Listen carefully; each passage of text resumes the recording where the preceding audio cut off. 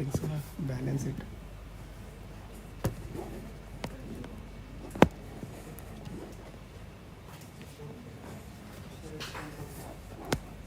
Shall we start?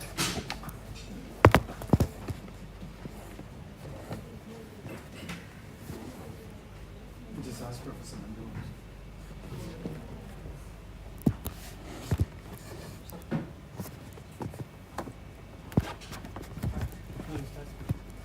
Sustainability is not a trend, it's a necessity. Sustainable urbanism is about creating places where people can thrive, where nature flourishes, and where the planet is healthy, not just for today but for generations to come.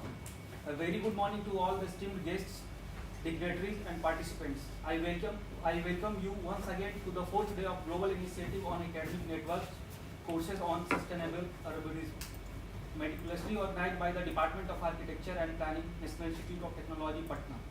Yesterday we had a discussion on unsustainable economic growth and sustainable economic growth, and then followed by a group activity to know different countries' cities.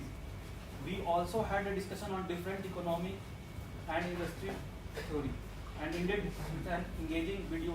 Thanks a lot for that. Today we will be focusing on unsustainable urban land development, urban sprawl, and sustainable urban development. How to combat urban sprawl and followed by screen वाला यहाँ हो जा रहा है ना। ये वो तीनों विजिबल होगा।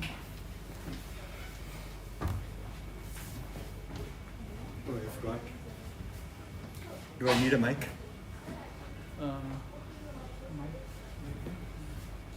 I don't need a mic, right? I can just say. Sound is coming, right? सही है ना? हाँ यहाँ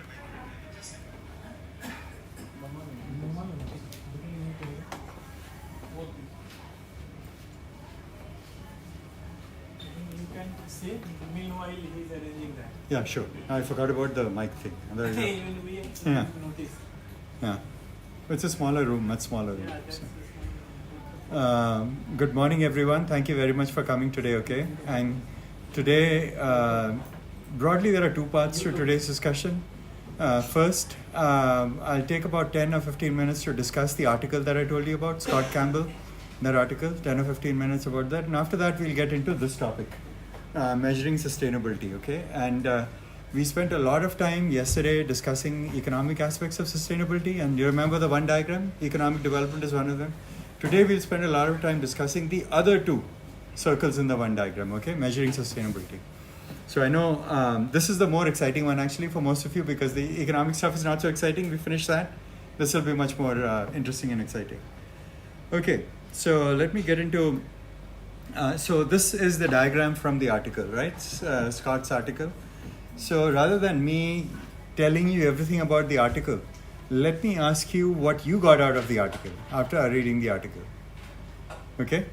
So any thoughts that came to your mind or any ideas that came to your mind after reading that article?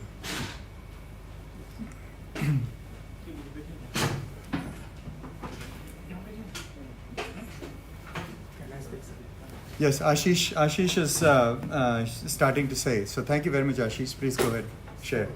What I get to understand from this article is again the same thing. We have three basic pillars for any sustainability, and in this article they have put the sustainability within the center of the triangle. Yeah. In order to achieve that sustainability, we have to cross all these three or overlap, and there is a conflict going on between all these three. Yeah.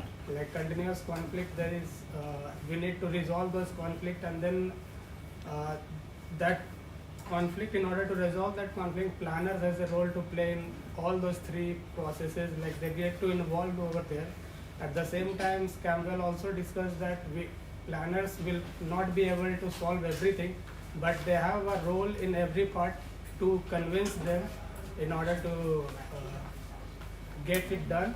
Yeah. And they gave a very good dichotomy over there in order to explain these things about a spotted owl and this the story of a spot, like that's the dichotomy they use about a spotted owl and the wood timber. Like they try to save the owl, the house of the owl. At the same time, the business is also getting affected. Mm-hmm. The woodlot business and the timber business. So how do you make a balance out of it?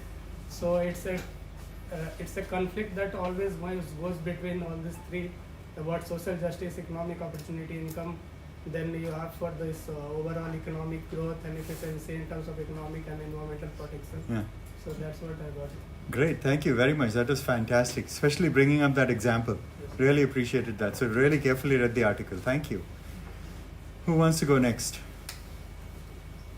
You want to go next? Okay, she wants to go next, and after that you. Yeah. So, if we draw the article in the Indian context, Yeah. so Very good. related to Chipko movement and movements such as the Narmada Bachao Andolon, Yeah. like the development at the cost of who?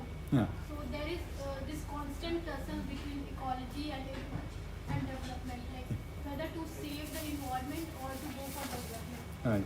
And even if in the case of Narmada Bachao Andolon, the main issue was like when there was places being eradicated for the sake of development, deforestation. Yeah. So there was no proper rehabilitation or no proper planting of trees or like regenerating of the environment. There was no such thing. It was complete erasure of things. So even in Chipko movement, like we have seen women hugging trees just to save the trees. Mhm. So if we relate this article to the Indian context, Great. I'm so happy that you brought the Indian context to this article. I was hoping someone would. I'm really glad that you did. Do you have any Are you from Bihar? Do you have any examples of this from Bihar? even not exactly from Bihar, I can say, but from Dhanbad, when the coal industries were also a major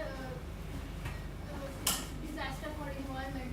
So, like we can say that, like in the early years, there were not much regulations about the industries also. Even if we talk about Patna also, sir. So now, like there have been recent developments everywhere. Like in the case of Taj Mahal also, like how it was being affected by industries to preserve heritage. There were regulations, environmental regulations. So similarly, like changes have been done, but they are still in the process stage. Good. Thank you very much. Very good thoughts and very good comments. Oh, she also has to say so. The three components that are mentioned here, though it seems that they are contradictory to each other, it's difficult to achieve all three, but at the same time they can be complementary to each other as well if proper planning is done, and that is the aim of the planners. Yeah. So I'll give a very small example from Bihar since you're interested now. There's a village here in Bihar, Dharhada village. Where is it? I don't remember the district. I think it's Bhagalpur, yeah. Is it near close to Patna? No. 200 kilometers. Okay. Yeah.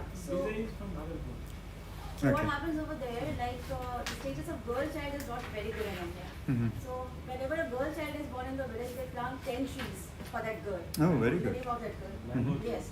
And what happens that the girl has ownership over those trees. Now in a way you are protecting the environment and you are somewhat achieving the social justice also, because those 10 trees are going to be helpful for that girl when she grows up, either for her education or her marriage.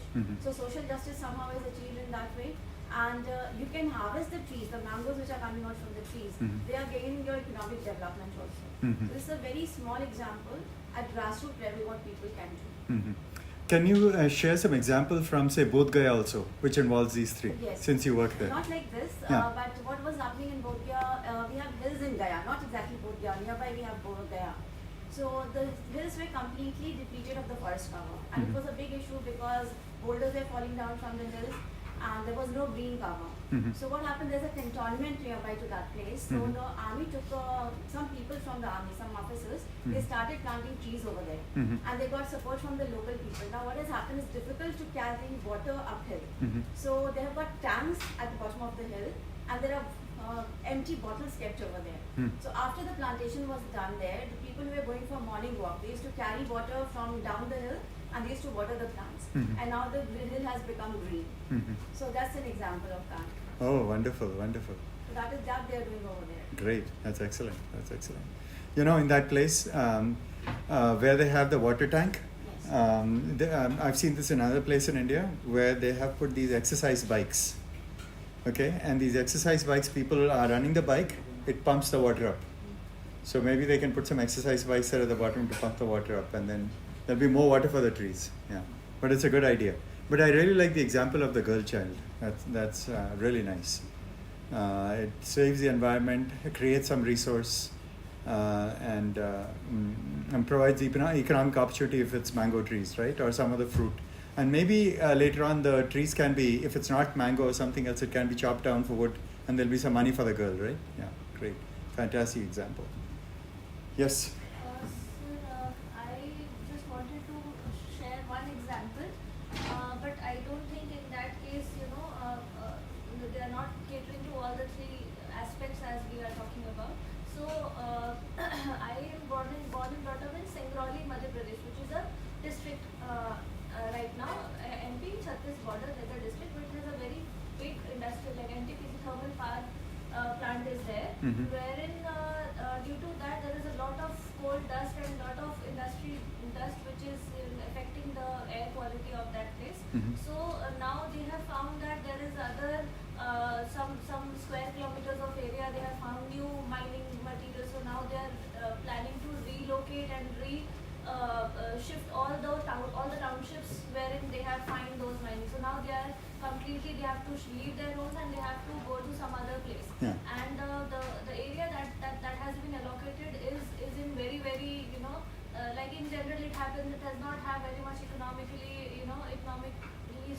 strong area. So now the people are resisting and they don't have that much of the quality of life is affected, the economic thing that is affected, and all of this is happening. They're assuring that there is a lot of here you have less of green space. There you will have your parks, there you will have playgrounds and schools and everything. But on paper it's there, but when the site visit or some documentation happened, they could not find actually what they're saying, what they're proposing, but on ground it's not there. So somehow this kind of conflicts also come in when we are trying to, we say that we are making it more sustainable, we are giving a better lifestyle, we are saving their money. It does not happen as much in some of the cases. Right, in many cases actually, many cases. So in this example, are town planners involved? I'm not sure, sir, because it's a very small place and there are no registered as town planners as such. But there might be some consultants, right? Town planning consultants might be involved. Yes. In this girl-child example, I'm pretty sure there are no town planners involved. It's the community doing it. Yeah. And they are coming up with the exact sustainable kind of model without town planners. So there are wonderful examples like this in the country, everywhere, in all countries. We've got to learn from people who don't have professional qualifications like us. They're doing wonderful things. And maybe bring those lessons to classes. So the next generation of planners will learn, like these things are possible, and people without a master's degree in planning are doing this. Because that's a fantastic example, right? That's a really good example. Yeah. We should learn from it. Yeah, exactly. Anyone else? Yeah, please. So recently the Bihar government, what they have done, all those water bodies, whether small or large, like pond or smaller lakes, or Ahar and Pine, there is a concept where the low-lying areas to accumulate water.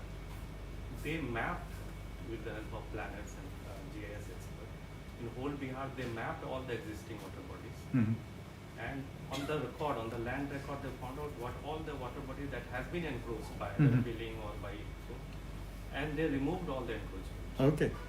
So that was the good initiative in terms of the land use sustainability, that it's an important part. All the water bodies or the low-lying areas or the wetlands are the integral part of any ecosystem. Yeah. So the urge of the human being is to grab everything, whatever is there, fill it, and make the houses and residential. Yeah. So that is a good initiative by the government side in order to protect the water bodies. Yeah. That's wonderful. Yeah. Anyone else? Yes, sir. So, in terms of there is a conflict also, the property conflict, the development and the resource conflict, all three are going. If we talk about is in this district also, the Patna district, my village is almost 30 kilometers away from here.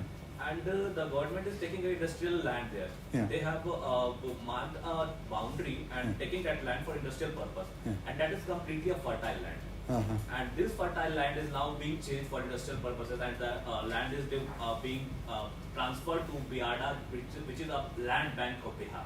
Okay. And we have all these three conflicts going there. Okay. The first is that the property conflict, those who people don't have very much sound or poor, they are thinking about the land that they should get the more money from that land. Right. The government that is acquiring. The other people who is thinking that the economy should boost here, and we will get the opportunities to settle all other things, and we will in future may have some business here with the coming industries. And the third one is that the protection, that environmental protection side, who are thinking that the cities are now going towards our villages, and the whole environment will completely destroyed. Right. And this good air quality and all these things may not happen in the coming 5 and 10 years. Right.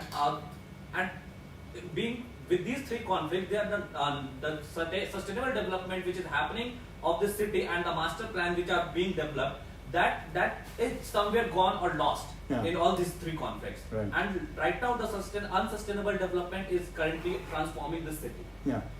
And it's happening everywhere, right? Yeah.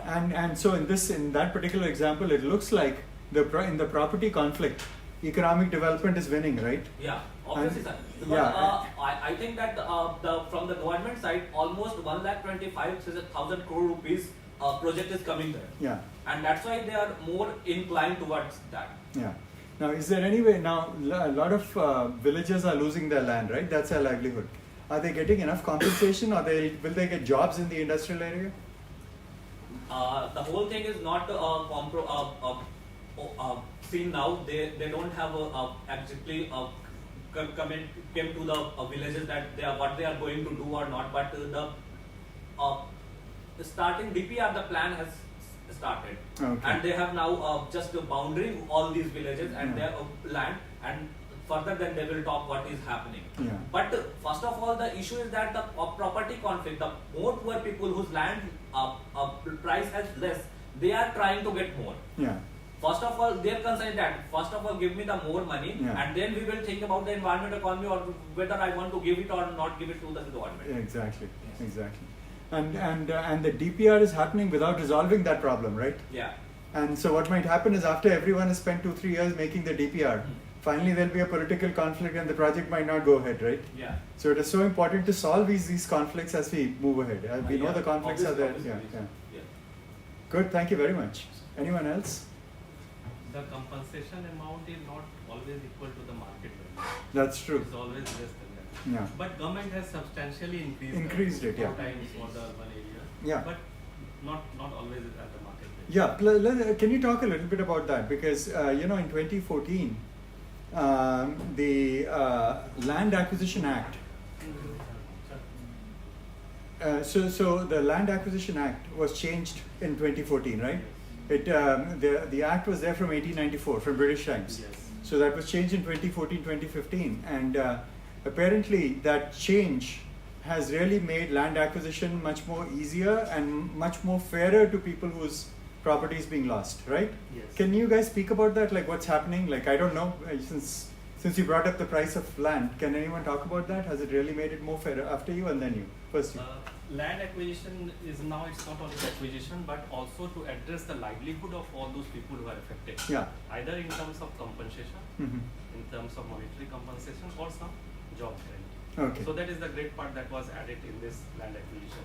And also they have said that key acquisition of land, what should be the criteria? Means if it is an agricultural land, high quality agricultural land, it should not be in that place. Okay. So for those fallow lands which are less agricultural. Fortunately, we have most of the agricultural land in Bihar. All those fallow land went to the Jharkhand. But still, if you want to put some industrial activity, you will have to take all those fertile land. Okay. So any project Bihar government wants, they will have to seek the fertile land. The only way is to give them sufficient compensation so that they can start other activities, whether it is business or anything, or they can settle somewhere else. So that is the current dynamics. But always, wherever land is involved, there will be conflict between the government and the ownership. So that's because even both brothers will fight here for the land in Bihar or anywhere in India. Yeah. So that is an important issue where fighting or that clash will happen. Yeah. So that clash will be between government and the state. State, yeah. So that is. So the compensation amount is much better, and people might get bigger money, a larger amount of money, right? It's quite high. Quite high. What I've seen, the government has acquired land to build 4 lane between Gaya to Patna, and the locals are very happy about that. Yeah. Overnight, the value of land has risen. They've got good compensation for that. And the thing is that people don't want to live in the villages anymore. Yeah. The moment they get the compensation money, they try to move out of the village and shift to urban area. Okay. That is what is happening. So I have 2 questions, all related to that: compensation amount and people wanting to shift. Okay. One is, most of the people who are living in these villages and remote places, they are now getting like maybe a big amount, like 4 or 5 lakhs.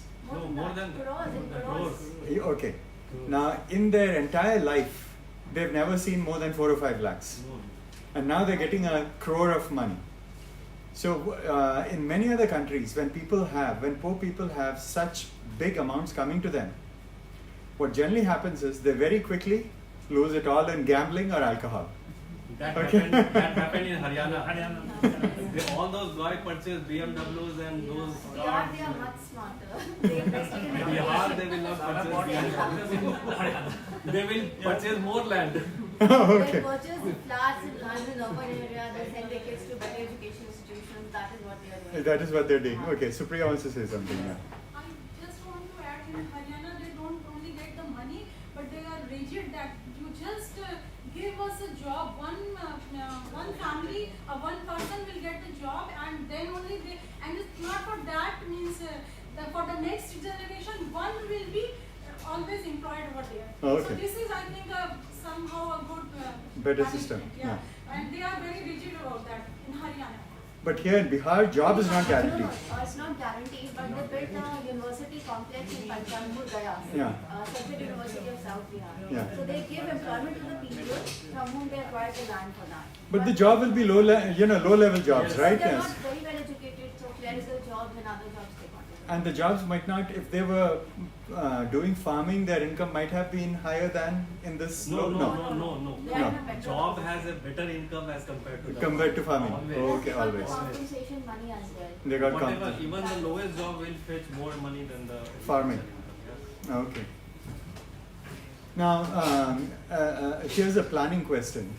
Like a lot of people, planners know GIS, right?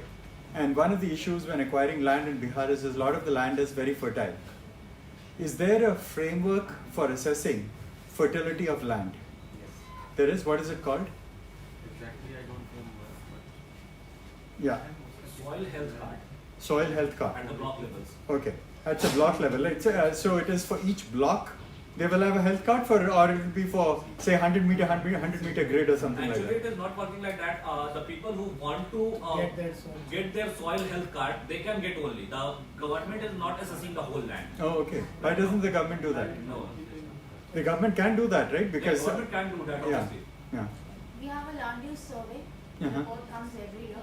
So land is categorized into different categories Yeah. based on its use. So maybe that can be of some use. They classify land as fallow also, barren also, uncultivated one also. Yeah. So barren land can be acquired. There's no problem. Yeah, exactly.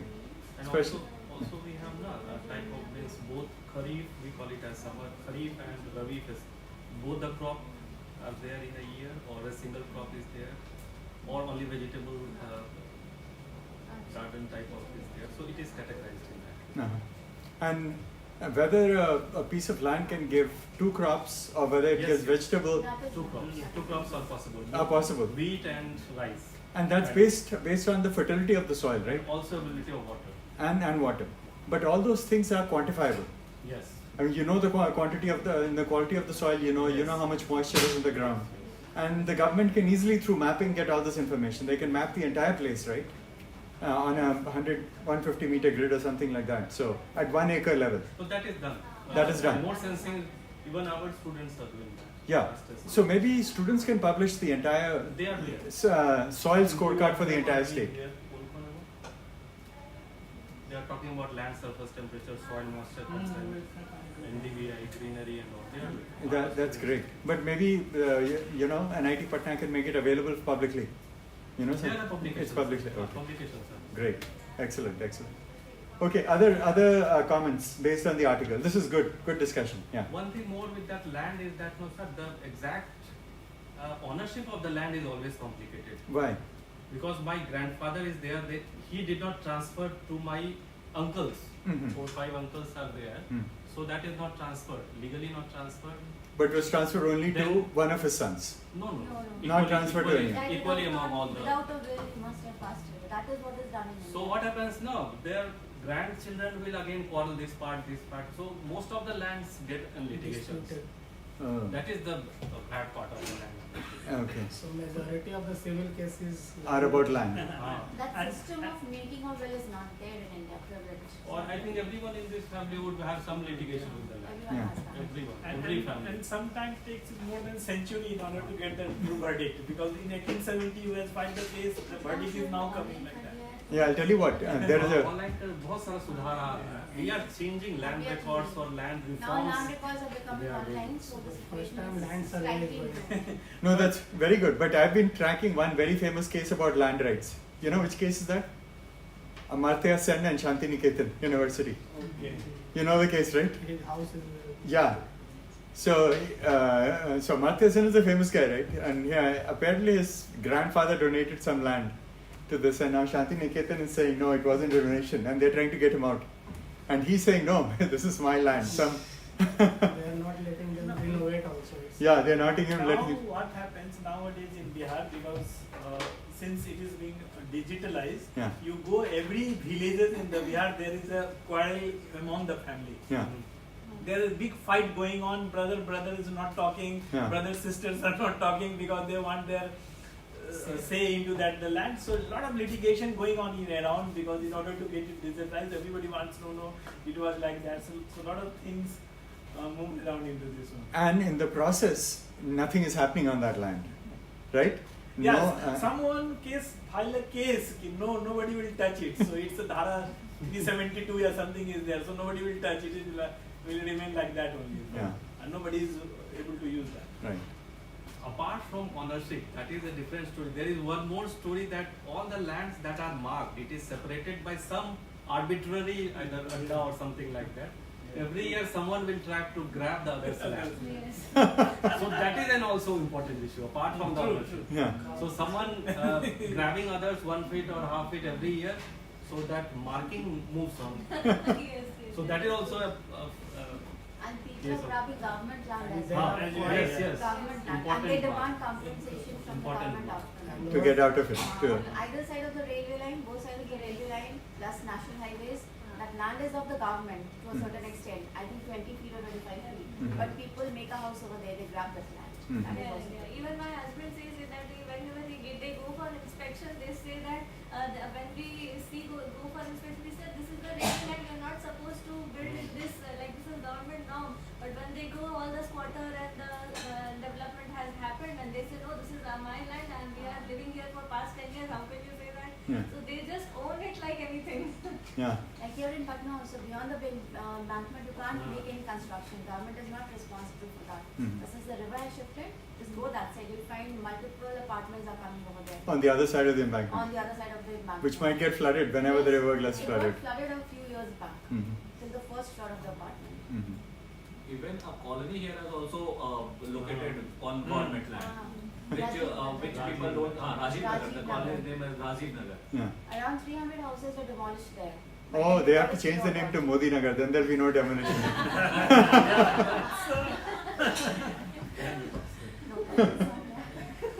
One more issue with land I would like to highlight is that with the help of, I would say, with the nexus of the land, that circle officer is the person who looks after the land in a particular community.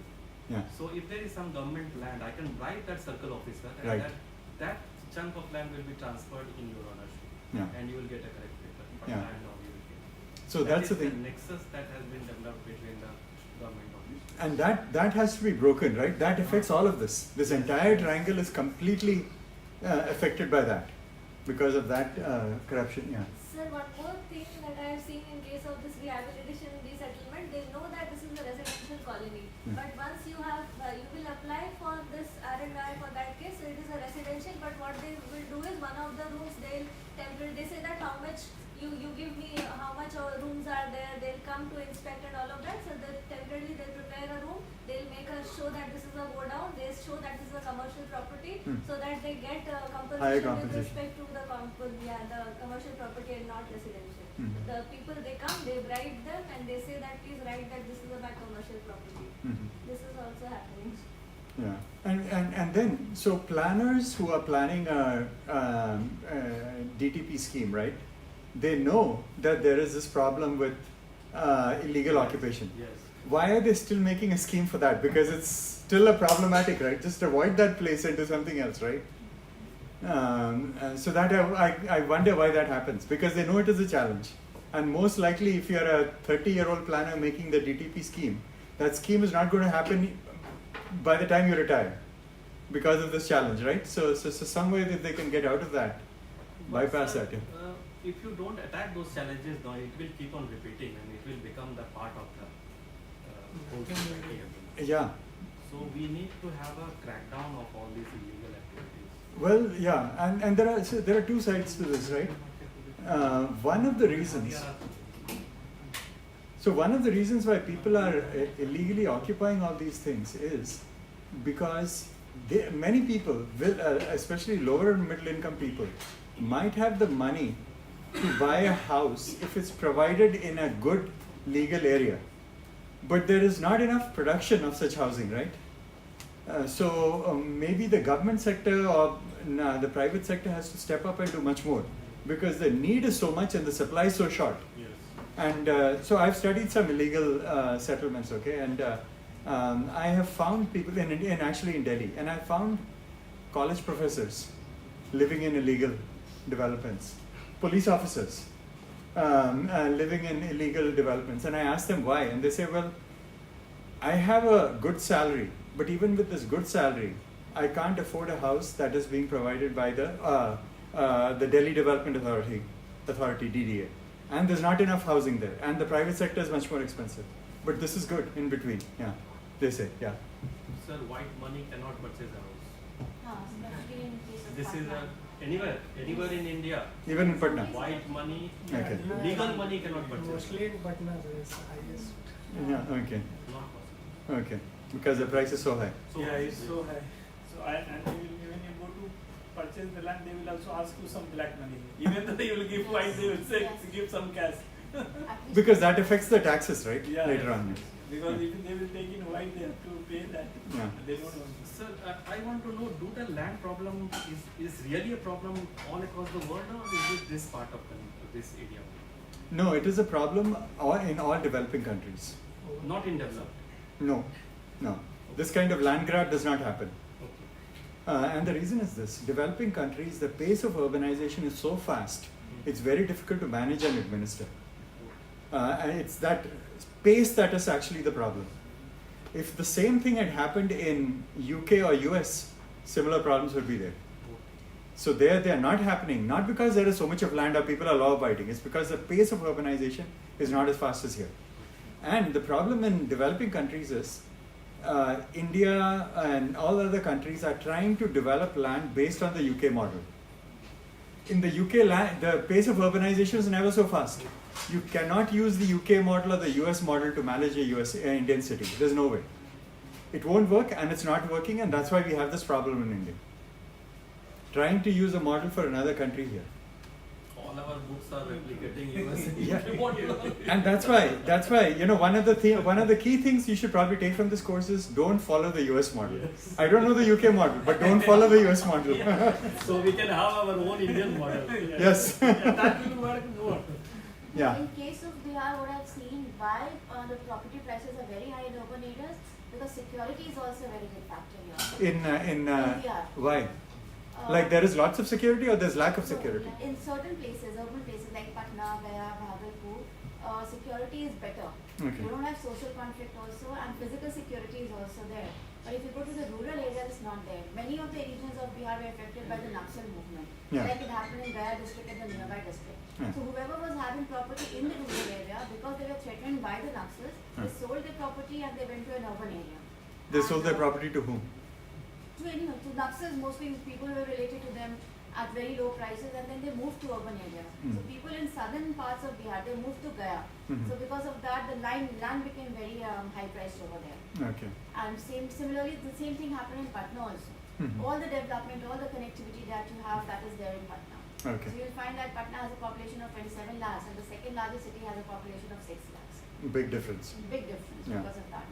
So Patna in Bihar, Patna is the primate city. Private Yeah. cities. By a big number. Yeah. In eastern India, after Kolkata, there is the Patna. Patna is the primate city. Okay. In entire eastern India. Yeah, okay. After Kolkata, there is Patna. Great. No other cities as developed, no Not medical as facilities, security no reasons are hospitals, also there, connectivity is there, job everything is there. opportunities. Like we don't have any satellite towns as such which are growing so that people don't migrate. Most of the floating population is of, I think, majority students for coaching and all.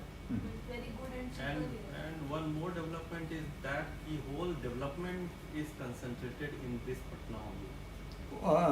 Development meaning urban By our development and chief economic minister. development, both. Every kind of By our development. chief minister, only 2 districts are there, Patna and his hometown, that is Rajgir and Nalanda. Okay. And all other districts, that is skewed development.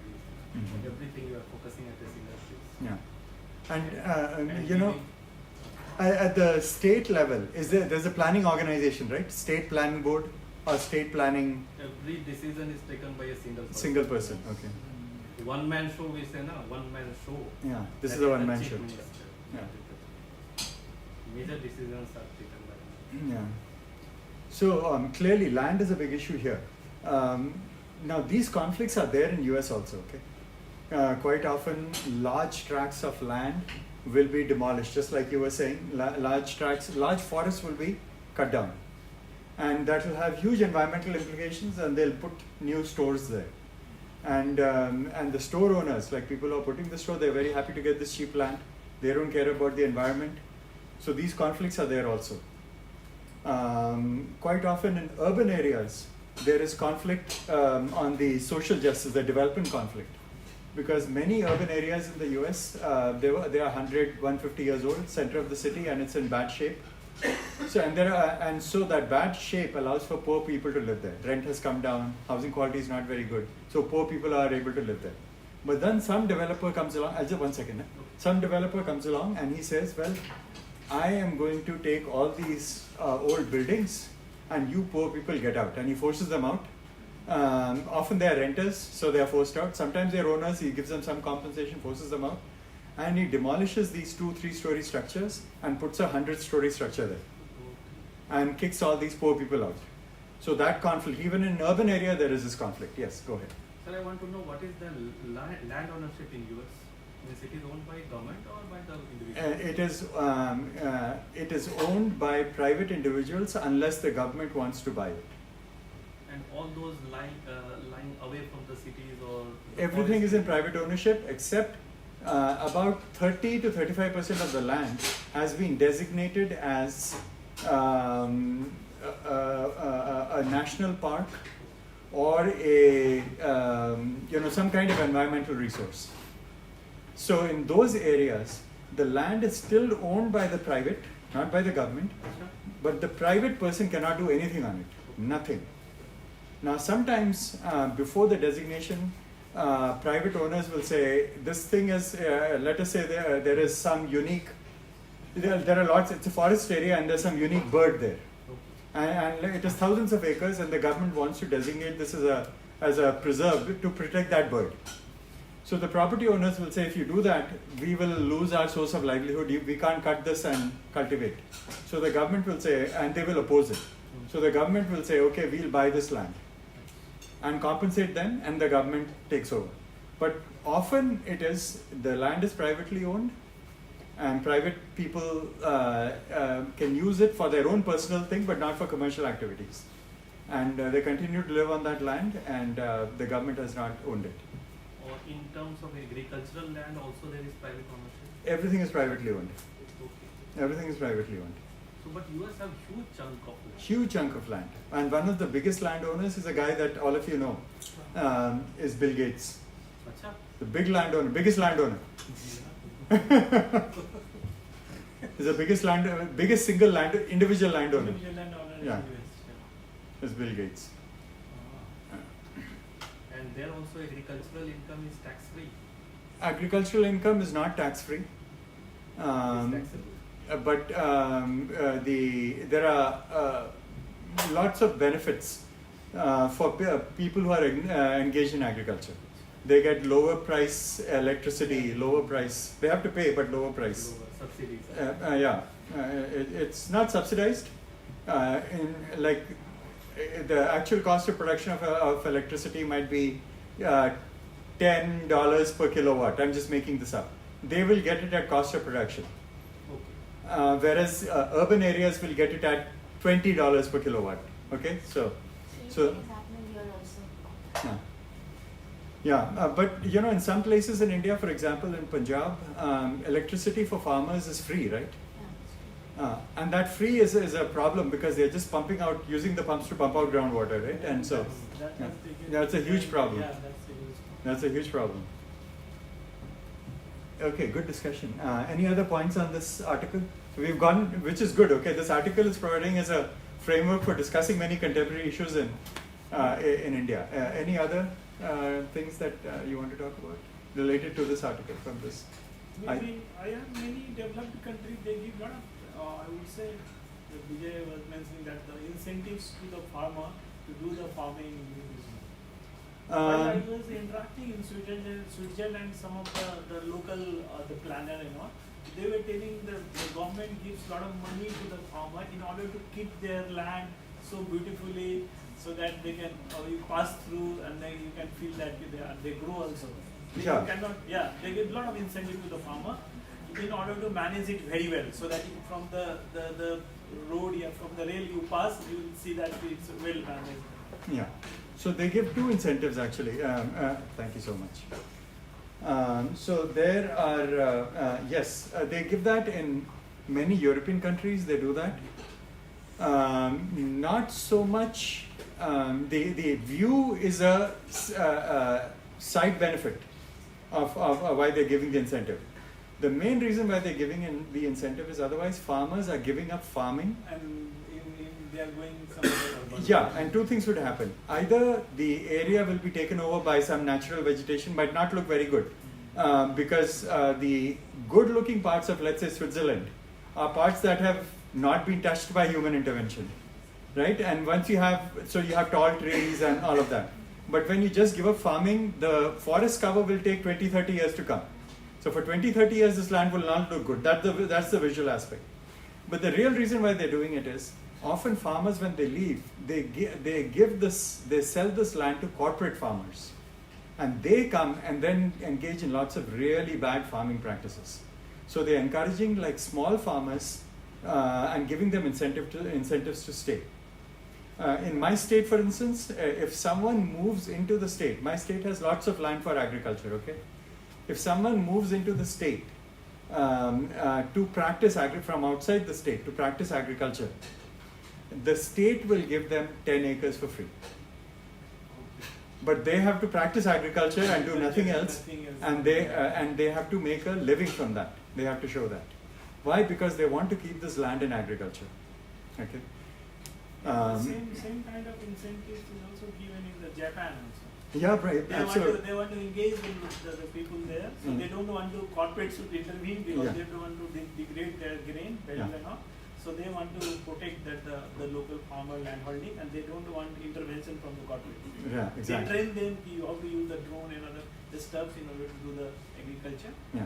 But they don't allow the corporates to come because the corporate is coming, they will spoil that. Exactly. And in many places, what they do is to encourage farmers. When corporate farmers, when companies come into agriculture, they have economies of scale. So they can sell 1 kilo of potatoes at 100 rupees. But when a small person is farming, he has to sell it for 300 rupees to make some profit. So what is happening is, there is this movement called community supported agriculture, CSA. So what happens is small farmers will say, we are a small farmer, we are cultivating this. Our products, each potato plant will get individual attention. We will not put any fertilizer or everything, no weed killer, nothing.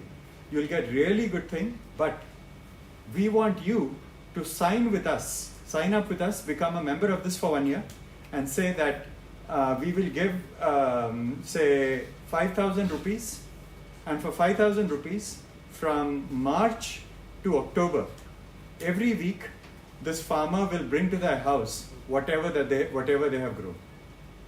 And the people signing up know that they are paying more, but they do it for two reasons. One, they know that this is really organic. Second, they know that they are supporting small farmers and fighting against corporates. So they do it for that purpose. I think that's a wonderful example. It's a wonderful example. It can be done anywhere. There is no technology required, no banking required. It's just that community arrangement. So anyone can start any small farmer with 5 or 6 acres can come to NIT and talk to all the faculty and say, look, I'll be growing this much, I'll grow approximately this much, and you guys pay me 5,000 rupees, and for 9 months, every week, I'll give you whatever I'm producing. 1 kilo or 2 kilos of whatever I'm producing, I'll bring in and deliver to NIT. And it works very well, okay? And they give very good quality product, and it's fresh because it's just coming from, that morning. It is coming this evening, and it is coming to your house. So it's worth exploring, and that supports the small person, because in India also commercial agriculture is happening. Many places commercial agriculture is coming in. So I don't know if it's come to Bihar area, but like to Patna. It has come. It will become bigger because they can, economies of scale, they can sell the product cheaper and still make a huge profit. And the small farmer cannot compete with that price. They'll be forced out of business.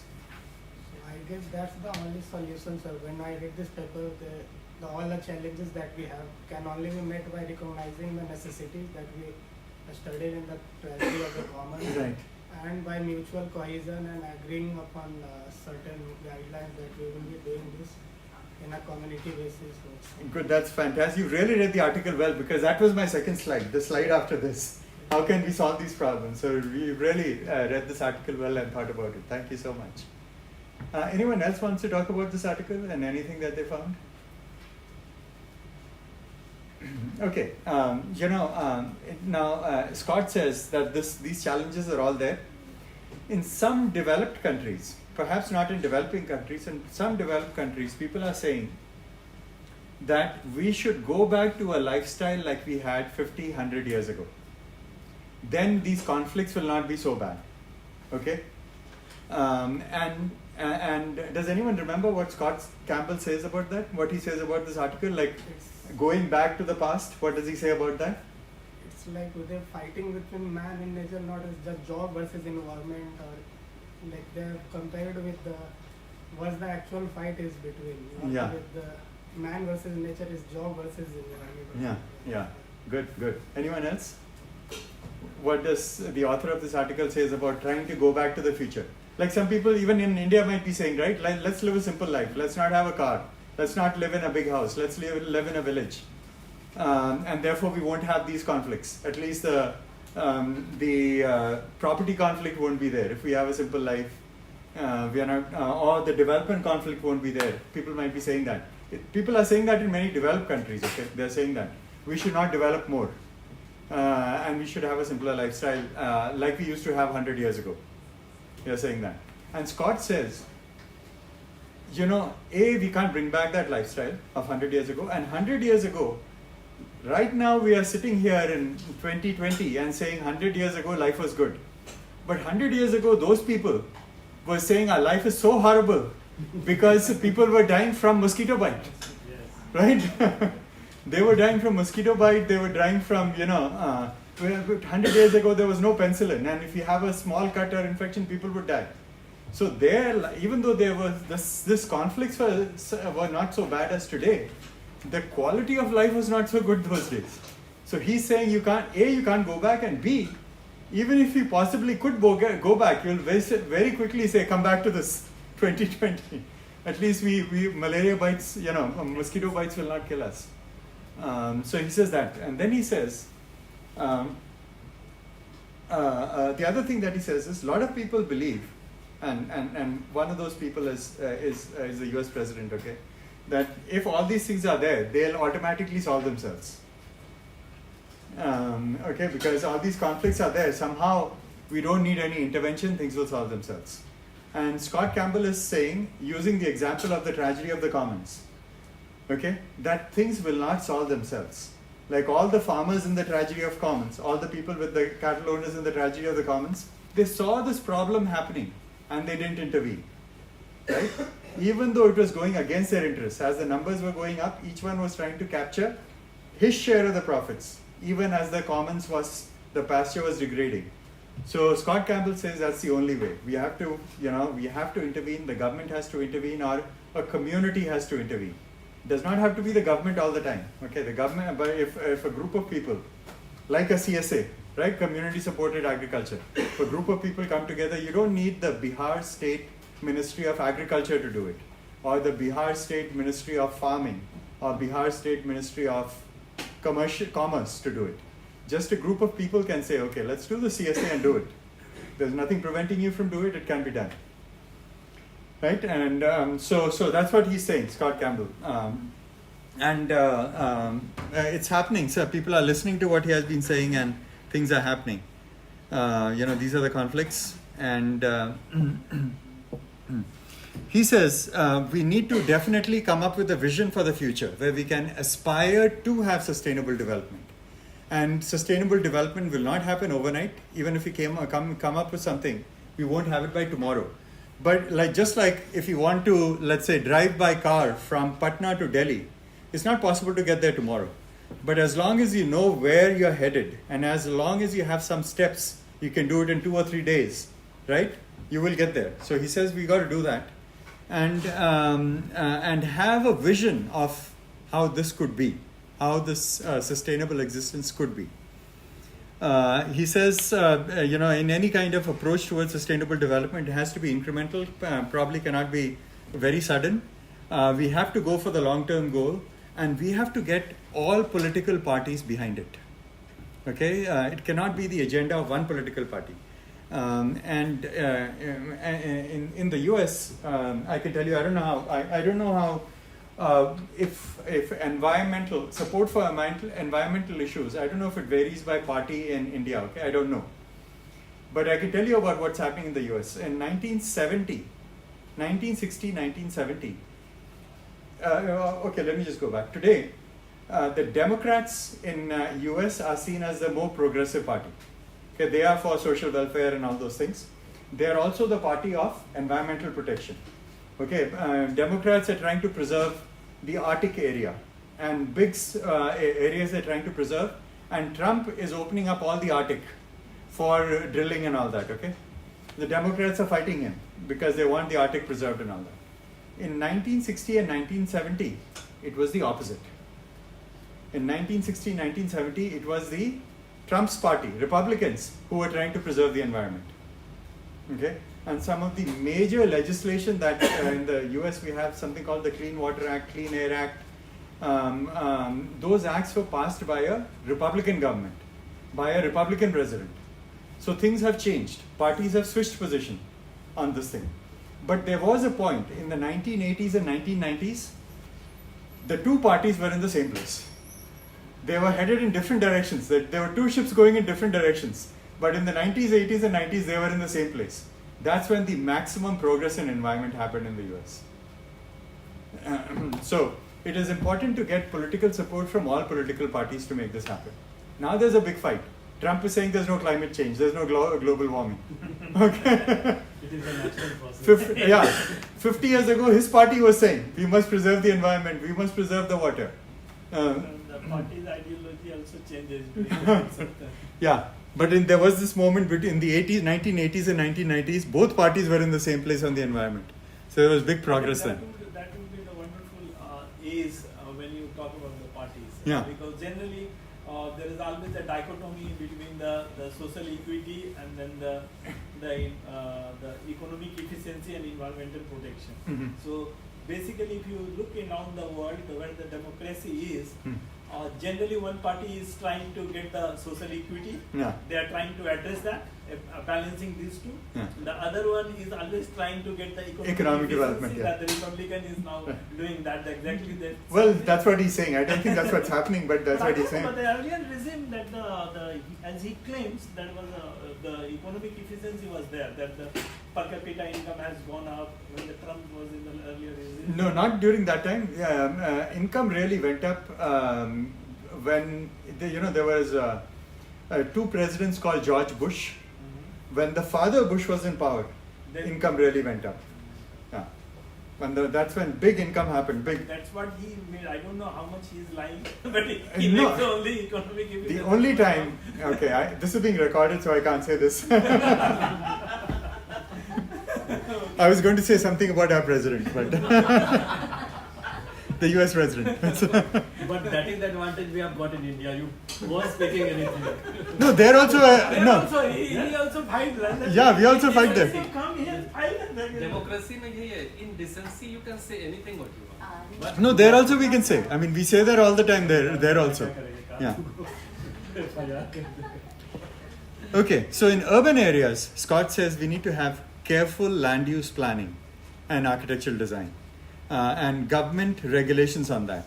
And he talks about bioregionalism, where different areas are sustainable. The large tracts of land are sustainable. Okay, one of the countries that has done a wonderful job on this is the country of New Zealand. Okay, New Zealand recognized, for example, let us say Bihar becomes very conscious about the purity of water in the Ganga. And they put in lots of regulations saying that Ganga water here, you can't have anything thrown into the Ganga because the Ganga is a holy river and we people in Bihar really care about it. And then, let's say, people in UP say, yeah, it's a holy river, but this is the only place where we can dump our sewage. This is the only place where we can dump our solid waste, and they dump it. Now, it's one river, right? And so, Bihar, which is downstream, is really concerned about the the quality of the water, and they're trying to do things. But UP, that is upstream, does not care. What happens? In spite of all that Bihar is doing, no progress. So environmental issues do not respect political boundaries. And often the fact that an environmental issue crosses a political boundary proves to be a problem to solve the problem, right? To solving the problem. So one of the best ways, according to people who do environmental, look at development purely from an environmental perspective, they say one of the best ways of organizing all these issues is of organizing political areas is on the basis of a watershed. So for example, the Ganga watershed, if it's one state, then all the policies will reflect the priorities of the people of that state. So you won't have this conflict like UP not liking and Bihar wanting to do it. So about 25 years ago, the country of New Zealand said, we can't have these different states or different districts in the country. We care about the environment. So they reorganized their political boundary based on watersheds. Now that's a very difficult task. Remember, think about changing the boundary of Bihar. Okay? It will be very difficult to do it. It will be very difficult to do it. But they had the political, the stamina and the power to do it. So they did that. And then technical innovations can help, but also changing people's attitudes towards the environment. And that's a big thing. And one of the things, as we all know, in urban areas, there's, I'll talk about this later. I'll give you some examples also from US, but also from India. But in urban areas, not just in India, but since we're in India, in many, many Indian urban areas, there's lots of trash on the streets, right? And at the same time, a lot of people like to keep the inside of their houses very clean. But just outside, because it's the commons, it's polluted. Not in my backyard. Yeah, it's polluted. So, but that's a thing that can be changed. Right? Indore has done it. So a big city, 2.6 million, same as Patna, has a population, has done it. Ambikapur, population 200,000, has done it, where people are concerned about the earth. So people's attitudes can be changed, and in a very short period of time. In Indore, it was changed in 2 or 3 years. In Ambikapur, maybe in 15 or 16 months, they changed it. people's mindset. So it can be changed. I mean, we might assume walking through the streets that there's so much of trash lying around, how will we change this? But it has been done in India in a very short period of time. Okay, so it's about 1 hour or so since we started this. This is another,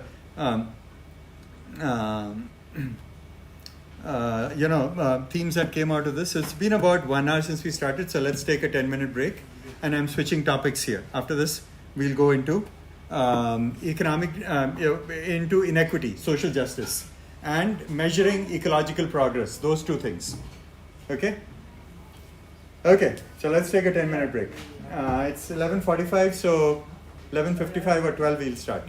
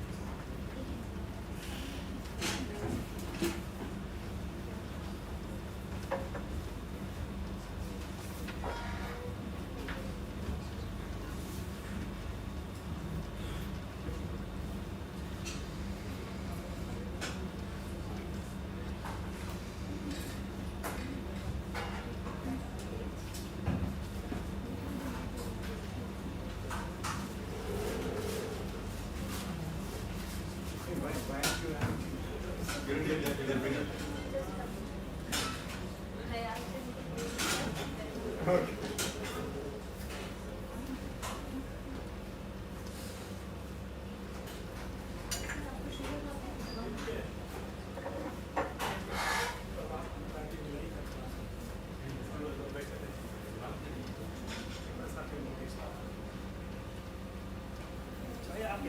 I got it.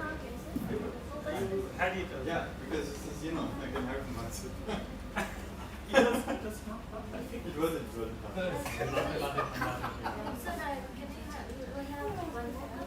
If it is there, I'll have.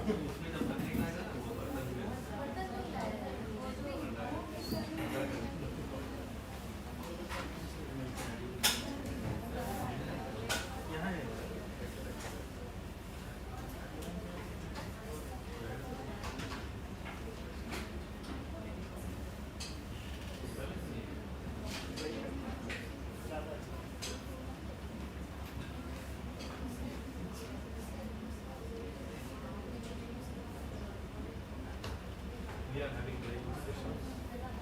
You're having fun? Not fun means interacting is more important than this. Exactly. See, when I teach there in the US, I don't use PowerPoint. I don't use notes. I just stand up and talk and we have a chat. And in many universities, in good universities in the US, in undergraduate level, not in the graduate level, but in the undergraduate level, PowerPoint is banned. You know why? Because PowerPoint kills debate.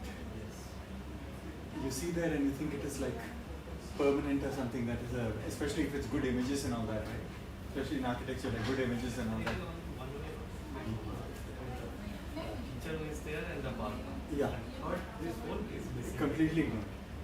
Especially in undergraduate, in good colleges like Harvard University, they want students to question everything. Sure. And they feel that if it's a PowerPoint, people will not question anything. So they ban it.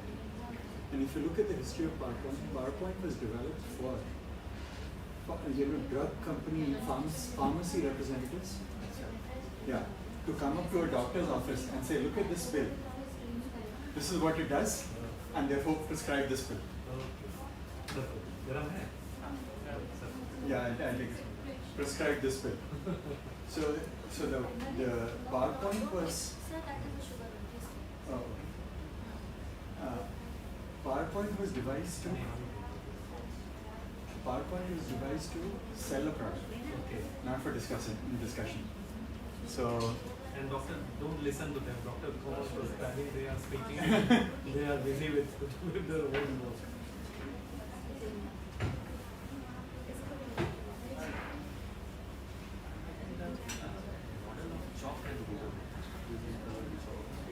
Is the best. Is the best. People think it's old, but that's the best.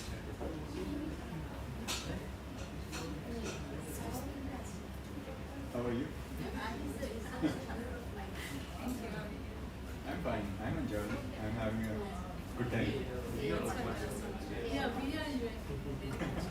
We were discussing what should be the teaching methodologies. In US, PowerPoint is not popular. And that blackboard writing and using sketches, that is the best. Yes, it's always needs to man interaction within this screen. That is a different thing. ये घंटा एक बार सिर पकड़ लेता है. And it also makes the teacher lazy also. Sir, we feel Sorry? headache. PowerPoint makes the teacher lazy. See, the thing Where is, PowerPoint, that's true. You're restricted to that. you know why teachers use it? Because it makes their job Ah, easier. it's easier. If I have it on, if a teacher has it on the PowerPoint, they don't have to prepare anything. They'll come back and then read what they have. Same thing. But with PowerPoint, the writing is very effective on the blackboard or whiteboard. Yeah. Yeah, if it's on a blackboard, yeah, we can write that, yeah. Yeah, I think the only use for PowerPoint is when you have to, when you have a, Pictures. and picture, graphs, yeah. graphics. You want to show a machine part. Or this is how the heart looks like, something like that, then rather than taking half an hour to sketch it. Three-dimensional. Yeah. In the examination, we have to train students as like they should make the pictures or diagrams as well. So we try to make with them. If we make the diagram, they also try to make that on Yes, the on the copy. copy. That makes it more efficient. When the teachers make, the students too make. Yeah. When you project, students do. They will only see. They will only see that. They see and forget. And forget. And see, the thing is in PowerPoint, when a student is seeing the PowerPoint, they think that everything is on the slide, and I'll get the slide. So right now, I'll think of something else. Once I get the slide, I will read it. So they don't retain things. So, ma'am, will we get the starting of the seminar, will we get the slides? I said, not today, but okay, then they will not open the notebook also. Yeah. And they don't open the PowerPoint also. Ah. That's not that they go for the PowerPoint. Finally, they will go to ChatGPT. How is their curriculum industry? In my university, when I teach, I mean, many of my colleagues use PowerPoint, but when I teach, I don't use PowerPoint at all. Actually, even the drawing board, the chalkboard also I don't use, I just talk. That were used in ancient India. With only the teachers and भाग वाला जो था ना वो. Very effective. That's very effective. Even we were taught like that. So, and पहाड़ा system क्या था? एक बार रख लो तो जिंदगी भर हो गया, भूलेगा नहीं। But वो 2s are 2, 1s are 2s, 2s are 4, खत्म कर दिया। In our India, that table system, in most of the vernacular languages, we have a pahada system, that whole table. And if that is memorized, that is from life. Yeah, even in And we have lost it. New generations have lost it because English model of teaching, then 6 1s are 6, 6 2s are 12. That is not in a rhyme form. I say, I'm precise. 15, 15, 15, it is the table of 15. 15 1s are 50, 15 2s are 30, 53s are 44. But this is crafted in such a way that as a poem, you as a remember. poem, it's permanent moment. It cannot be deleted. Even in sleep, someone asks me 16 4s are, I find it so that you can also it is 64. So that was the best part. But we are using this. All the major, religious texts. So in Hinduism and Christianity, all of them were initially poetry, right? And went from person to person by oral tradition. And Nothing written was. nothing was written. Only after 3,000 or 4,000 years of oral tradition was they finally invented paper or something and started writing.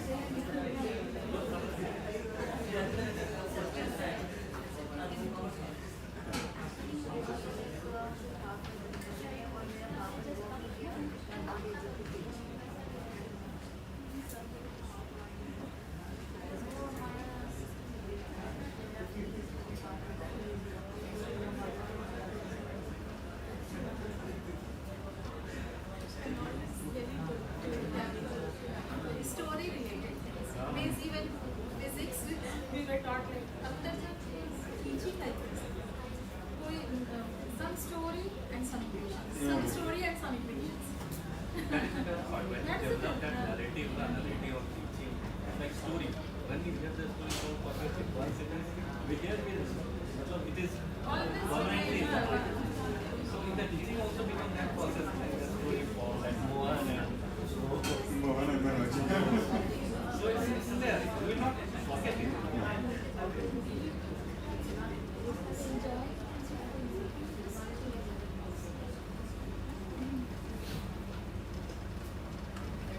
उसी तरह कुछ कुछ कहानी हम लोग को कौवा वाला कहानी या खरगोश और वो वाला कछुआ वाला कहानी वो तो अभी भी बहुत useful है. इसका आज कोई मतलब नहीं है, छपा हुआ है वहाँ पे. मतलब क्या कंसिस्टेंसी से कछुआ होता है क्या कि वो आपको भी कंसिस्टेंट फास्ट और स्लो से कोई फर्क नहीं पड़ता है कंसिस्टेंसी And वो stories में कभी moral आप बच्चों को निकाल देना. वो इनका concept है. संस्कृत टीचर का बात है, संस्कृत का कुछ वो नहीं है, लेकिन आज भी पूरा रूप याद है. कितना अच्छा तरह बोलना है. कंसिस्टेंसी सर अब लगता है ना, अगर नजदीक से देखिएगा, अगर आप रैबिट को देखते हैं वो ज्यादा मल्टी डायरेक्शनल भी सोचता है. अगर वो कछुए के साथ भी है तो मल्टी डायरेक्शनल इधर उधर भागता है. पर कछुआ है वो थोड़ा अपने डायरेक्शन में यूनिफॉर्म चलेगा, यूनिडायरेक्शनल चलता है. Stories from consequences of conflict basically.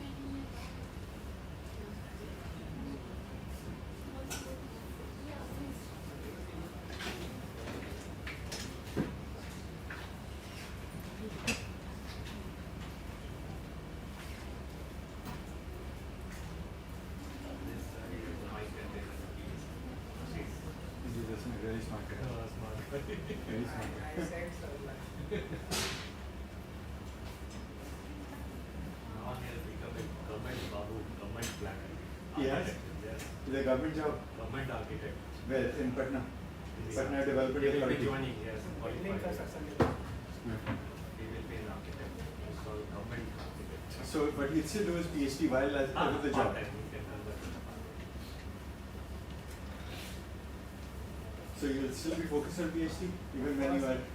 But that's the, I guess that's the only constant or most relevant thing in this ever-changing world. Attention, This is please. the question they want during my interview. All of you are requested to put your cup in dustbin. So I said, Shall we start?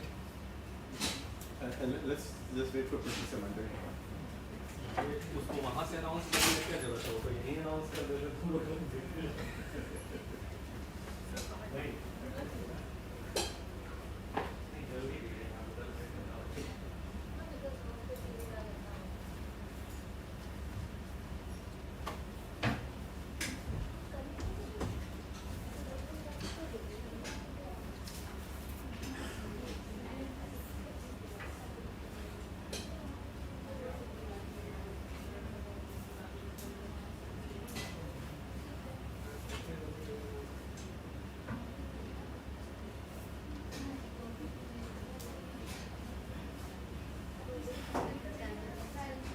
There's lots of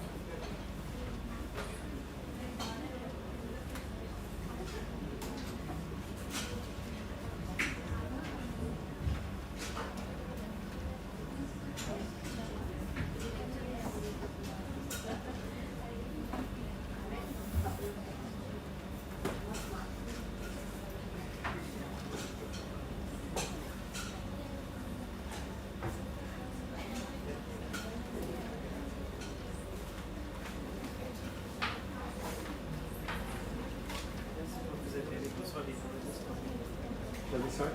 Yeah,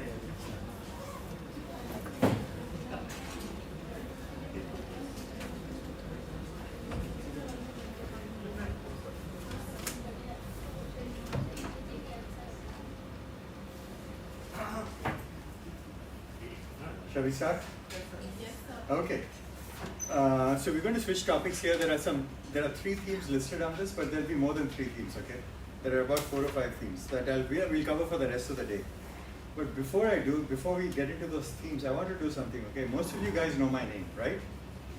But I don't. You know your names. So I'm trying to figure out how to learn your names today. Okay. Okay. So at least by the end of next week, I'll know your names. So when I call your name, just raise your hand, okay? So I can connect the name and the face, and then over the next 4 or 5 days, I'll probably learn all those names. So Ajaya. Okay, no certificate for Ajaya. Okay.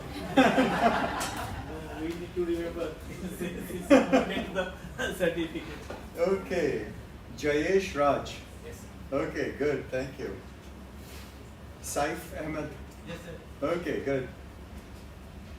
Ajay Kumar. There you are, thank you. Samad.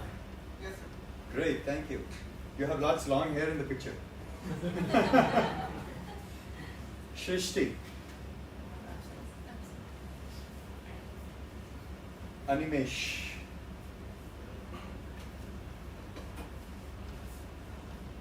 Adrish was here. Yes. Shrikant. Samin.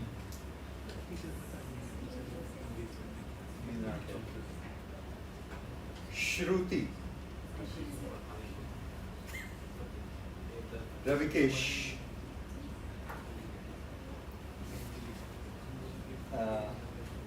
Upma Verma. Rahul Kumar. Julie. Kunal. Meenakshi. It's you. Vivek Kumar Vivek. He's here, right? Yes. I've seen him today, yeah. I know this. And this is Ashish. Priya. Swati Priya. Shipra. Kranti. And he's a faculty. He's faculty? Okay. Yeah, he's taking Some other institute. Yeah, but he comes in. Okay. There are a couple of faculties who is engaged. Okay. Stuti. Vivek Kumar. He was. There he is. Look, clean shaven in this picture. Couldn't recognize him. Alok Kumar. Alok Kumar, he did not join because he missed the train. Yeah. So he requested me, can I join online? Online. That is from JNU. Yeah. Okay, he's online. Yeah. Okay. Ranveer.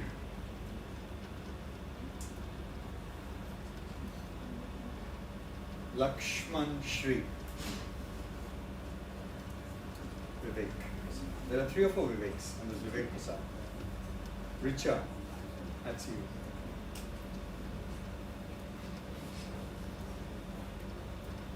Atulya.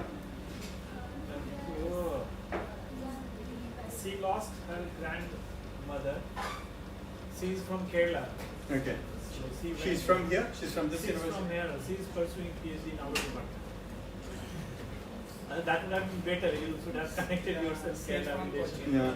She's from Kochi. Yeah, I could have talked to her. Yeah, that's. Danish. This is a faculty. Rajiv Ranjan Kumar.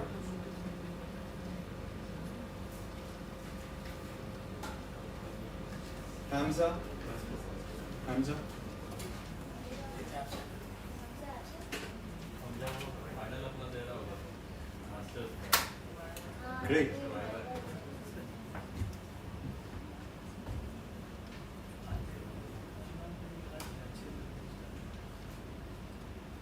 Okay, shall we? I'll do this once a day, every day. Okay, so by 3 or 4 days, I'll I'll get your names. I know many names already now. Like for example, Adrish, I know. Okay. So I'll know these names. Okay. Will the market make cities more sustainable? So we've this question we've already answered. Tragedy of commons, right? Market forces will not make the cities more sustainable because of the tragedy of the commons. The market forces always try to get more profits. They will not focus on some aspects of sustainability. But let me start with this. Are you familiar with this thing called Kuznets curve? Ajay, are you familiar with this? Ajay Kumar, are you familiar with this Kuznets curve? Okay. So Kuznets curve for economic development was this is a hypothesis by an economist named Simon Kuznets. And he was writing in the 1950s and 1960s. He was saying as in the 1950s, 1960s, economies were developing. And a lot of people saw that as an economy is developing, there is more inequality. Okay, so people thought as an economy develops, there will be less poverty, less inequality. But what was observed was there was more inequality. And so he said that as an economy develops, when you go from the left side to the right side, income per capita increases from the left side of the graph to right side of the graph. As the economy develops, income per capita is representing the economic development. As that develops, initially there is income inequality increases. Okay, and then there will come an inflection point. There will come an inflection point where inequality will start decreasing. So during major rapid gains of economic growth, there will be inequality will be increasing. And in this one, he used the ratio of, for inequality, the measure that he used was income of the top 20% in the distribution. So if you take everyone's income and put it in percentile, right? 100%, 0 to 100 percentile. The top 20%, income of the top 20% to the income of the bottom 20% was the measure that Kuznets used for income inequality. Okay, and then he, so that was, the way he described it. And he said initially when an economy is expanding, and this probably is happening in India right now, right? Because India's economy really started developing, say, maybe 1992, but also in the last 10 or 15 years, it's really expanded quite a bit. And you've probably seen lots of inequality also, right? Like some rich guys have lots and lots of money, and yet there are many people who are very poor. So India might be right now in this phase, somewhere. And he says initially what happens is there's huge rural to urban migration, and the opportunities in urban areas is not so much. There are opportunities, but the number of people who are looking for jobs in urban areas is much higher. So even though people move from rural to urban areas, they have jobs, but their wages are depressed because the labor market is much larger than the number of jobs is fewer than the number of workers. And then over a period of time, wages start increasing, urban wages started increasing, and when urban wages start increasing, inequality comes down. And this has generally been true for many, many countries, except for South Korea, Taiwan, Singapore, and Malaysia. So except for these 4 countries, this trend has generally been, if not just 1950s onwards, but if you take some of the other, like the developed countries, UK, 1800 to 1900, it follows Kuznets curve.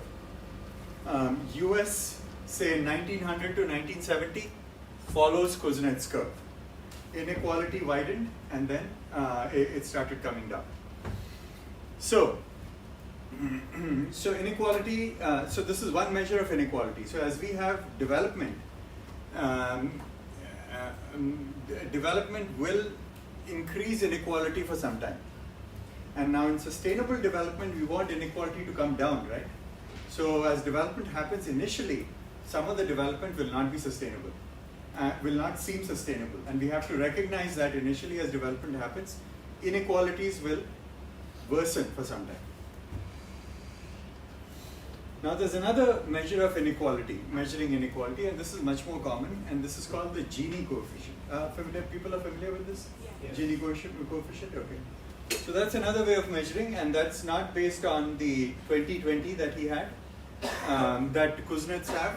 This is by an Italian economist, Gini. And the higher the coefficient ranges from 0 to 1, higher the value of the coefficient, the greater the inequality. Okay?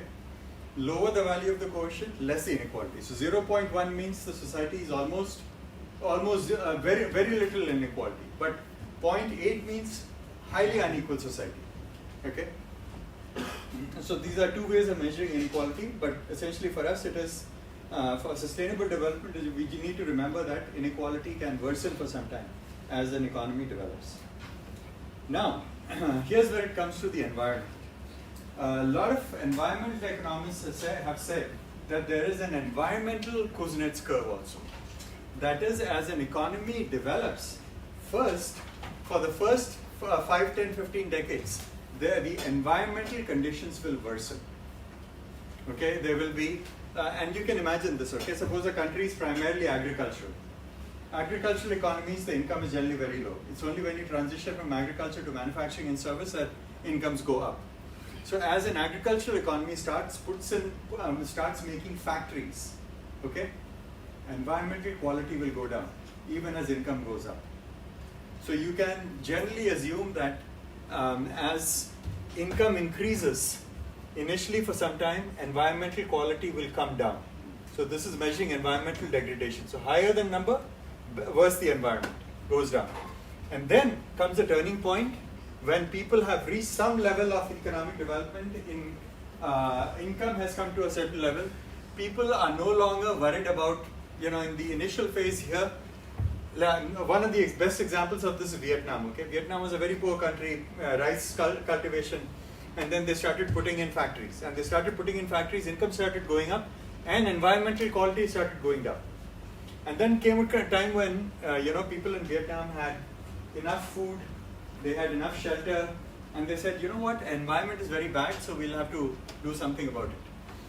And therefore, there's lots of political pressure to start making better factories, or reduce the number of factories. And then the kind of factories that are set up also change. These factories also change, and these environmental quality starts improving. So the environmental Kuznets curve, according to some people, follows the economic development Kuznets curve. Okay. Now the economic development Kuznets curve, by and large, everyone agrees happens. The environmental Kuznets curve, people don't believe that. Okay. So what people say is that by the time a country comes here, what the country decides is the factories that are polluting all this, we'll send it to some other country. Okay? So in other words, within a country things might be better, but overall things are not better because they've sent these bad factories to some other country. And if you can see, US example is like that. Okay, it's a combination of both those things. There is a little bit of a turning point, some factories are still there, but some of the most polluting factories were sent to China. And so within the US things became better, but globally things didn't become better. Right? So people believe that this environmental Kuznets curve is probably not as irrefutable, like it's not as certain as the economic Kuznets curve. It's not, economic Kuznets curve is almost certain, it happens. Okay?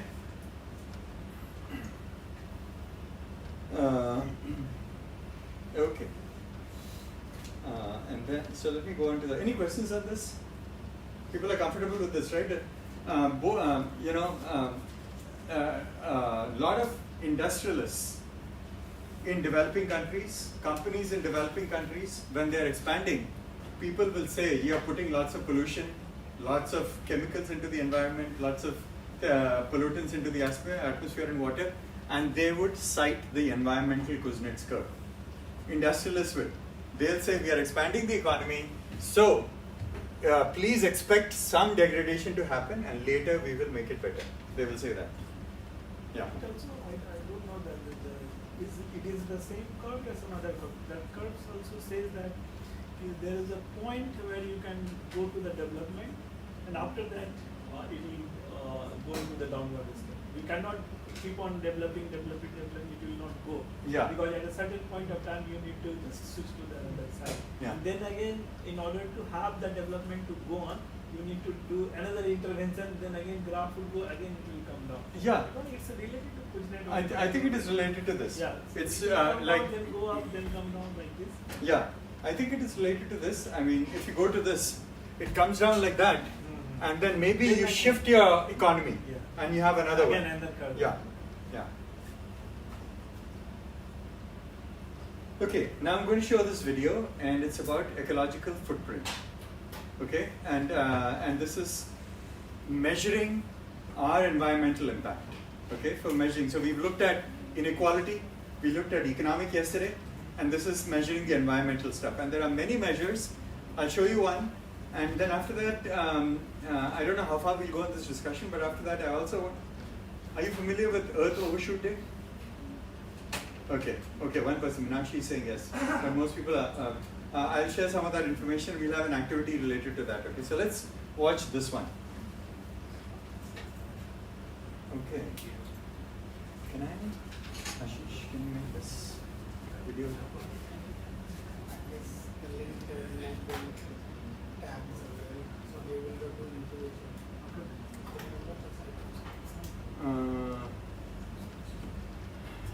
I don't know the site actually for this. TED Talk on ecological footprint. YouTube, TED Talk on, once you already search for TED Talk on environmental footprint. TED. So the link, why didn't the link come here? The PowerPoint has the link.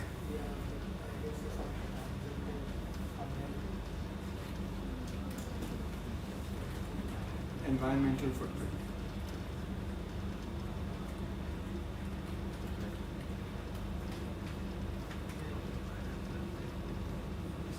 Or ecological footprint. Oh yeah, this one. It's this one. TED Talk 9 years ago. It's the same guy. 16 minutes. San Francisco. So I'll say actually put on ecological footprint. TED Talk on ecological footprint. The same has not been accessed? No, somehow the link has not come through in the PowerPoint here. ECO.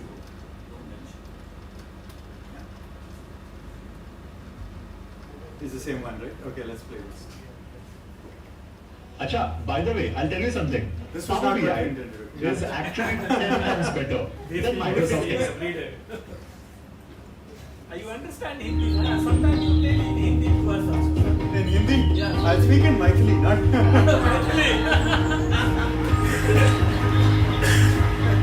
San Francisco. This awesome planet is full with life and covered with diverse. Can you hear? Is this enough or too low? Yes. And the people living on this planet are technological wizards. They have built spacecraft to take the largest selfies ever of themselves. And if the resolution was a bit higher, you would see them wave. And these people, very much like you and me, are incredibly voracious. To the extent that now it takes 1.6 planets to meet the demand on nature that they put on nature. In other words, their demand on nature is 60% more than what Earth can renew. Or it takes 19 months to regenerate what they take in 1 year. How is that possible? Now, I've heard of some people who can spend more than what they earn. Or we can cut trees more quickly than they regrow, or we can fish more quickly than fish repopulate. Or we can emit CO2 more quickly than the Earth can absorb that excess. And like with money, if we continue to spend more than what we earn, the likelihood of financial bankruptcy is high, and the same thing is true with resources. If we use more than what Earth can regenerate over the long term, that means ecological bankruptcy, which means a very depleted planet with harsh life conditions. My obsession is to avoid ecological bankruptcy through metric. Because how can we measure, how can we know how much we use compared to how much we have available? And for that, we developed an ecological accounting system to tell us how big of a planet we have compared to how much we use. It's called the ecological footprint. We borrow the thinking from farmers because they look at how much area is there that is productive for grazing land, cropland, forestry, marine areas. That's what we have. We call that biocapacity. And then we compare that with how much we use, the ecological footprint for food, for fiber, for absorbing CO2 waste, for our urban areas, all areas that compete for space, and so we can add it up and know how much we use. Then we can compare it to how much do we use, how much footprint do we use compared to how much we have. And when we do that, and when we look at nations as if they were farms, this is how the world looked like when I was born. Most countries here in green had far more biocapacity than what it took to support their population. You can see some countries are already red. Europe, with the colonial heritage, they used more resources. Japan, the United States is turning pinkish. And in my lifetime, it has changed to a world where now 85% of the world population live in countries that use more than what their own ecosystems can renew. And it's different for every country, but there's an overarching trend, the global trend, and it looks like this, that the biocapacity, the amount available to regenerate, has actually increased over the last 50 years, about 20%. How so? Because through more intensive agriculture, we can now generate more stuff per acre. Can we maintain that trend? We don't know. Maybe we can a little bit. Maybe if there will be a lot of climate change, that will reduce biocapacity. But we have increased it 20%. But perhaps more importantly, our demand on nature, our ecological footprint, has grown 2.5-fold, even more rapidly. So we moved from a world where we use less than what Earth could regenerate to one where we now use 60% more. And every country is different. Let me just show you one. Spain, very rapid increase, particularly as they entered the European Union. They got money more cheaply, so they built out the country. The footprint grew, and then there was a financial crisis, and boop, the footprint declined. So how is it possible that a country can run an ecological deficit? There are three mechanisms, really. One is they can use their own ecosystems more than what they regenerate. They can net import, that means the import of resources exceeds the export of resources, and they can also use the global commons, mainly through emitting CO2 more than what their ecosystems absorb. So they send this beautiful gift of CO2 to the world. Now, this contradiction between planetary boundaries and our growing appetite has been recognized for quite some time, particularly in the 70s. Lots of books were published, etc. And my first experience with that contradiction was utterly pleasant. I was 11 years old when the first oil crisis hit, and the world economy nearly came to a standstill. And Switzerland, where I lived, had this great idea to counteract that with car-free Sundays. And for us children, it was just fantastic. We could bicycle and roller skate on the highways. We could roam through the city freely and safely. We had a great time. And it took another 20 years until heads of state got together in Rio in 1992 to say, maybe we should do something about that. And they came up with this idea of sustainable development. They weren't yet too sure what it meant. And it took another 20 years, a day to remember, 25th of September 2015, where 193 heads of state with the Pope got together and said, here, let's launch the largest plan ever for sustainable development, the Sustainable Development Goals. They span over 17 domains and have about 169 targets.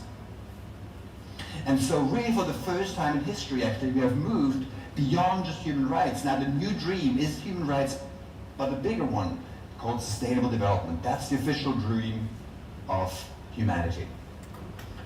Now, what exactly do they mean with sustainable development? And if you cruise the web, you will find hundreds of definitions, some of them deliberately vague because people don't want to be accountable.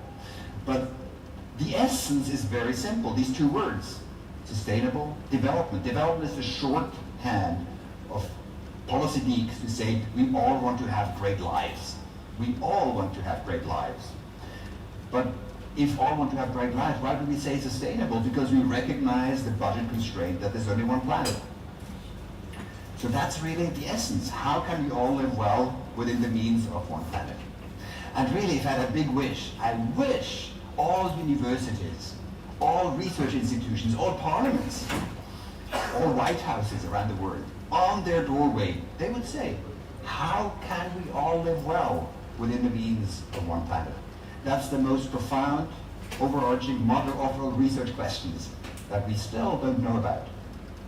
And we need talent to find out. But once we define it, we can start to measure it. And that's going to be the core of my gift to you, I hope. When we say, how can we measure sustainable development? Let's start with development. How do we measure that? It's not that easy. But the United Nations came up with a very simple index, recognizing that people, yes, they do like income. So they say, yeah, income is one piece. Sir एक आम आदमी AI और ChatGPT से क्यों भागने जा रहा है? क्यों उसको आसान शब्द में कोई सिखा नहीं पा रहा है? देखिए AI और ChatGPT से लोगों के दिमाग में ना डर. But not only. People also like to have long, healthy lives. So the second pillar is longevity. Say we want to have long lives. And then they added a third pillar, recognizing that in order to cooperate well, to work well together, to participate actively, we need to have access to education. We need to be able to read and write and be able to communicate with each other.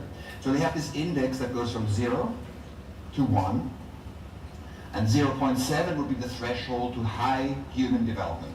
That's how you write. So that's the development part. But then the sustainable part, the question, how many resources does it take to support this kind of development? How much planet does it take? And for that, we have the ecological footprint. But it's not just how much we have, how much it takes, but also how much we have.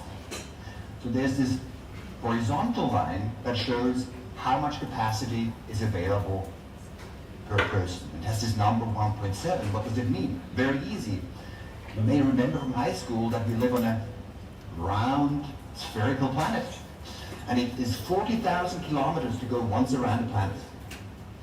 And with a bit of geometry, you can calculate the surface of this planet. And then you look at the map and you recognize not every part of the surface is highly productive. There are the deep oceans, there are the ice fields, the deserts, not very productive. But a quarter is highly productive. Forests, grazing land, marine areas, you just add them all up, they're about 12 billion hectares of ecological productive space. And we are 7.3 billion people, so you have an easy division, and what you see is 1.7 global hectares, average hectares per person exist on this planet.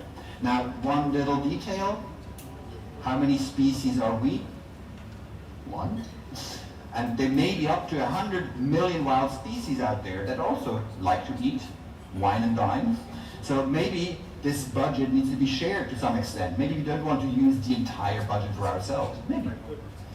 But still we have these two lines that define high human development, and we want to be under that budget. This gives us this box where on average we would want to be. To have great lives within an amount of resources that is available over the long run.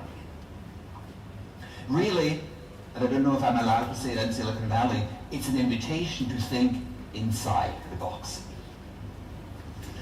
You may wonder, where do countries lie? And I won't lie to you. I will show you the cloud in colors, color-coded by continents. And what does this cloud tell us? Two things. One is, there's this trend, it seems like the more higher development there is, the more we use resources.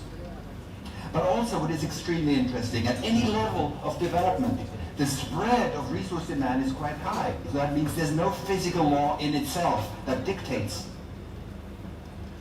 how many resources are needed for a certain level of development. So there's a lot of spread possible. And people may say, oh, is it hard to get into the box? Maybe it is hard, but what's the alternative? And that's why I admire particularly research initiatives that try to find out how we can get into this box. I just want to mention two. One from foggy, cold London, and the other one from hot and dry Abu Dhabi. The one in London is driven by an organization called Bioregional. They said, we need to find out how we can have one planet living. And they started a development for about 40 households where people could have better lives than in the UK on average, and at the same time would fit within what one planet can provide. And they succeeded with having great lives. People love to live there. It's called Bedstead. Their footprint is substantially lower than what the UK uses, but not yet at 1.7. And so they're now trying with 10 more communities around the world, one in Sonoma County. Quite an interesting initiative. Another one in Abu Dhabi called Masdar. There it's actually government sponsored. They know in the long run, somehow we have to live on this planet. They said we have to look at the city scale. Can we build an entire city that operates on few resources and people can have a great life, even in a harsh climate like in Abu Dhabi? And they have started first elements of the city, and it's still far away from their goal. But they also have coupled it with one of the most prestigious research institutions in Abu Dhabi to really find out, can they get there? And if these two experiments haven't really gotten there, it's not really their problem. It's really our problem that we haven't been able to do that worldwide, because as a worldwide average, can we move ourselves into this box? Having the metric, what's the conclusion for us? And I would like to give you just three. The first one, very simple, measure. This old saying, you can manage what you measure. Now you can measure sustainable development. If you don't know how much footprint you use compared to how much biocapacity you have, it's a bit like flying a plane without a fuel gauge. Gets a bit dangerous after a few hours in the air. Second point, having a measure, you gain a voice. You can say what you want. You can tell where we need to get, and you can keep accountability whether we're actually moving in this direction. Having the metrics, you can ask your mayor, your city council, your representatives, your president, your national leaders, to build a sustainable future and track whether we're moving in this direction. What does that mean? How do we need to refurbish our cities? How do we need to change our transportation systems? How do we need to shift our power system to a solar power system, possibly, very rapidly? Do we need to empower women more? Do we need to encourage smaller families, perhaps? All that we can measure and find out, is it moving in this direction? Third thing, your life. Does it help you to design your own life? Sweat the big things. What are the big things? Through the metrics you can think, how do you want to invest? Where do you want to live? How do you want to live? How resource dependent do you want to be? What projects do you want to be engaged in? Do you want to be in projects that will be the long-term winners as they gain value in a world of resource constraints? Or are you investing your life in stranded assets? So what I hope is that through this metric, what I gave you is a compass. But in the end, the path is yours. Thank you very much.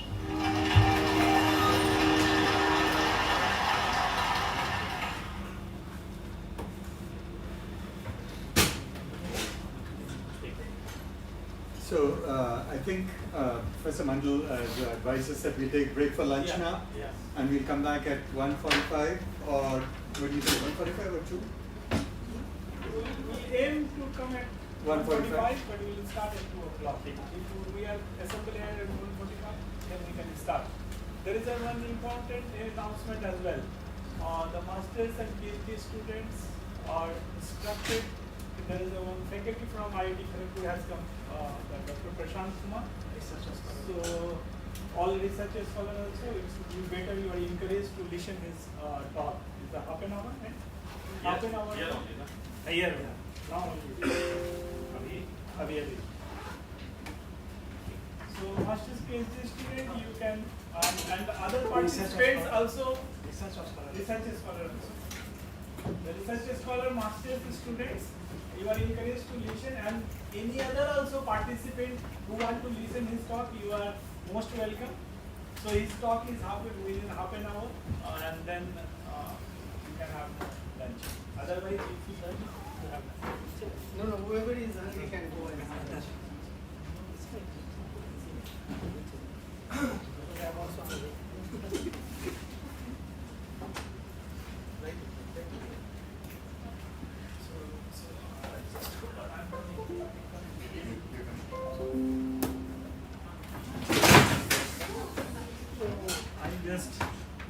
अच्छा sir बच गया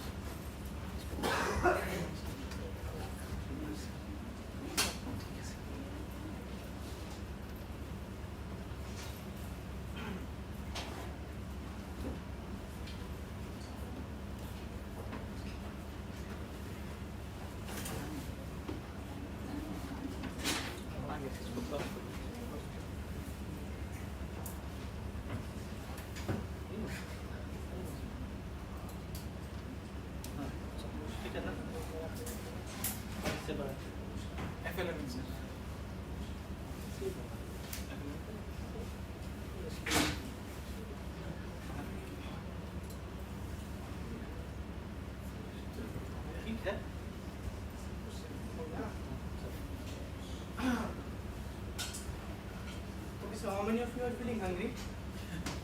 I won't take much time, so you don't have to worry, right? So I'm Prashant from IIT Kharagpur. I'm from the Department of Architecture, Design and Planning, and I'm a student from this department itself, Department of Architecture and Architecture. Here I did my undergrad. Then after I did my master's from IIT Madras, and later I did my PhD from Singapore.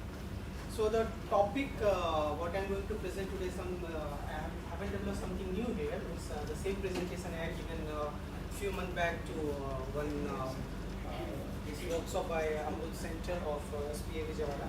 The topic is about passive cooling strategies for sustainable buildings. So most of you, since you are doing this workshop, you must be aware about this passive cooling strategy and sustainable building. So the content is like this. First I will go through that. So what is the background? What is the background of this passive cooling strategy and sustainable building? You can come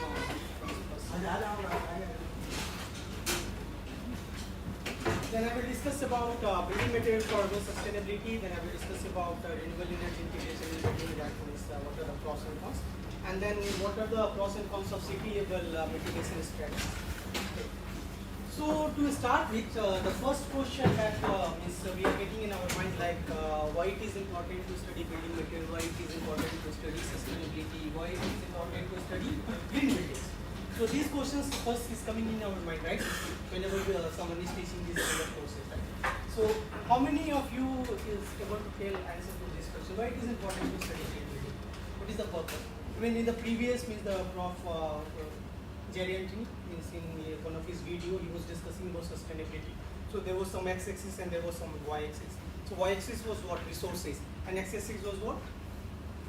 Human development index. That was the GIAN. So when human development index is increasing, at the same time, resource consumption is also increasing. But the best possible scenario is like the human development index should increase, but the resource consumption should not increase. It should always be at the lowest possible level. So from the timeline of human living, if you will see this picture from 25,000 BC to now 2015-16 here, you can see the lot of development happened in terms of building, design, construction, all those things. And if you have to segregate this, you can segregate in the three parts. The first part is like the how to make building more construction process more easy. So first is the constructability. It should be easy to construct. Second is it should be easy to maintain, right? And third thing is it should be easy to operate. So construction, maintenance, and operation, these are the three things where always we are looking for some kind of advancement and improvement. Okay. And the end goal is from that time to this time that finally we have to be something called self-sufficient. Okay. तो बोलते हैं ना कि ये बंदा self-sufficient है, you don't need anyone help. That means the banda is sustainable, right? So you don't need any external thing to survive, right? So is it possible to design, construct a building which is self-sufficient, does not need any external sources to run, right? And the same thing like the previously the graph x-axis, y-axis that when we developed it, the same thing. So finally, is this possible? We are discussing this soon after industrial revolution, because that time what started happening, like lot of industrial manufacturing thing started happening, and our life started enhancing, right? That time. So we started using a lot of energy.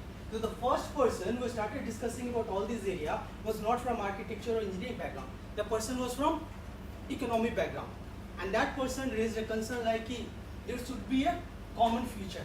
There should be something called sustainability. Whatever we are consuming should not disturb the future generation. Okay, the way we are consuming our resource, it should not impact that. And the future generation, this should become restricted. So today, something suppose I am using, it should not be a case now that my son, for him it should be restricted, right? Okay, so for that, something is like a resource should be at the lower level we have to utilize, and we have to reach something called self-sustainable, which is still near impossible, I am saying. If it was possible, then it could have been done by now. Okay, so this is the main thing. So now, how this is related to building, right? Self-sufficiency, all these things. What is the purpose of building?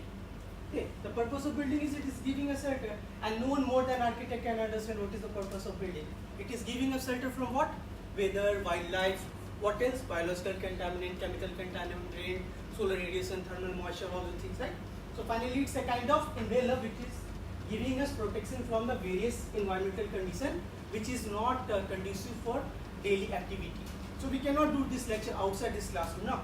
We need a certain kind of protections, certain kind of lux levels should be there, certain kind of temperature should be there, which is not possible outside, which is only possible inside a enclosed space, right? And for that building is required, right? So what are the properties of building? What are the properties of material, which is defining the what kind of protection we are going to give? So that can be categorized into the various properties of building material. Like what is its physical property, what is its mechanical property, what is its chemical property, what is its electrical property, and what is thermal property. Right? Various properties of building material. Okay. So one particular property, other than the first three properties or four properties, are more engineering oriented, I can say. And the last property, thermal property, is the most common thing, because if you all are studying in this area, may have heard about that the major consumer of building is what? Air conditioning, right? 50 to 60% consumption is by air conditioning, energy consumption, and 40% is by rest of the energy requirement of the building. So if 60% is by air conditioning, the purpose of air conditioning is what? To cool down, right? So for that, the thermal performance of building matters a lot. Okay. So this particular thing, thermal property of material, is because of the three property of outdoor environmental condition: amount of the solar radiation what we are getting, amount of the heat what we are getting, and amount of the moisture what we are getting. So there is a heat, there is a moisture, there is a radiation. This thing we have to control in such a manner that the person inside a space should feel comfortable, right? Because these are the thing which is deriving our comfort indoor. Okay. Now thing is coming, what is comfort? So if I will ask you a question like, how many of you are feeling like neutral? Temperature is neither high or neither low. How many of you are feeling comfortable? Only 3, 4, 5. And how many of you are feeling slightly warm?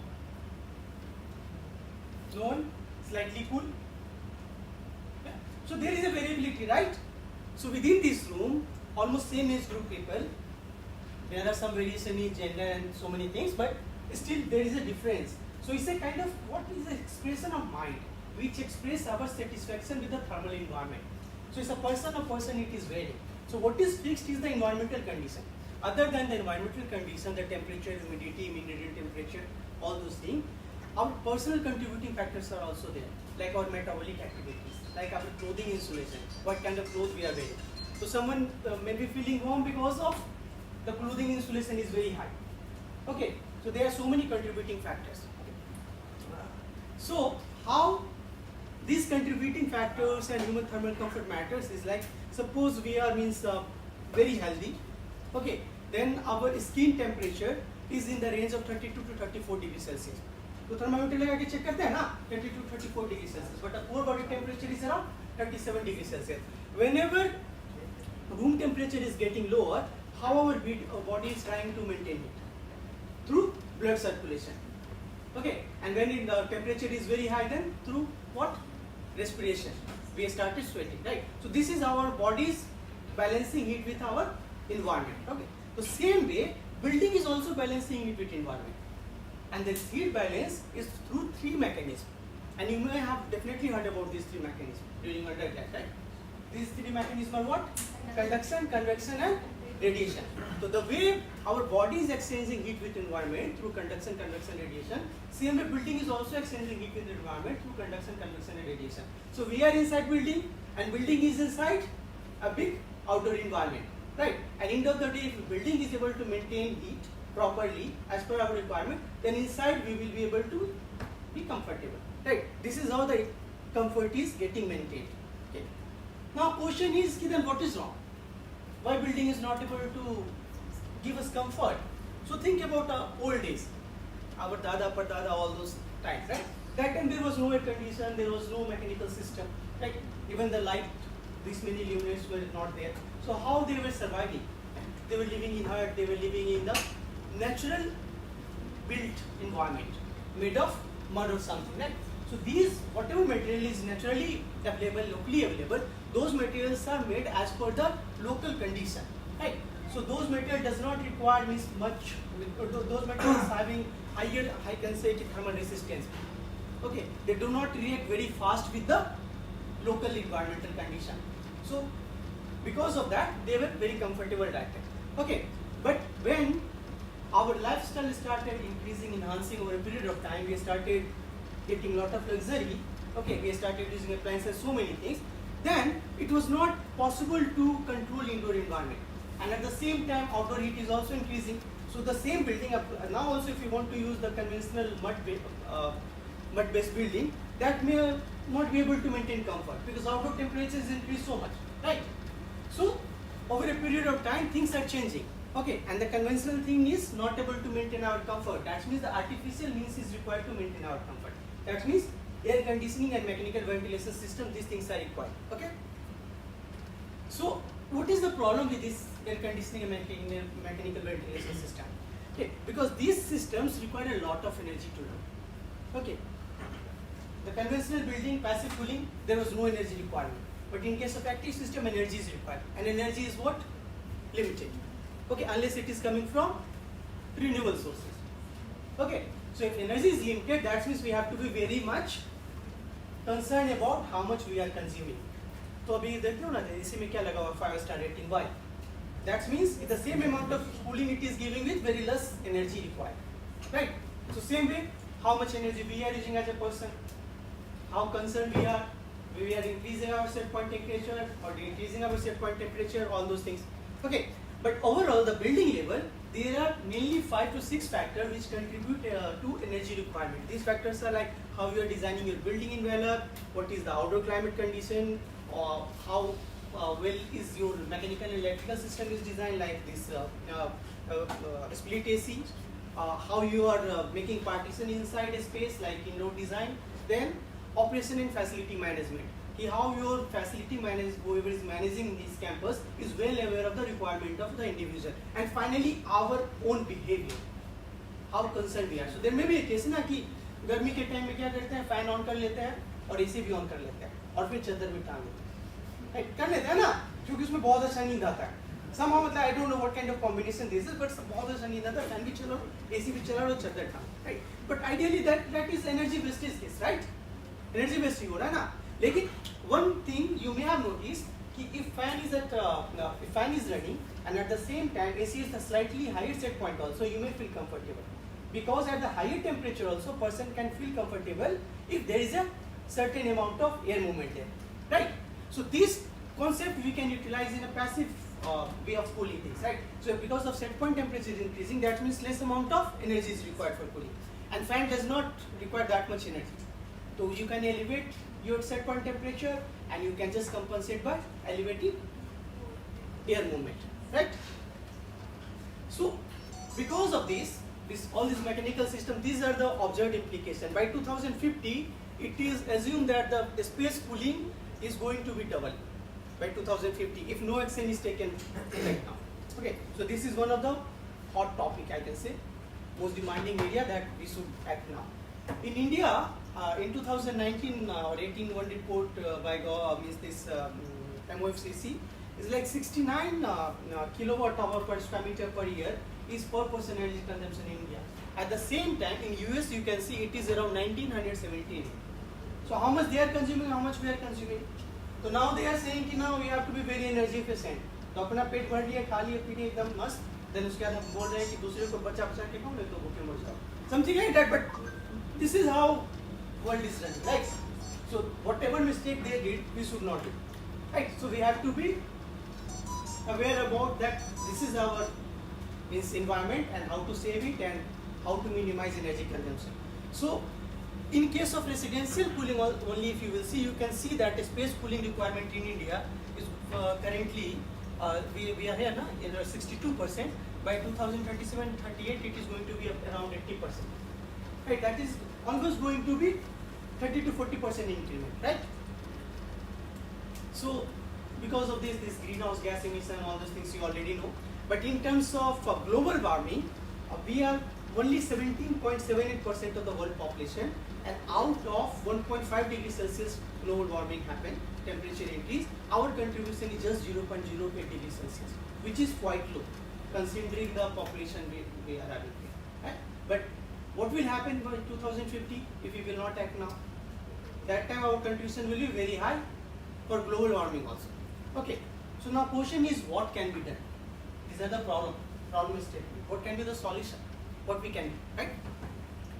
The solution is very simple. We have to work what our ancestors were doing. The same concept with more advanced technology we have to work, right? So the first thing is passive design. We have to promote passive design. So buildings should use bare minimum of energy and best possible passive design we have to do. Second is behavior change. Whatever tool and techniques will come, unless we are ready to change our behavior, it is not possible to minimize energy consumption. So there will be always some kind of rebound effect. So for example, earlier when this mobile came, the Nokia का mobile था ना, जो truck के नीचे भी चला जाए तो कभी नहीं टूटेगा, वो था ना, अभी तो गिर के एक ही बार में ग्लास सेट हो गया, right? तो that durability is second thing. The first thing is about the battery. एक बार चार्ज कर लिए एक हफ्ते तक सोए हुए हैं, कितना भी बात करो. और वो था ना वो ये अनिल अंबानी वाला एक सिम आया हुआ था, वो रात भर से बात ही करते थे उससे, और उसके साथ नोकिया का मोबाइल भी फ्री मिलता था. तो कितना चलता था? अब तो रात भर में 4 बार चार्ज करना पड़ेगा अगर उतना बात करोगे. ठीक है, अब लोग भी बोर हो गए, नहीं करते होंगे शायद इतना बार अभी के मोबाइल में, या फिर चार्ज मिला के जो भी करते हो. तो क्यों है हुआ ऐसा? अभी तो ज़्यादा चार्ज करते हैं फिर भी less amount of less backup it is giving. Earlier more backup it was giving because technology is getting enhanced day by day, but at the same time our consumption is also increasing. So if our consumption is continuously increasing, there will be always a rebound effect. So whatever we do in terms of technological advancement, because of the rebound effect, same amount of energy we are going to consume. So behavior change is one of the most important thing, and that should be from the school education. From a school itself, the kids should be aware about energy efficiency and those sustainability things. Then only it is possible that by the time they will grow, they will mature, they will value those things. Unless what will happen, like me, someone is teaching in this classroom, but inside campus, our campus is a very green campus, 2200 acre campus.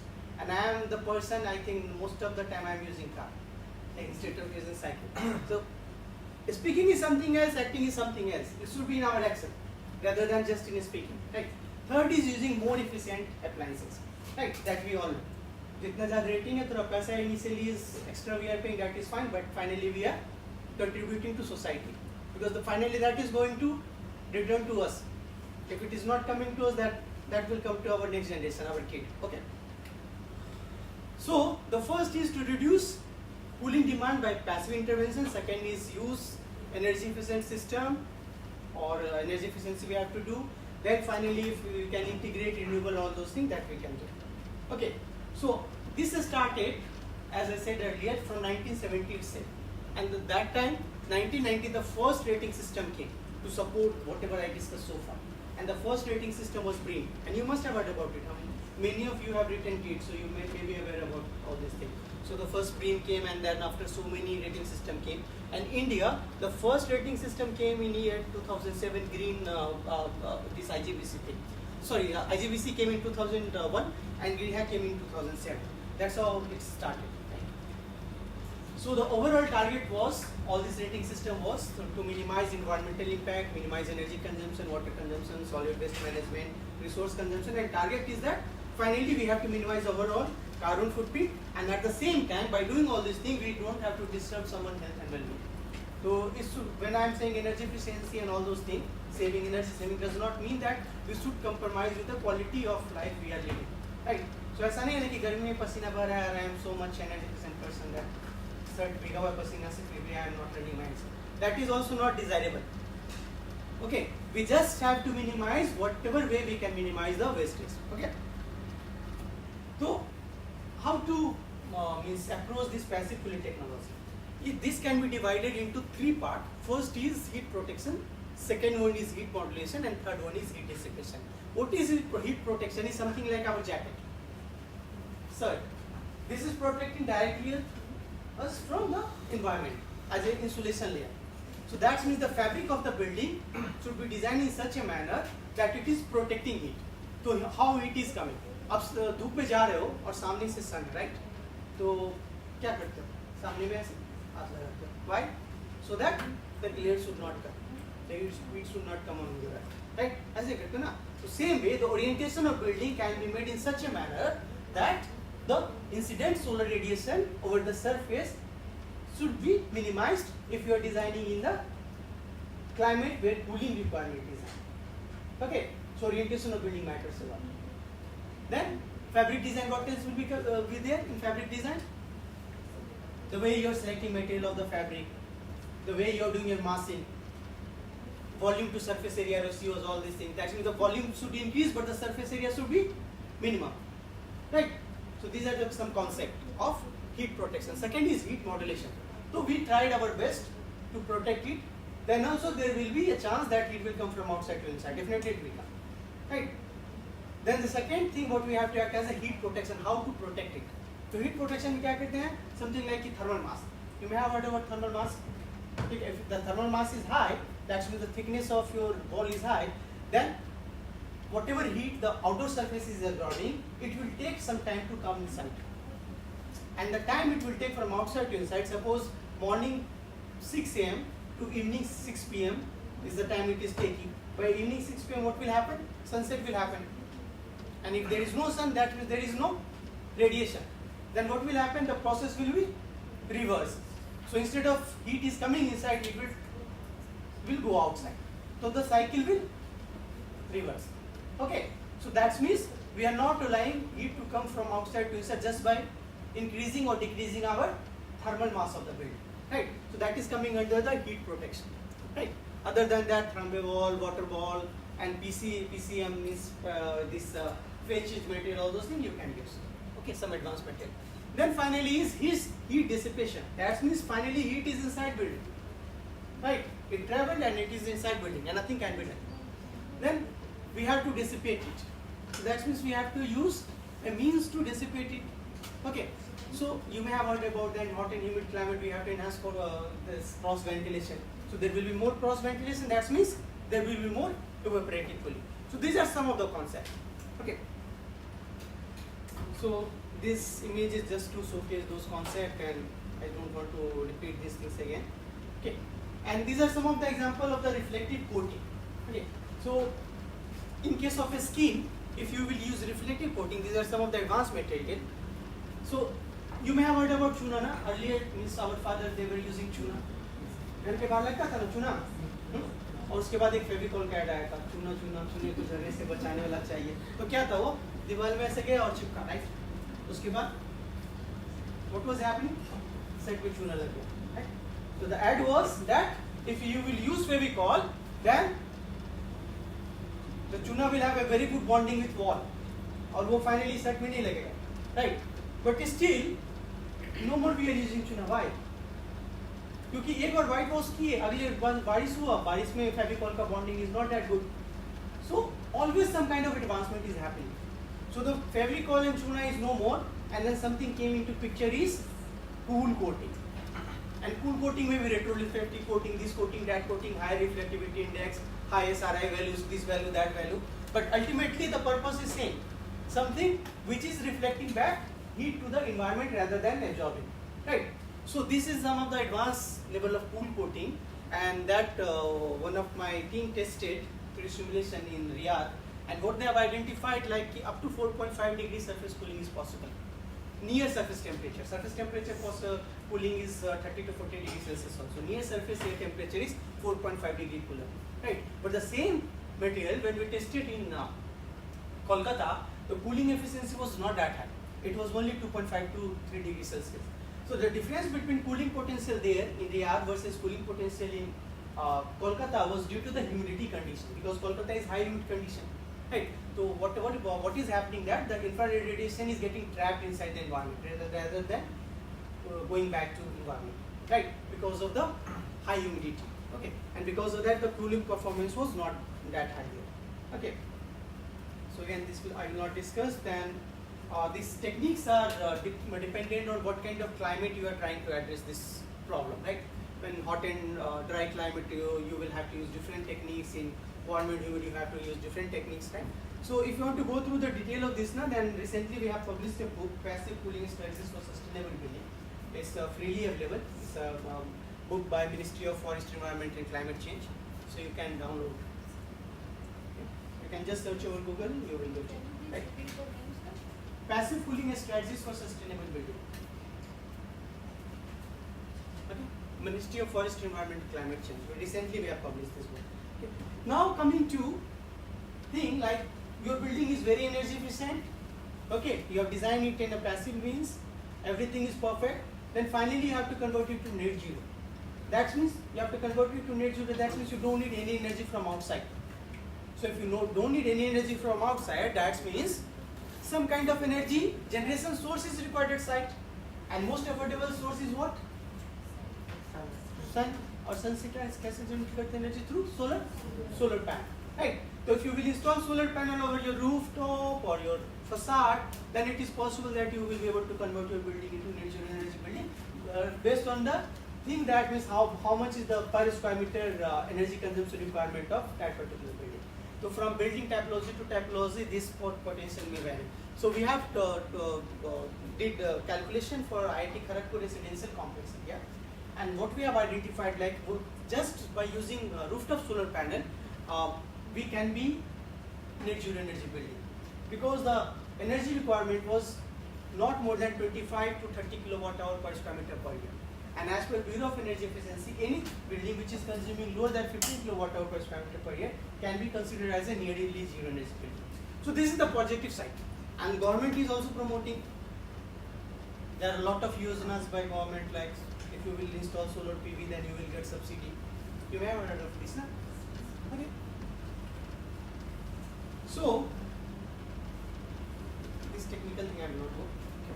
So these are the positive side of solar PV. Now everything in this world having both positive and negative.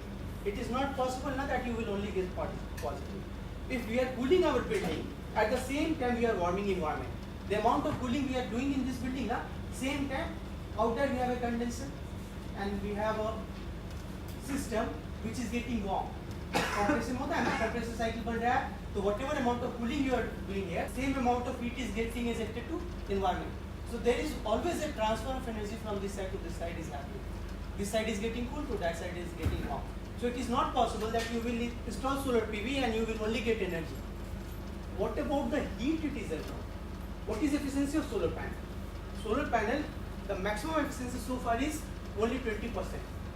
So out of the amount of heat it is absorbing, only 20% it is start converting into usable energy. What is happening to remaining 80%? That remaining 80% is trapped as a heat, is dissipating into environment, right? Local environment. So that means the local level temperature is slightly increasing. Okay. So these are the negative consequences of using solar panel. So the way we have to install solar panel is a careful consideration.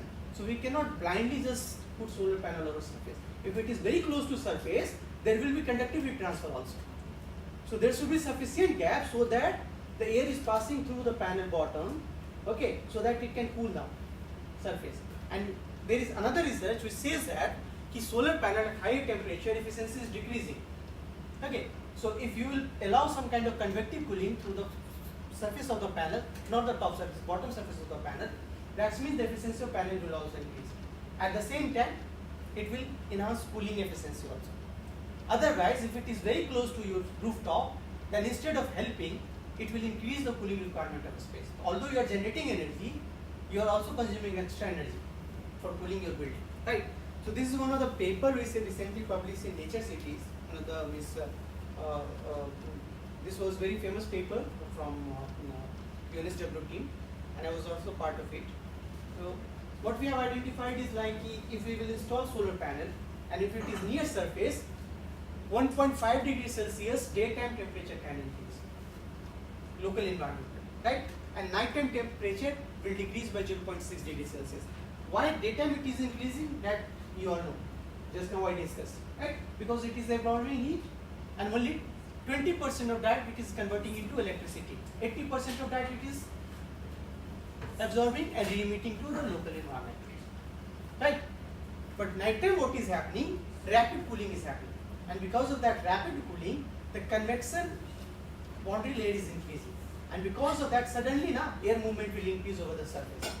So compared to the base case, up to 0.6 degrees Celsius overall cooling will happen nighttime, right? Daytime warming and nighttime cooling. So that was the title of this paper is Rooftop Photovoltaic Solar Panel Warms Up and Cool Down Cities. Okay. So these are some of the inferences. Okay. I hope I am not taking much time between you and your lunch. So if you will install BIPV or rooftop solar voltaic panels, then it is possible to convert your building into net zero energy building. And if you will use reflective setting, it can reduce your cooling load requirement of the building. And if you will use super cool broadband radiative cooler, then its performance is very good. It will drop your surface temperature, right? But its performance varies from climate to climate. In hot and dry climate, it may perform very good, but in hot and humid climate, because of the humidity, the performance may be poor. But if you will install solar PV everywhere, entire city level, then the cooling requirement will always increase. Right? The daytime temperature will increase and nighttime temperature will decrease. Okay, so these are some of the inferences. And to download that book, you can scan here if you want. So that's all from my side. If you have any question, you can ask. Half an hour में हो गया ना? ये ज़्यादा ले लिया 40 minutes. Sorry. ठीक है? Also, it's a very short lecture, just for 40 minutes. I hope this is very informative to all of you. So, thank you, Prasad. Thank you, sir. If you have any question, you can. I didn't prepare anything new, miss. Same PPT what I had was. But if you have an email ID, So you can search now. You can search my name. You will get website पे तो मिल जाएगा ना. ठीक है. So you can interact later on also. Okay, thank you. If there's no question, then. Question है तो question तो होना चाहिए ना. सब लोग खा चुके हैं. भूख लगी. लंच के बीच में आ गया ना. ठीक है जाओ. चलो. मैं भी भूखा हूँ. चल मुझे भी लंच करना है.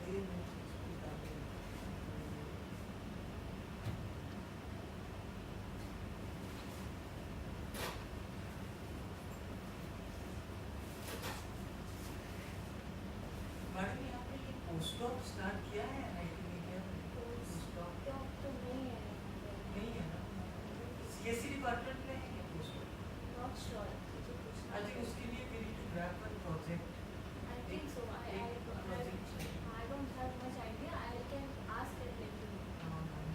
और इसमें आपका आर्किटेक्चर प्लानिंग में भी है नहीं, postdoc नहीं है.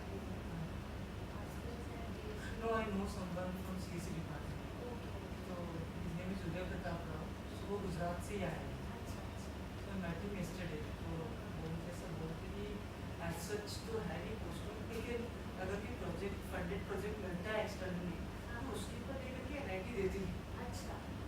मुझे लगा कि प्लानिंग आर्किटेक्चर में भी कुछ वैसा हो रहा हो Not sure. मुझे लगता नहीं है कि इस तरह के मतलब there are projects which some of the faculties have grabbed it. have grabbed it and there are क्या बोलते हैं उसको? GIAN junior research junior research और वो fellow. 2 साल तक काम करेंगे तो हाँ. उनका पैसा है Yes. तो सेम थिंग इज देयर तो वो चल लेकिन रहा है. अभी आईआईटी एनआईटी में पोस्टडॉक चल रहा है अच्छा हाँ तो यहाँ पे as such postdoc तो नहीं है as a course as far as I know. These are हाँ research और JRF और ये तो है. तो ये तो है.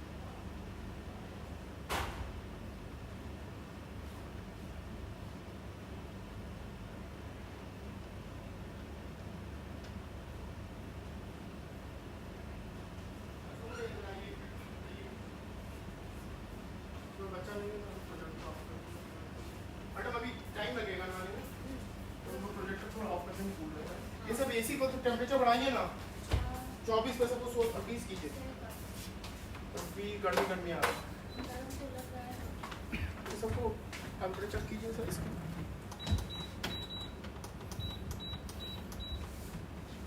इसको सबको कीजिए 20 सबको 20 ज़्यादा ठंडा ना हो जाए 16 पे ठीक है। आगे तो 16 पे सबको 20 रिमोट रखिए फिर इवेंट स्टार्ट होने से पहले प्रोजेक्टर ऑन करिए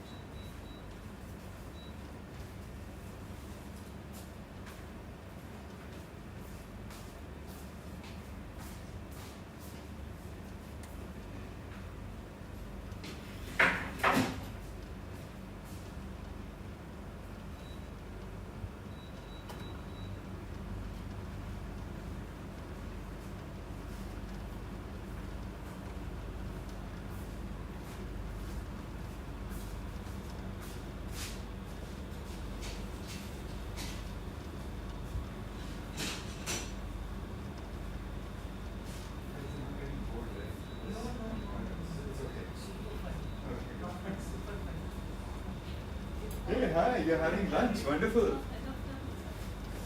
He does not prefer to have lunch outside, right? Yes, sir. That's a good, healthy habit he is maintaining. It's too oily and spicy.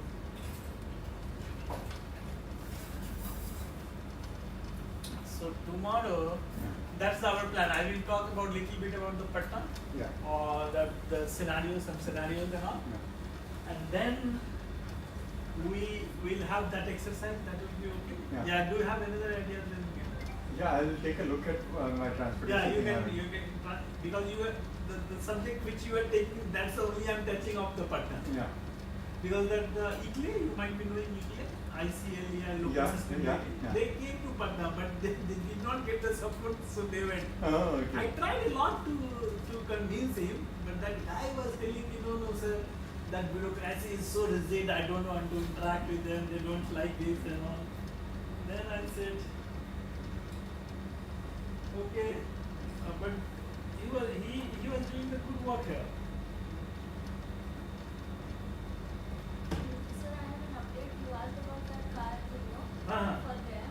So probably it seems like there is no senior officer over there posted in there. Okay. So the quality of the vehicle might not be good.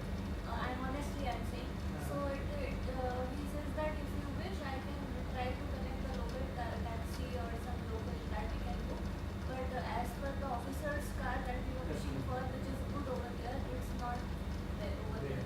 So that is a little bit of a issue. So Either I think Plan was also saying that some of us friend has a very good connection of the taxis and the local. Yeah. Either we Meenakshi. either we can see that, and also I can ask my husband if he has some good whatever the connection. Let's have, then we'll go by train and then from there we'll have taxi, go there. We're not going by car. You're not going by car. You're going to Nalanda by car. Nalanda we are going by. By Even car. though car is not polluting, but still we are not taking.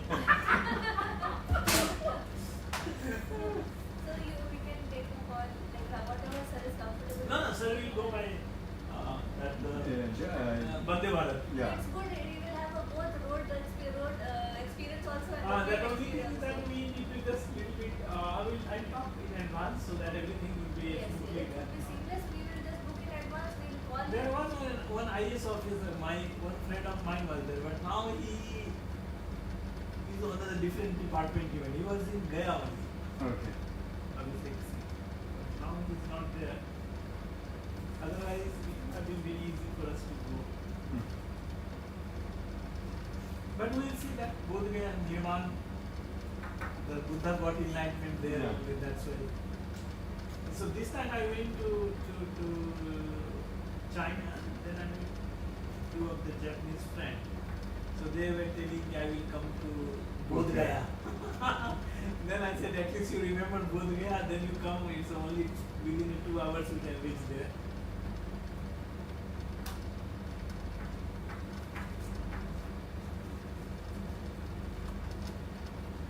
So I told you about the Helen. She came for the When she was 80 years old or something. She was a heavy tracker. She told me when 16 years, she was so beautiful. She was telling I was so beautiful. My parents didn't want me to travel. She was telling she was really beautiful. So she used to tell me, no, I would like to see that how many people are looking at me and all those. So that I was enjoying. So I used to go to the Africa, Asia, and all countries. So that I could feel that I am really beautiful. You know. She was such a funny lady. She used to talk like I was just thinking how she is talking. She was telling that she was. And she's when we used to sit, then she used to tell, okay, Selena, you are also traveler. Yeah, very nice. This is when she was young. When she was young. So she was geography? No, she was music. She was music, folk music. Okay. So she must have been from the state of New Mexico in US. Which state was she? She was from Indianapolis. Indianapolis was the university, but she probably was from New Mexico. New Mexico, near the New York. I think she was telling it's a 1 hour drive, 1.5 hours. Oh, really? Okay. Nebraska or something like that? Nebraska? Nebraska? Nebraska is near my place, near Indianapolis. Near Indianapolis. Yeah. Probably she was from there. Yeah. No, from Bristol, Connecticut. Connecticut, yeah. It's 2 hours It's 2 hours from New York City. From New York City. We had good time, but only thing is that it's very difficult to manage the moment in that days. It was very difficult for me. She was telling sometimes this, sometimes that. So I used to ask to Supriya, give you manage. I don't know.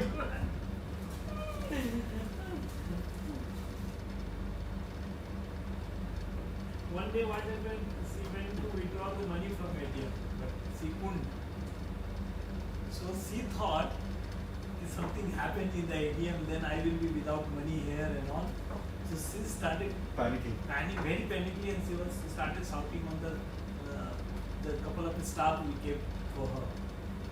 Then in the night, 11 o'clock, he gave me a call.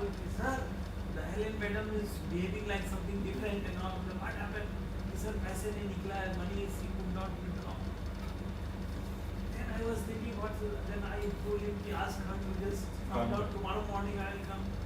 After half an hour again, he called me, sir, you come now. Otherwise, problem will be more if you come.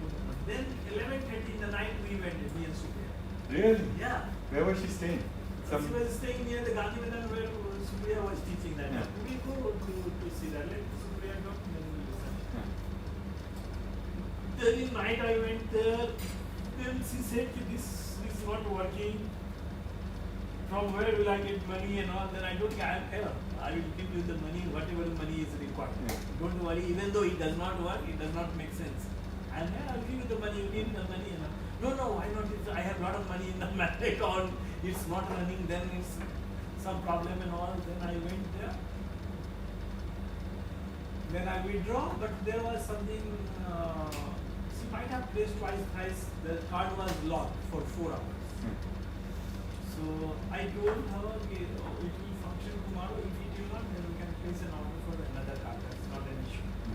But something happened because I was not able to. So what I did, I withdrew from my own card money and I gave it to her. It took up from your card only, but again it would work in the next morning.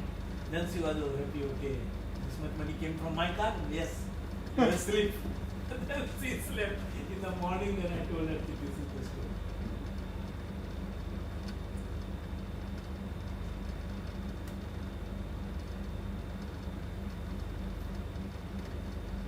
But nowadays people discourage going to Colombia and all that. The situation is not good. No. Ecuador situation is also It's very tense. There is lots of crime. Yeah, because recently that election held and all. So the place that one should not go to is Colombia. Yeah.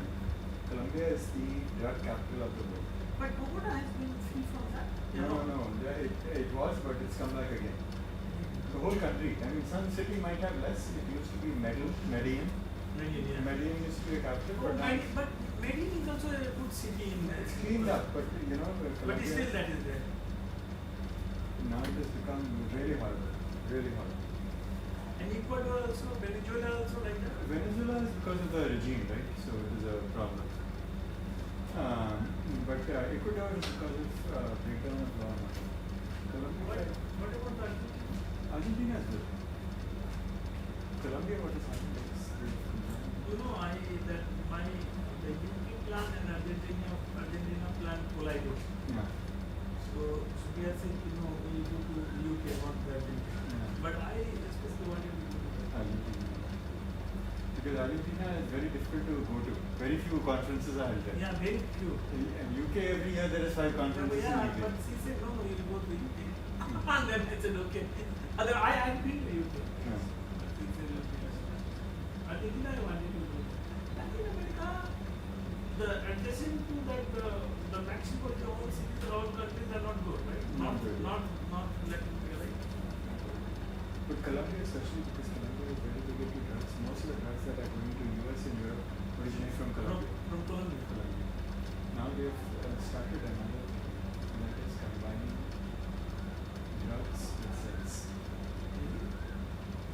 So a lot of they're attracting lots of men and women from US and UK, Colombia. From US and UK. Yeah, to Colombia for drugs and sex. And Women, for they were asking women to come. no, they're asking men to come. Men come in order to have it. Yeah, and they're killing them. Sort them. By giving them all kinds of drugs. All So the what benefit they have taken? I mean, they are taking all their passport, taking all their information, or taking bank pictures. And blackmailing. Blackmailing. So Colombia is very dangerous to them. And you reminded me then it's good, otherwise it was in my radar. No, you don't go there. Oh. And even if the that stuff is not there, the drug is there. They are the one poisoning all of Western Europe and Northern America. All the drugs that go to Mexico, they are not from Mexico. They are It's from going Colombia. from the Colombia. And same place in Ecuador also? No, Ecuador is not because of that. But because of politics, I think. It's because of politics. And there are lots of groups. Just like, in West Bengal, there were lots of militants, similar kind of thing. Similar. And Bihar also, someone was saying, right? Yeah. In the morning, Naxalites. and- Naxalites areas are like that. Like that.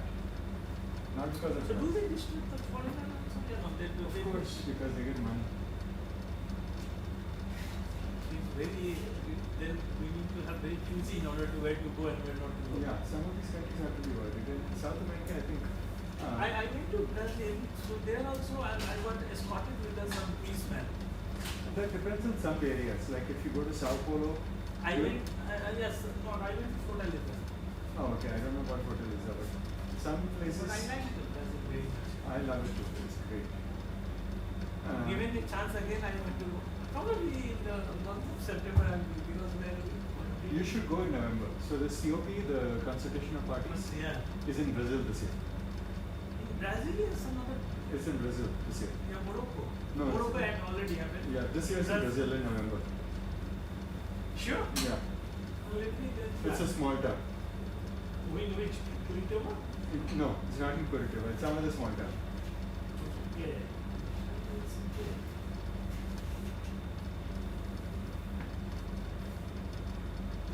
Can I ask you one thing? Yeah. As I told you, my sister is living for 2 years in US, Yeah. in New York.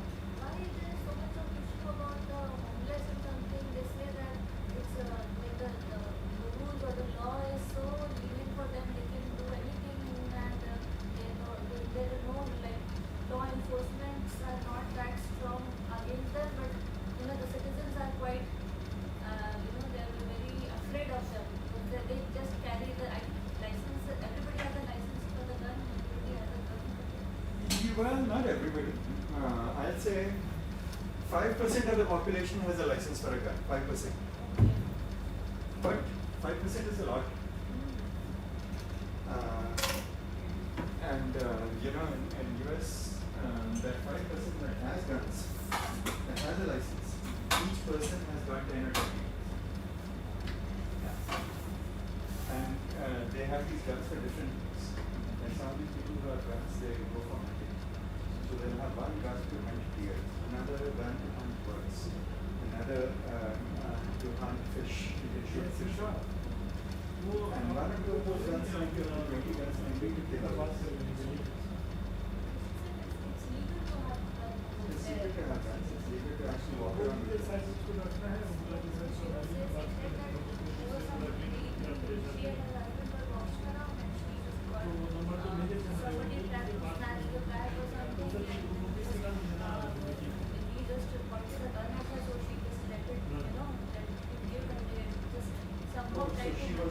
She was some point a gun. Yeah, that person was the oldest.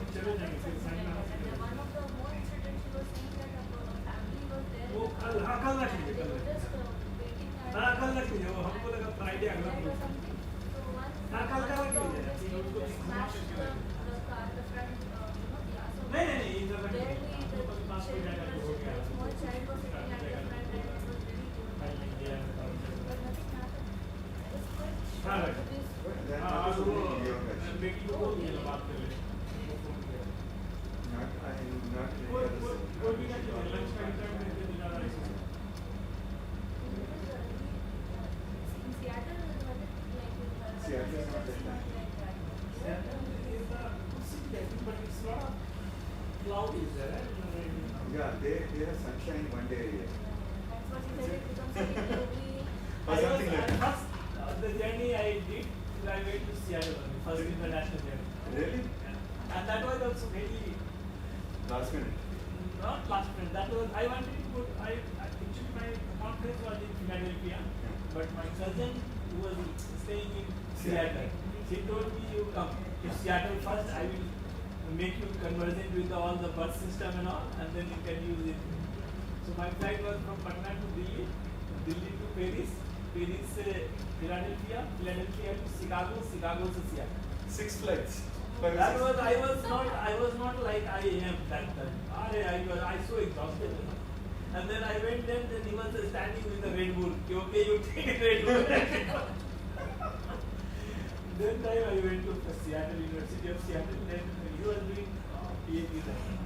But he offered me to come here so that we could spend some time. Then Redmond city is there also from there. Redmond. I'm not very familiar. I've been to Seattle, but Redmond is there, 1.5 hours right. Then Vancouver is that side. Vancouver is across the border. Across the border. Vancouver is a wonderful city if you got a chance to. Very beautiful. I missed that chance. I had the chance, but somebody asked me to come to Toronto. My friend was there. Actually, he also studied in Toronto. So he told, no, you come to Toronto, we'll go to see that. Niagara Falls. Niagara Falls from the Canada side is most beautiful. That's what they say. I've been to Toronto, but I've never seen Please, you see that. I've see the falls from the other side. Your side is easier for me to see. Yeah, I've seen. But that side from the Canada side is really good. It's really the scale you can understand.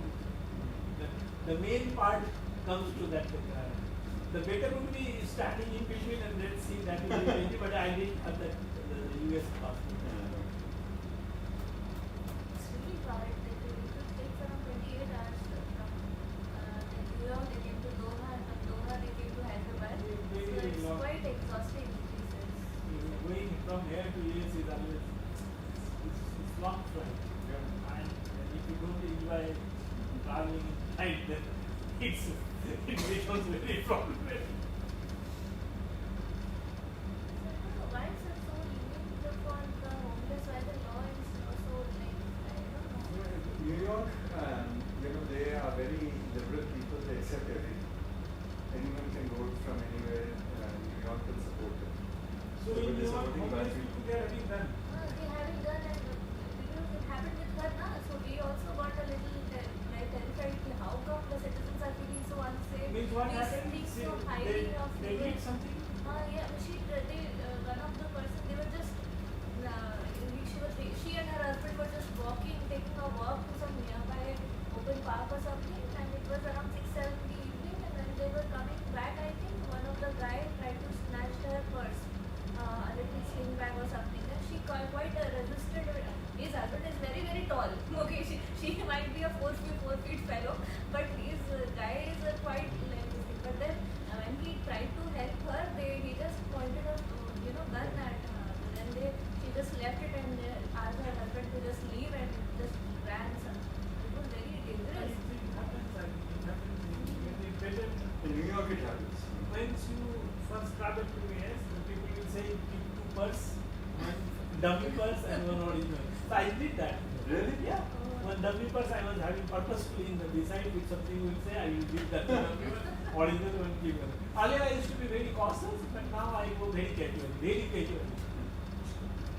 I don't bother with what I used to keep and all. I just keep 5 hours, 4 hours and but earlier. They think so highly of the place. So developed, so But nice. no, that happens. But it's better to keep the dummy first. Ask her to keep the dummy one and give it to them. Recently, we just here if you get caught, then just give whatever you have and just go, because anything can happen.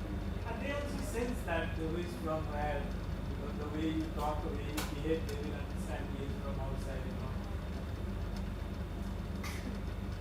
They are free, like they have free food, free everything, and they're free to move around, smashing somebody's car, snatching the purse, pointing the gun. Yeah, it is very easy.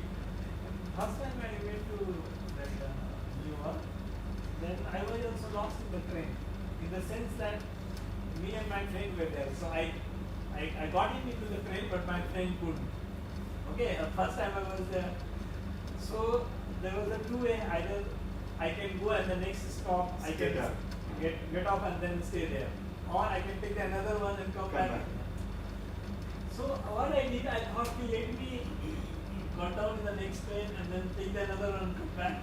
That worked. He was standing there only. If I would have got down and waited for him, then that was also very surprised. Okay, how it worked, that also makes sense. Otherwise you are lost. The whole night we have stayed in the New York. It's a different, New York is a different city, I would say. Especially the main area, Manhattan, there's rich people, but also there's lots of public urination. So it smells like many streets. Really? Yes. Yeah. What are you saying? Yeah, seriously. Public urination in Manhattan. It's a different city. Oh my god. I thought it happens only in Patna. No, I forgot too much in one of the bad everything- things. I remembered as I forgot to tell Teresa that I have seen here people No. urinating It on happens the there, streets. and it's either only different dimension, but it happens there. It's a different city. New York is a different city. You have to be. How come it's happening in the developed cities also? My god. It depends on the kind of climate they have. Yeah, it depends on the people there, right? There are Yes, I know. like the stringent, the laws are very stringent. Laws are strict, but the police will say, okay, this guy is just peeing, it's okay. With that, he will understand he has a better job to do rather than just coming to the guy. Oh god, and it makes me little feel better कि ठीक है यहाँ पे भी वही हो रहा है. So I have that my observation after traveling around the world, the people are same everywhere, and only address changes, and then some policies implications are there, but the people are same everywhere. Only thing is that you need to get to know.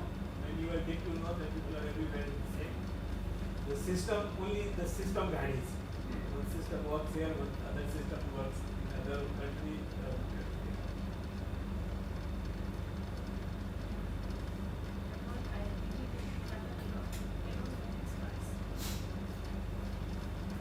Do it soon. Only my mentor can make it happen. It is. I am And then, waiting. now he is also faculty hour. Oh, okay. So after why not you? I think she was very busy, and she was the only faculty. I was not involving any faculty. That was my intention. But she insisted me, said that where is that paper I would sign, I would join and all that. Then I took permission from the director, okay, let everybody join. She was also, I came in the morning, but there was so much work handled. she is senior here. एक meeting भी था ना IT के लिए। क्या हुआ उसमें क्या हुआ? वो ऐसे ही लैंड परचेज करना है और अकाउंट का तो हमारे नाम से कुछ 11,000 रुपये दिखा रहा अकाउंट, उसको कुछ प्रोग्राम करके उसको मेरे नाम से हमारे पास है अकाउंट दिखा दो। हाँ तो इससे नहीं कर सकते। She was senior here and she is also from IT. Oh, very good, very good. But I passed much before. I passed in 1999. Since he had the association with them, she Kharagpur. I was there for 9 months, 2 years ago.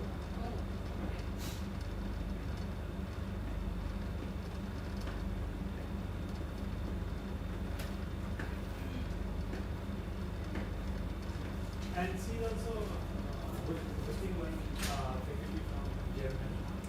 GIAN? Yeah. Not Next one, year. but two. Two and both are from Germany. Both are from Incidentally. Coincidentally, one is big one, second one. I'll take One one is is coming in the principal month of July, coordinator. na? I've done all the work, but the principal coordinator is named with someone else. But see, July only. What's the theme of the That theme is on heat stress. Okay. So the next one is on architectural preservation and preservation. That will be in February. Of That 26. is Traditional solar system.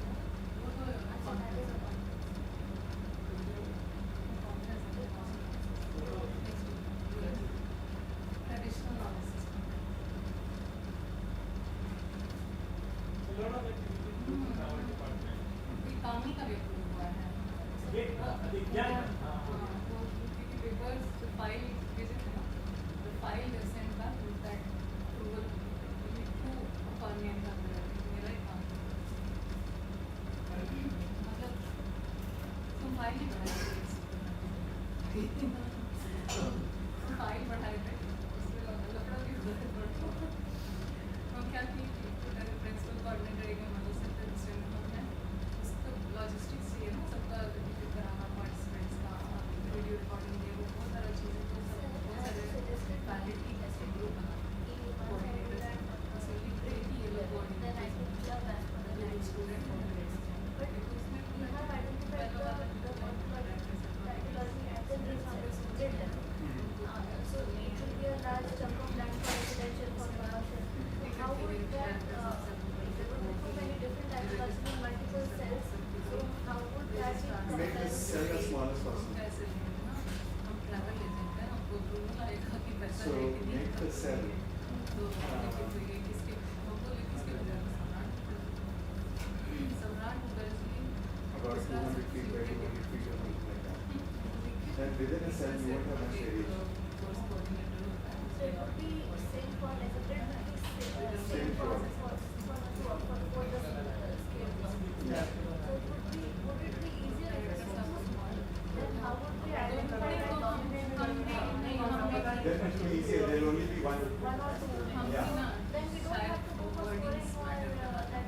You don't have to go to scoring that. And the dominant typology would be enough to say that it would be whatever either to maybe maximum one or two. No, there could be more than that because you have single family, one level housing, you have 3 or 4 level housing. Then you have other buildings, non-housing buildings. How would we, if we are taking up the entire Patna municipal corporation, how would I make sure that अकेला कोई नहीं organise कर सकता है on the so how will we make sure that we are being just one with the high data is You should be able to get from satellite information.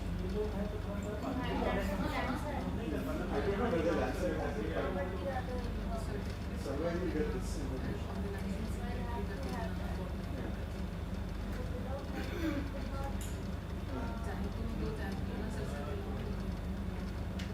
Did you say that this stock system? Was there anything for your thesis on that? Okay.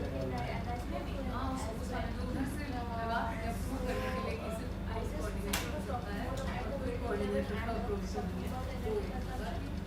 I just asked him that to in this manner how to avoid the related with energy consumption. So he suggested me that there are many studies which are talking about this single layer urban canopy mountain.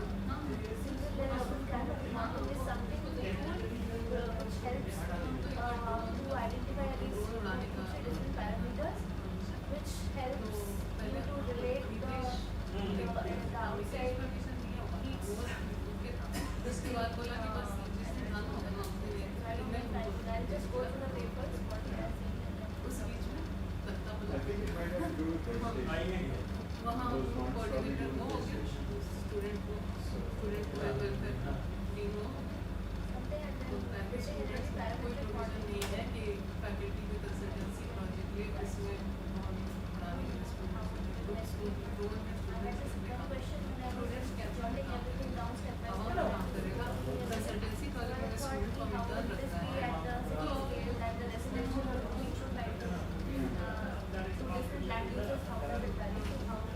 How will I establish that correlation with the service temperature? So you're saying that if I make it smaller, 200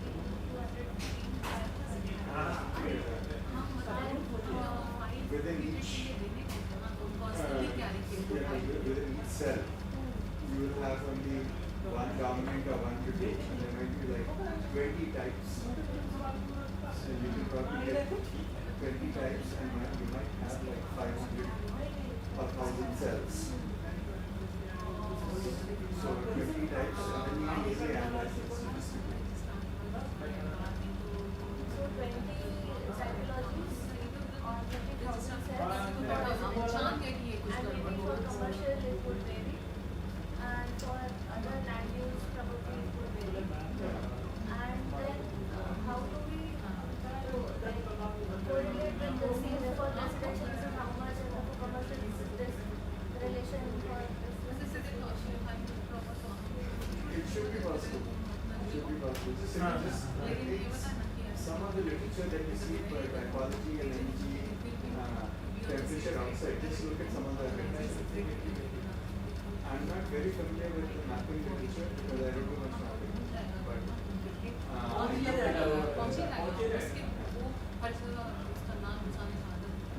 the other thing I definitely know,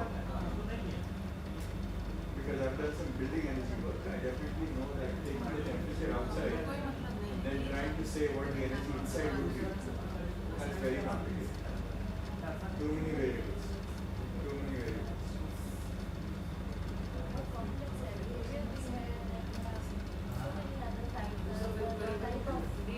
AC, fan, all those things.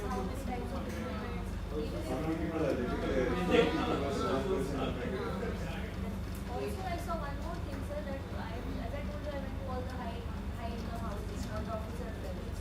So I saw that even if they had even a bungalow type, even if they had 3, 4, maybe ACs, because the person was allergic to that, she was just leaving the fan.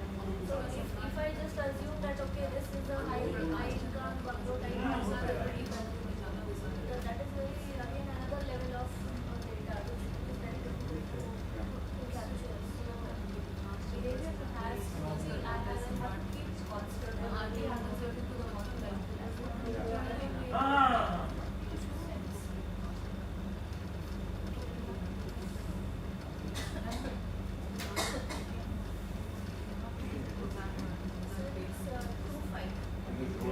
I have already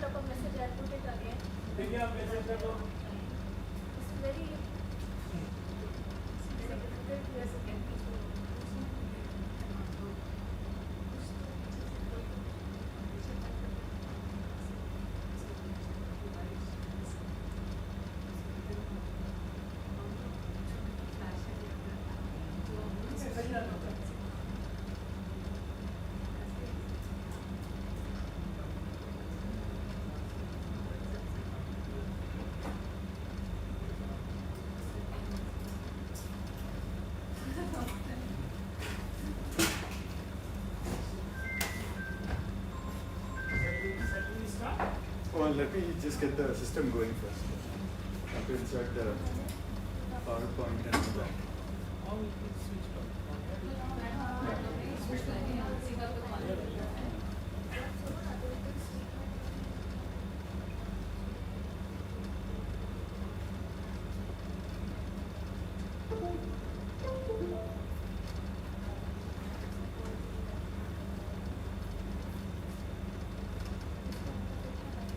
ये परीक्षा ये कैसे on करोगे? ऐसा बड़ी तो बात है। रवि केस ये कैसे करोगे? इसी तो आपका।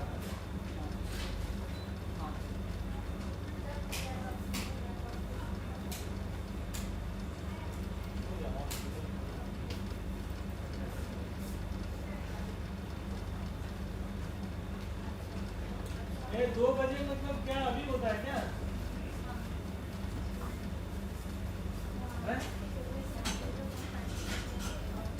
सबको बता रहे हो क्या कि इंडियन स्टैंडर्ड टाइम कुछ और होता है क्या? हैं? Ajay, yes, you wanted to know whose name is Ajay? He is Ajay. Oh, this one. And the girls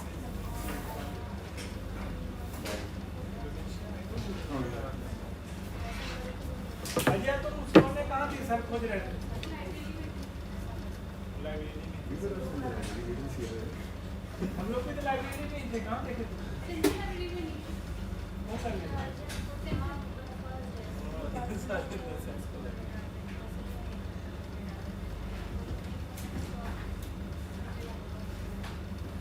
तुम लोग का 6 का आ गया नोटिस 6 को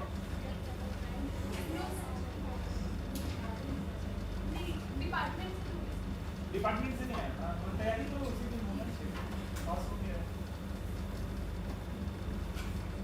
टाइम कम लग जाए टाइम कम पहले महीने ही हो जाता था महीने के साथ ना कुछ सीनियर बच्चे ना बोलेगा महीने एक जाता मैं बोलता था हाँ सर तुम ले आया now we will correct it and send it to work. Yeah, we can send it all here. So what is the correction? No, just putting the name of the people. You give your name. And that Description. deadline. I've got the description and the date. No, description, everything is fine. Is fine. Just respond by this date. Deadline. So, deadline. And I don't know if this is, today is the 22nd, so 31st seems like. 31st is good one. Yeah. Please respond to this schedule by 9:35. Contact me. Yeah, anyone's name. Because I'll go. Start कर दो। चलो।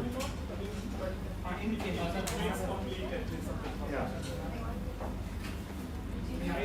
Connecting लिख रहा है। Connecting.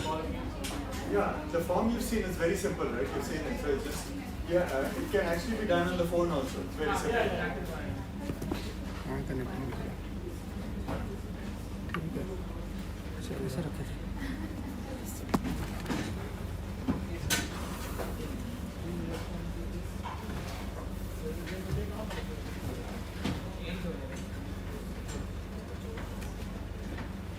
Can you give access to? I've already given it. Now we can. Oh, okay. You can open it. Okay, good.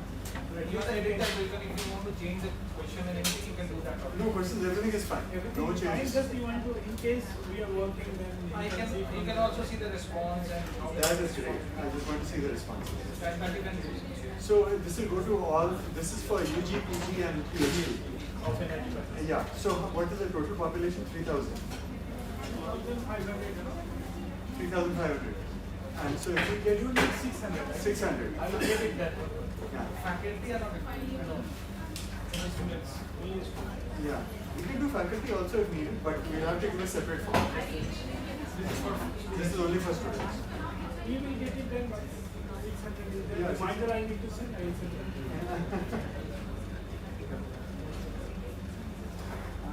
Then we can have a paper as part of this. So, Shalindra, if we do the survey, then we can show the outcome on the camp. Yeah. And have a paper. that is necessary what they want. That is what your voice is not right. We will be very happy.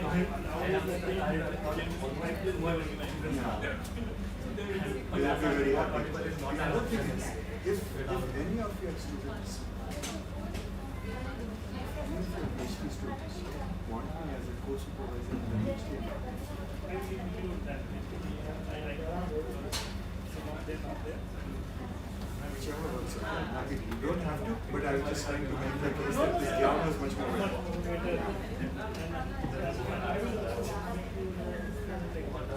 That's fine.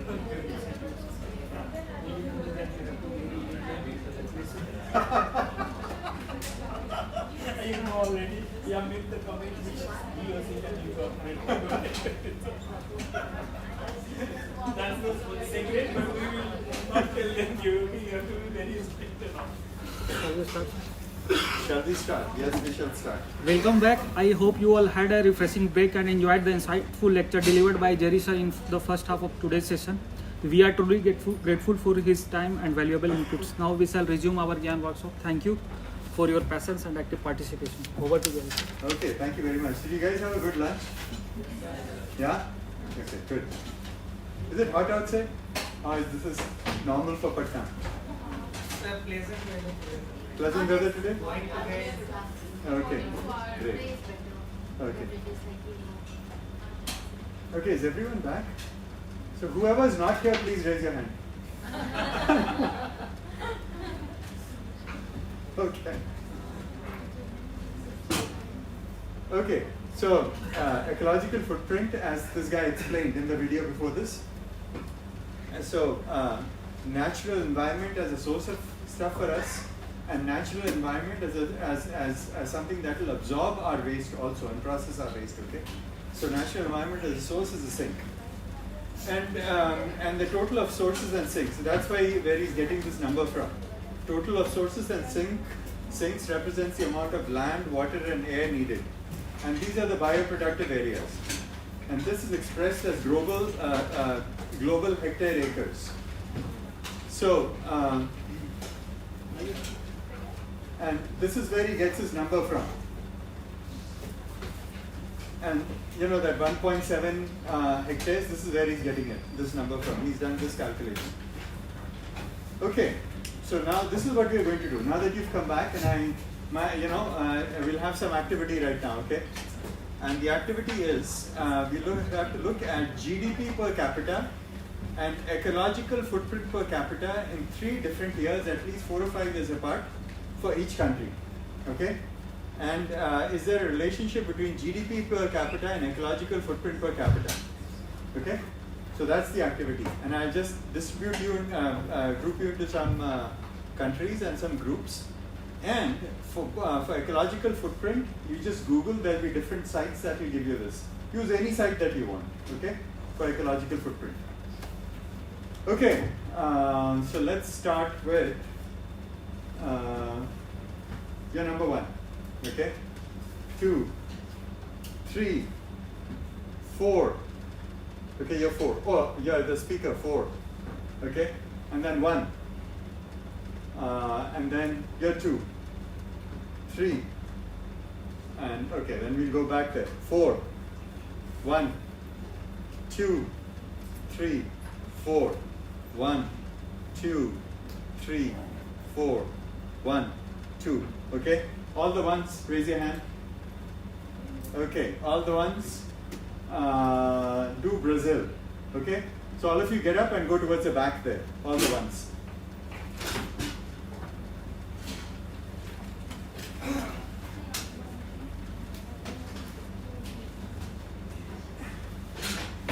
Okay, all the 2s, raise your hand. Okay, all the 2s. Okay, you're also doing it. Okay, all the 2s. All the 2s. All the 2s can come forward here. Come forward to this man here. All the 2s come forward here. And you guys do Malaysia. Okay?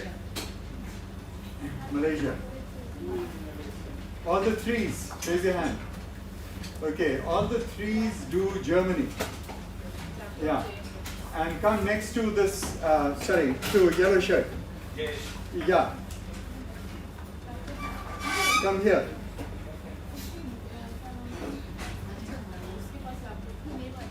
Okay, all the fours. Who are the fours? Okay, all the fours come to this front row here. Okay, all the fours come here. And you guys can do India. Let's see what happens in India. Yeah.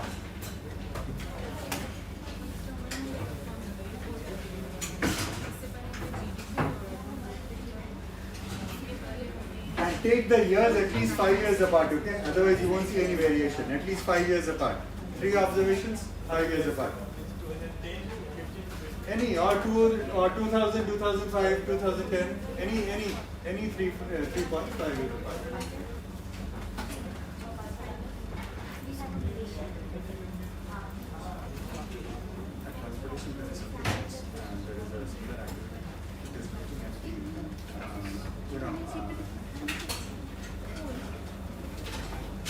How walkable are you? That is part of mobility. And there are walks. Whether if city is very walkable, then the city is less walkable, the rest goes. And we get it in the city level. So Copenhagen will be like 90 out of 100. Atlanta will be 5 out of 100. So we can have that. Yeah, we can easily get that. There is Voxco.org. Voxco.org. We'll get this.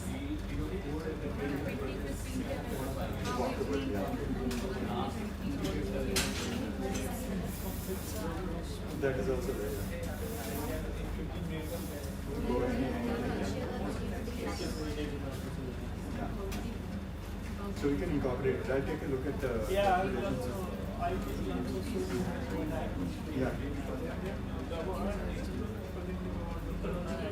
The map where all the stakeholders for this need the intervention and what are the schools they have given like the policies and the transportation, what they think is a good policy and lowest score in high school.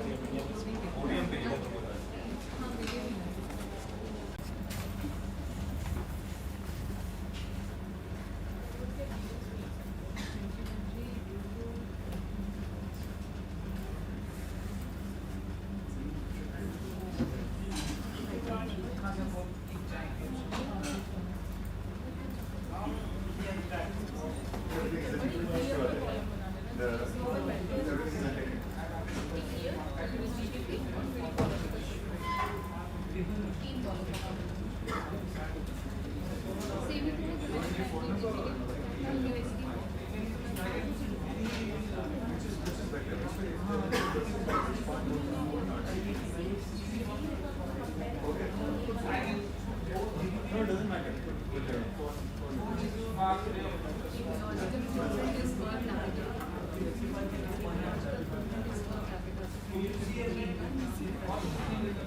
Nothing will change. Everything is fine.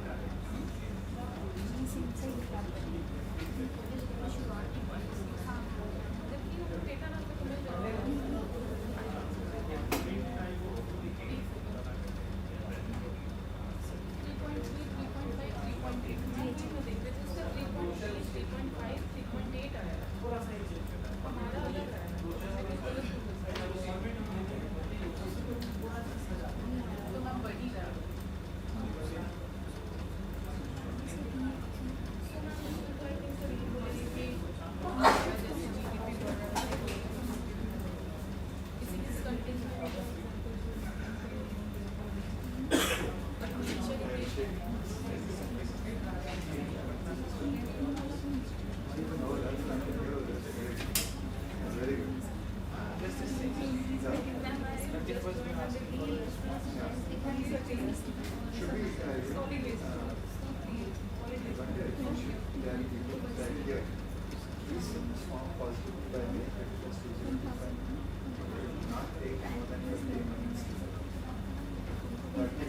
give them an idea how long it takes.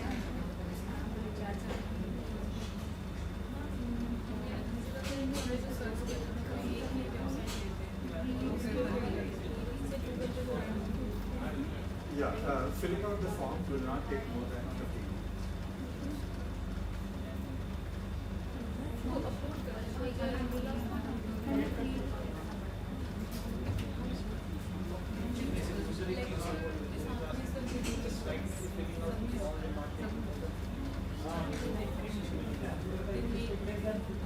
I think it's taking only 10.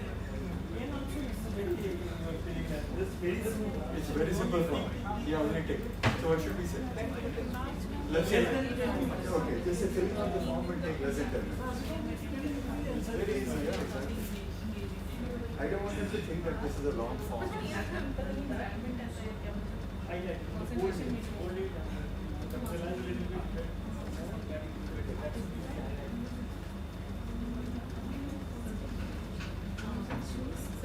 Because there's nothing to write, right?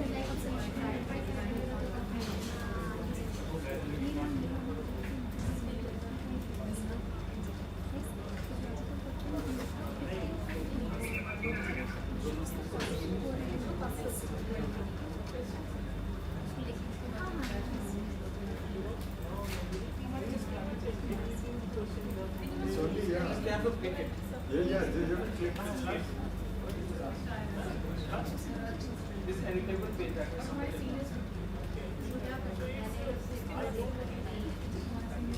It's very easy.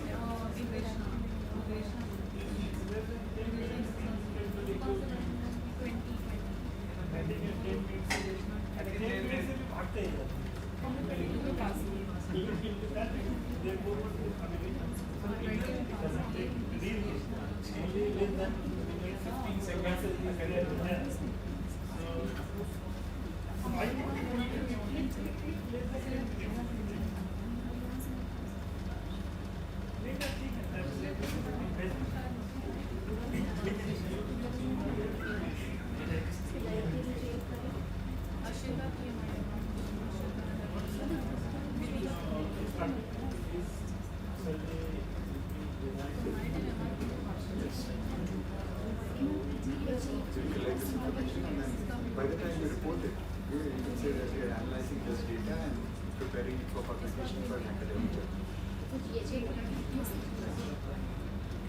That is when we invent the GIAN report.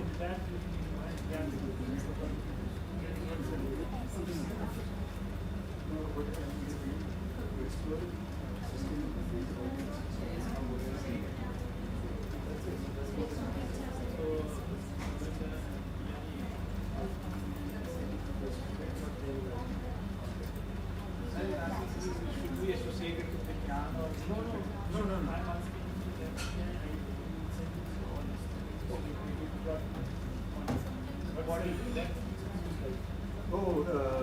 in the initial cover message. Well, you can just copy this and put it. Yeah, that should be the advice. We don't have to come up with new.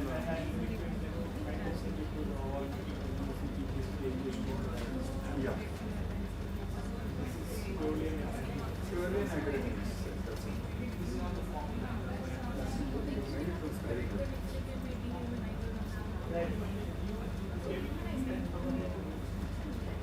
Yeah, and we can make sure that they all respond to all the questions, right? Yes, they will it is not. like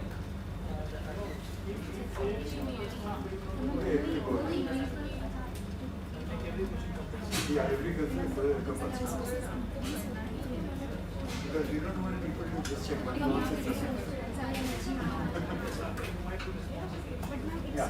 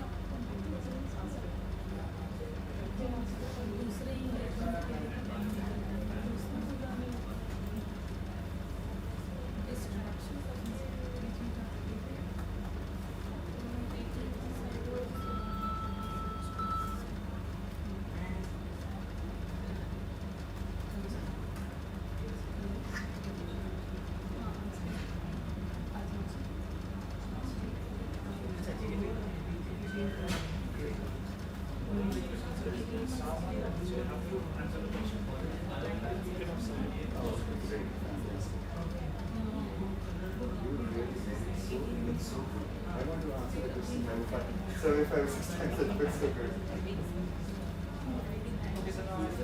Yeah. Yeah.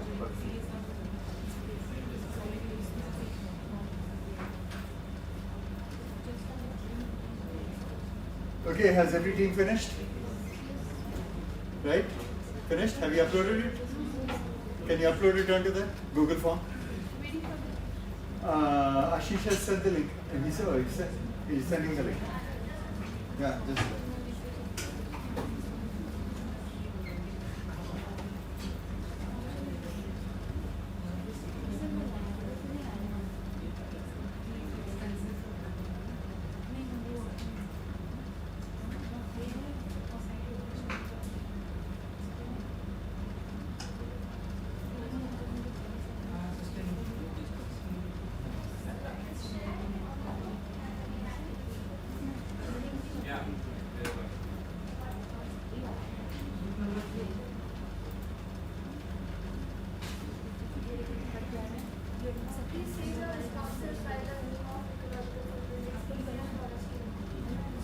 Right, exactly.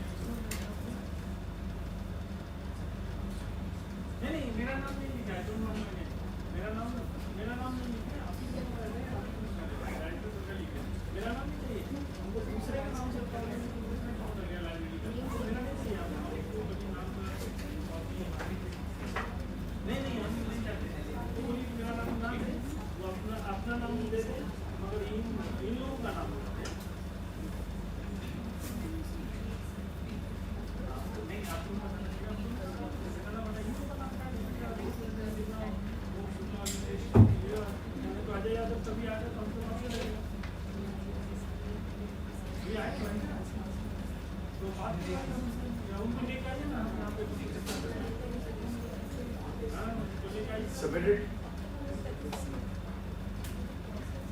You're not seeing it? Only one group is here.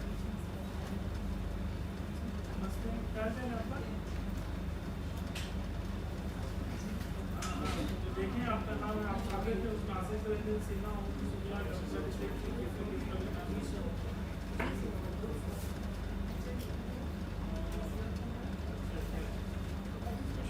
तो director sir का नाम भूल गए अभी लोगों का नाम याद आ गया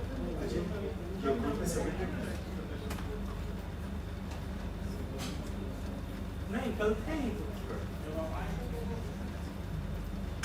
और ये दिन थे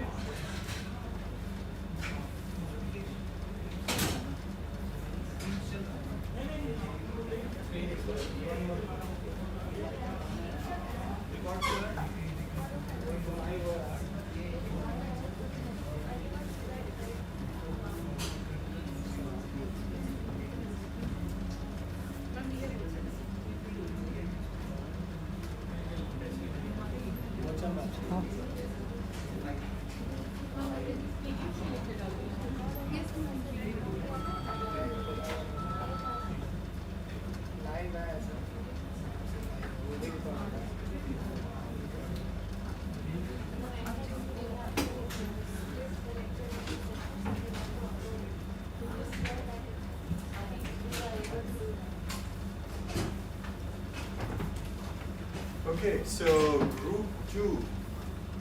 Can someone from group 2 explain what your findings were? Yeah, can you explain the comments? Oh, you got it, that's fine.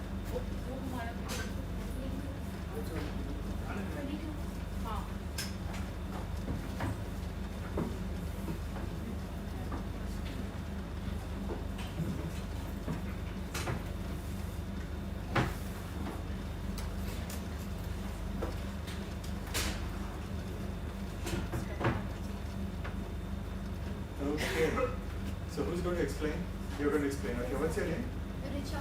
Okay, Richa, please explain. So in this graph that we are showing two line graph, that is GDP and that is ecological footprints. So that two line graph is like increasing with time. So GDP increases by 20.3%, which is from $10,000 approx, and that environmental footprint is also increasing by 15.2% from 3.3 to 3.8 global hectare. So that is show the positive correlation exists, and after some time that ecological footprints is comparatively it is decreasing and GDP is increasing. Now that shows that economic growth is happening without increasing that shows a decoupling of economic growth from environmental degradation, which is without harming the environment. So you remember we talked about the environmental Kuznets curve? So in Malaysia, I think they're still on the left side of the curve, right? And at the top, it's now maybe changing because that's what you find there, right? Towards the end. Great, thank you very much. What about team 3? Yes, Ajay, can you explain yours? Please bring up the picture. Second one. Yeah. Germany? Yes. You guys are Germany? Yeah. I think table shows the in Germany 2005 to 2015 the year selected the 5 years gap 2005, 10 and 15. Yeah. GDP per capita increased from 5 to 10 approximately 1500 points. Yeah. Approximately 35 100 to 36 3669 70 approximately, but in 2010 to 2050 it's increasing approximately 5,000 points, which nearly comes up to approximately 42,000. Right. But in ecological footprint per capita, it's slightly decreasing in from 2005 to 2015. In 2005 it's 5.2, in 2010 it's 5, and further this is less in 2050. 1.9. Now bio capacity it's constantly sustained from 2005 to 2015. Yeah. It's nearly to 1.5. Great. Thank you so much. So if you look at this, if you remember the Kuznets curve, Germany seems to be on the right side. So it's good that we, these examples I took at random. So it's very good to get one, then Malaysia on the left side of the curve and Germany on the right side of the curve. So that's good. So how about team 1? Okay, team 1. Last one. Yeah, this good. The country that we have chosen is Brazil. Yeah. In the graph, you can see that the ecological footprint is, as the ecological footprint is decreasing, so as the GDP per capita. Okay. So we can clearly observe that it is directly proportional to each other. Yeah. From the year 2012 to 2020, it has constantly decreased, and then again it can be seen that with 2024, both have increased. Yeah. And I don't know how it fits in the Kuznets curve because its GDP is uneven, right? Yes. It was high, then it went low, and then it's coming up. And so I don't know how it fits on the curve, but that's what it is. Okay. Okay. Group 4. The country given to us is India. Yeah. And what we find, we have taken the data points of 2010, 16 and 2020. Yeah. So there has been a constant increase in the ecological footprint of the country. Yeah. From 1.1 global hectare per person in 2010 to 1.3 global hectare per person in 2020. Yeah. And if you compare it to the GDP per capita, the GDP is also increasing in the same manner. Yeah. In 2010 it was $1,418 and in 2020 it became $1,911. Yeah. We are on the left side of the curve. Left side of the curve. Yeah. So in India, India is on the left side of the Kuznets curve. Okay. Now, this is a test on how well you've looked at the numbers. You've seen the average GDP of the country. You've seen the average ecological footprint of the country. Did you notice anything? Like 4 countries. 4 countries, you saw the GDP. 4 countries, you saw the ecological footprint. Did you notice anything? So we noticed that India having a very high GDP still uses very less of the GDP is 1419 per capita. Is it high? Germany is 40,000. Means like what is GDP in the whole of the ecological? In developing countries, mostly the developing countries are on the left side. Yeah. But the countries which have already achieved a higher level of GDP, Yeah. are considered to be developed. They are on the right side of the curve. Yeah, they're on the right side of the Brazil curve. was an exception. Yeah, but also, is there a relationship between ecological footprint and the GDP? So Germany, it's Reducing GDP and decreasing carbon footprint. yeah, no, forget the trend of decreasing. Let's say the average GDP of Germany was, let's say, 40,000. What was the average footprint of Germany? 4.7. 4.7. Yeah. What is the average GDP of India? 1606. And the average footprint is 1.2. So you can see the relationship between GDP and footprint also. Higher GDP, higher. Higher GDP, higher footprint. Right? You can see that relationship also. Okay. Any other observations? Any other comments from this exercise? And all these are, I just picked the countries at random, but still you can see so much information from these 4 data points. Okay, any other observations? No, okay. So let's go on to the next. Ashish, can you go back to this one? Thanks.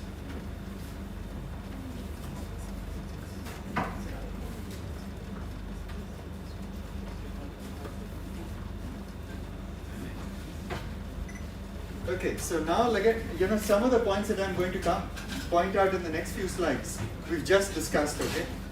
But this will show you some of the other stuff. So, one question from Yeah. Germany. Yeah. You said that the countries which are shifting from Kuznets curve in right side Yeah. are developing their factories and other things outside the country. No, sometimes. Yeah. But sometimes inside the country also. Okay. But having cleaner technology. Okay. Yeah. Yeah. That also Germany is, I think, following. Possibly, don't know that. Sometimes it's a combination of two. They might have cleaner production inside, but also transferring something outside. Yeah. So here you can see, this is a very old graph, environmental ecological footprint by the region of the country. And you can see how the US, North America, has such a high ecological footprint. Global hectares per person. It is very, very high in North America. Can you see that? It is approximately 9 global hectares per person in the US. And the average capacity is 1.7. Right? In Africa, it is 1. And the average across the country is 1.7. So people in Africa, people in Asia Pacific. Now this is 2001 information. Okay, Asia also has China, so this has changed now. But this is from 2001. But you can see that 20 years ago, Africa was at 1, Asia Pacific was around 1, 1.2, 1.3, and all of them were under 1.7. So, and US was at 9, North America was at 9, and how much capacity do we have? 1.7. So if everyone on planet Earth lived like someone in the US, we need 5 planet Earths. Now the problem is, everyone in other parts of the world is trying to live like the US. Everyone is aspiring to have that kind of lifestyle. And that's a problem. And the US has to decrease, but I think others should not try to become like the US also. US has to reduce its footprint, and people in China, people in India, people in Indonesia should not try to become like the US. If they do and if they succeed, then we'll have to come up with a few more Earths to support us. And then you can see the difference between the biocapacity and the ecological footprint. So it's only in Asia, in some places, that the biocapacity was higher. Most of the places, the biocapacity is much, much lower. That is, the footprint is much higher than the biocapacity in most places. And these are some of those, I've just pulled out some of those countries. See, in Australia, they have a footprint very high, but because there's so much of land, it's a very big land and the population is very low, their biocapacity is very high per capita. So they can survive. But India, even in 2001, its ecological footprint is only 0.8 compared to the US ecological footprint of 9. But its biocapacity is only 0.5. So even though the ecological footprint is very low, biocapacity is even lower. So even in 2005 it had a deficit, 2000 it had a deficit. And now the deficit would be much more now, because so much more consumption has happened in India. And in the US, the ecological footprint 10.3, available capacity of 6.7, still a deficit of 3.6. So many countries have to improve, and countries like Canada and Australia, they can afford to have a high biocapacity, but we must try to convince them to have less footprint, because then their biocapacity is something that other countries can use. India can use, US can use, because that surplus capacity can be shared with others.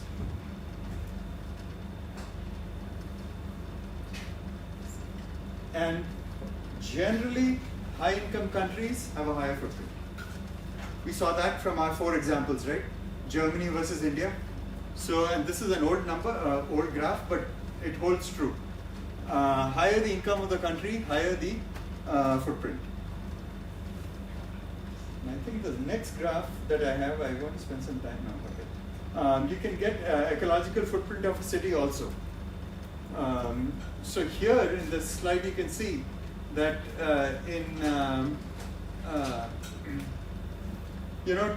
for the city of Tokyo to live within its biocapacity, it will need more land than the entire country of Japan.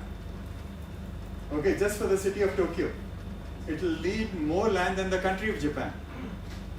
So many cities and countries are using much more than their capacity, and we all have to reduce. And if we don't,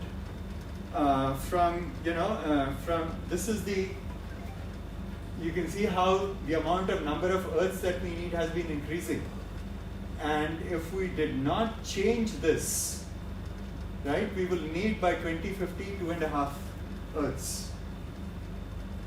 So maybe someone at NIT Patna can come up with some strategy to make another Earth and put it out there so humankind can survive. Otherwise, it's going to be a challenge. And with some rapid reduction, we can probably bring it down a little bit. Maybe to even one. This is impossible. I don't think we can come back to 1 Earth. It will be very, very difficult. But we should at least try to prevent it from going to 2 or definitely more than 2. Okay, this I want to spend some time on this, okay? Earth Overshoot Day. Meenakshi said she knows what this concept is. Meenakshi, could you explain this? What is Earth Overshoot Day? I'll explain a little bit. I'm not very sure whether it's the correct concept or not. Suppose, imagine that we are 100 people living on the planet, and you just said that 1.7 is the requirement. And you multiply it by 100, and that is your daily requirement. Now, suppose one day your daily requirement shoots up. You require 50 more units than that. That means you're overshooting for that. In terms of resources. Right. I'll explain. It's good. It's a correct explanation. I'll explain it in a different way. So the Earth has so many people and they're consuming resources. The Earth provides so much of resources for us to consume every year. Okay? So in 1971, in 1971, so on the left side of the graph, this image is not very clear. On the y-axis, the bottom is January and the top is December. Okay? During the course of the year, okay, let me put it this way. I have 100 kg of sugar, let's say. And this 100 kg of sugar is for me to consume in 2025. Okay? And I'm consuming sugar and so on. And I'm able to go from Jan 1st of 2025 and although I was supposed to use it by December 31st, 2025, by December 1st of 2025, my sugar is over. Okay? But I have another 100 kg for next year. So I start using next year's quota today. The day when I finish my current supply and start using from the next year is the overshoot day. Okay? So 1971, December 29th or 30th was the Earth Overshoot Day. We were using resources for the entire year. We were making it last till December 28th or 29th of that year. But over a period of time, by the time we got to 2023, Earth Overshoot Day was around 15th of August. Okay? Another way to put it is, all of us get a monthly salary, okay? And we are supposed to last from 1st of the month to the 31st of the month. And by the 18th of the month, our bank balance is 0. Okay? Rest of the time, we are borrowing from the next month's salary. That's what we are doing here. So that's the Earth Overshoot Day. So 2025 it is shifted to 5th June. 5th June? Are you sure? Yes. Just do a check again. Just do a check. I think 5th June is a big jump because last year it was August 15th or so. So August 15th to 5th June is a shocking jump. Yeah? Yeah? 3 months is a big gap. 3 months is a big, because can you see, it's not jumping by 3 months. It's jumping by 5 or 6 days. So you can see this, how this has changed from December 30th or so, August, this is August, maybe July, maybe end of July, right? It's 5th June. This is can you do that for 2024?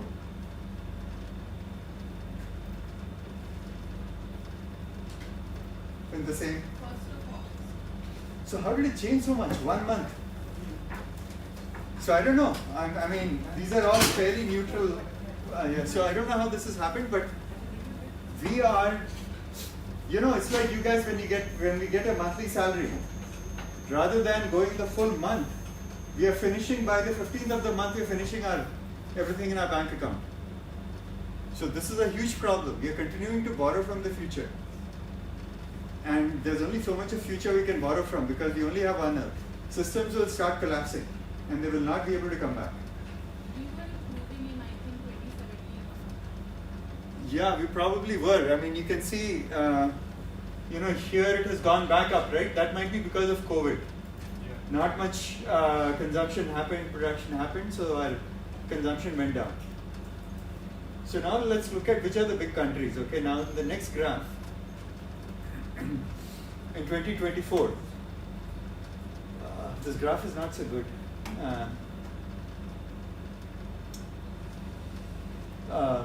Just go to Google Images and and just look up in your phone. You got it, right? Can you find India in that? I'll share. Yeah. Just share in the group. Just share that in the group, and just find what India's Earth overshoot. That is, if everyone in the world lived according to that country, the consumption of that country, what would be the Earth overshoot day? And this country is the first one. This is the worst country. Okay, this one is that Qatar? Yeah. So if everyone in the world lived like people in Qatar, Earth overshoot day would be sometime in Feb 15th? Feb 6th. Okay? So if everyone in the world lived like Qatar, Feb 6th would be. So where is India in this?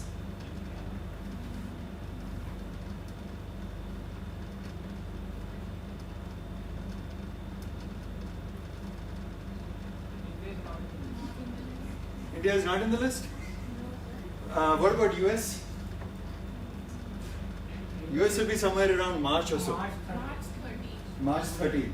If everyone in the world lived like people in the US, March 13th is the date. Now let's look at some of the countries that are known to be sustainable, okay? New Zealand and Denmark. They are supposed to be the leaders in sustainability. Yeah. Denmark is March 19th. New Zealand and Denmark. Denmark is March 19th.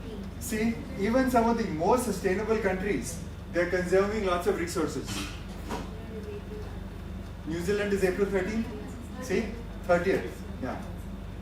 So even some of the more sustainable countries, if everyone lived like them, the human race does not have much of a chance. Who's saving us? Countries like this. Indonesia, and which are the other countries on the other side? Yeah. In Brazil. Brazil, what is the Brazil date? 1st of August. 1st of August. Yes. It was showing from the graph also we got the sustainable development after this COVID. Yeah. Yeah, the ecological footprint was lower than the per capita income. Yeah, that's right. Yeah. So Brazil is doing a good job. Yes, yes. Yeah. India is 1st August. India is when? 1st August. Earth overshoot day. Yeah. So India falls on 1st August. 1st August. So India is 1st August. So it's been, fortunately, Indonesia is a big country, right? Lots of population. So we should all aspire to live Like not Americans, but like Indonesians or Nicaraguans. Indonesian when? November something. November 18. November 18. Okay, so Indonesia and Nicaragua. Which are the other countries on this side, on the left side? Peru? Ghana. Mexico, Ghana. So we should aspire to live like those countries. But only thing is that HDI value in that country also It's not very high, that's right. So that's the conflict, right? Yeah. That's the conflict that we discussed this morning. Yeah. And still Bhutan index is good, no? Very good. Very good. Bhutan, Denmark and all that. So this gives us a way to see how each country is doing, right? And you can see where India stands in comparison to every other country. You can see where US stands with respect to every other country. But the scary thing is, June 5th, So June 30th is the halfway mark. So it's like using up your entire salary for the month before 15th of the month. Okay, so we are in pretty bad shape.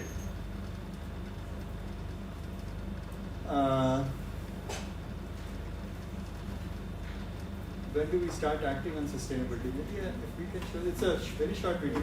Yeah.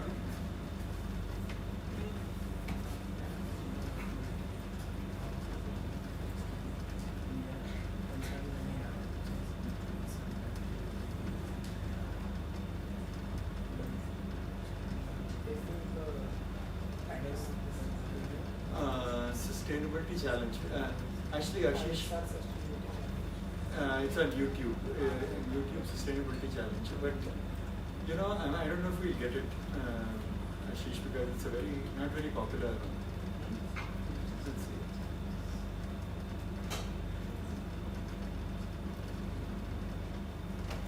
Oh, I don't think we have.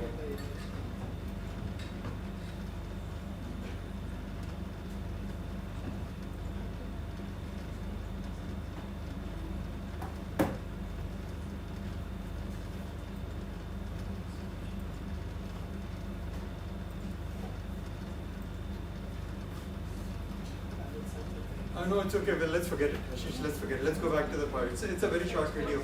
Which one? No, it's okay. Don't worry. It's not such a good one, also. Huh? We can find it easily. I think. Okay. Now, here's something that I want you to look at. Okay. These are some calculators. Okay. Let me back up a little bit of this. You know, for most of us, we have been led to believe that the purpose of education is to get a good job. Right?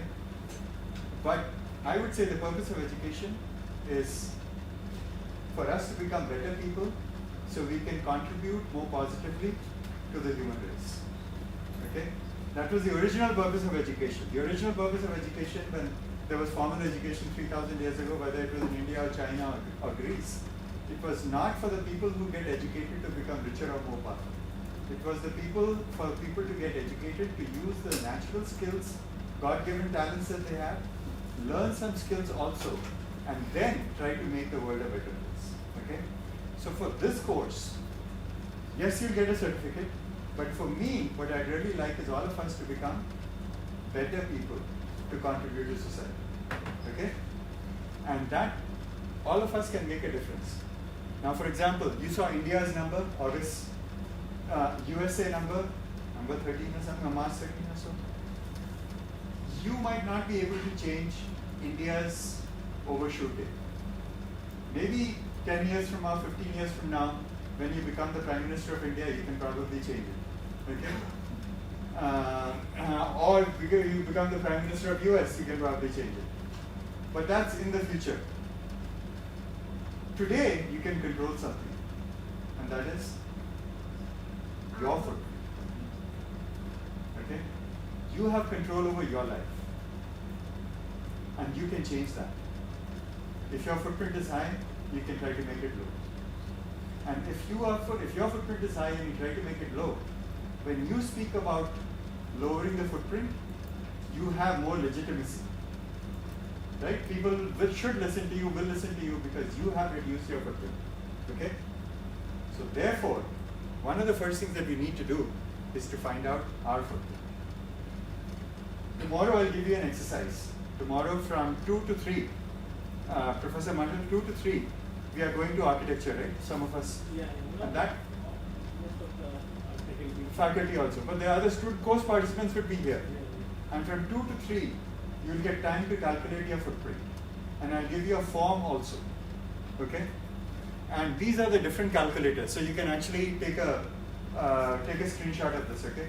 So that will give you different calculators. And if you find some other calculator, use that calculator. Use whichever calculator works for you. But the form that I send you will ask you to do a careful accounting of everything that you consume. How much water you consume for drinking, for bathing, for washing clothes, everything. Okay? How much water, how much energy you spend for Like for example, if you travel by car or by scooter or walking, how much energy you spend. It'll ask you to do all of that. And you can plug it into this calculator and find out one of those two things. You'll find either how many Earths are required for your lifestyle. If everyone lived on planet Earth with your lifestyle, how many Earths are required? Or how many global hectare acres are required. Like remember, that guy said 1.7 GHA. But for your lifestyle, you need 1 or 1.7 or 3.4 or 5.1. You'll get that. Any of these calculators will give you that. Okay? And then, after you do all these calculations, I want you to do 3 things. I want you to come up with, well, actually one thing, but I want you to come up with 3 ways in which you will reduce your footprint in the next 3 years. Okay? And then 3 years later, I'll come back and I'll check whether you've done that. No, I'm not going to, okay? But no, you are going to come. If you have mentioned, then you will come. I will make sure that you are coming within. Or we will send you our result 3 years later. Huh? Or we will send you our result 3 years later. No, that I am ensuring that you will be here. That's my responsibility. How you will come. I'll be instrumental in that. Okay. So, so this is important, okay? I mean, so for me, the most positive outcome from this course is not you guys getting the certificate. The most positive outcome from this is to finding out your footprint and the changes you would make to your footprint that would reduce your footprint. Okay? So that's the biggest outcome from this course, really. Not all the, it's good to have all this knowledge. Knowledge is good, but if it does not change who you are and your impact in society, then that knowledge is useless. Okay? Okay, there are many ways to reduce this, and for the country, you can have ecological modernization. We can come up with better industries, better technology to reduce our ecological footprint, and efficiency can reduce our ecological footprint. Okay, now, any questions on this thus far? I'm going to show you something. I'm going to show you a video and then we'll end there. Okay. Ashish, can you help me pull up YouTube? I'll show you a 15-minute, and we'll end a bit early, so you can think about your footprint. And I'll send you this form. Okay, I'll send you this form through through the group that you have. Yeah. YouTube. And just look for the story of water.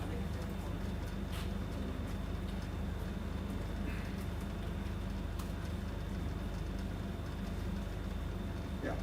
Okay, now in some places in the world, water quality is not very good, okay? So, but increasingly, water quality is coming back. It's kind of in many places in the world where water quality used to be very bad. Earlier, water quality is coming back, and it's good quality water. So we should, as much as possible, unless we will fall sick, as much as possible, we should try to avoid bottled water. And this is the story of bottled water. It's why bottled water is such a big problem all over the world.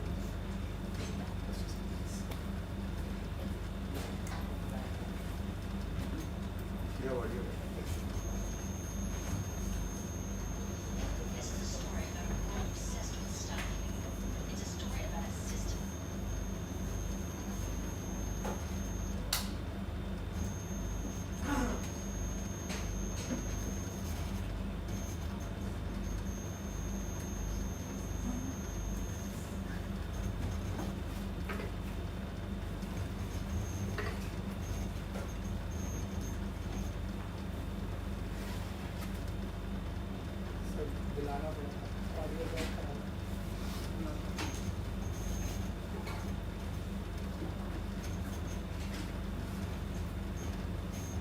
Okay, so we have a technological issue. Okay, so while they are getting the person, what do you think of this Earth overshooting?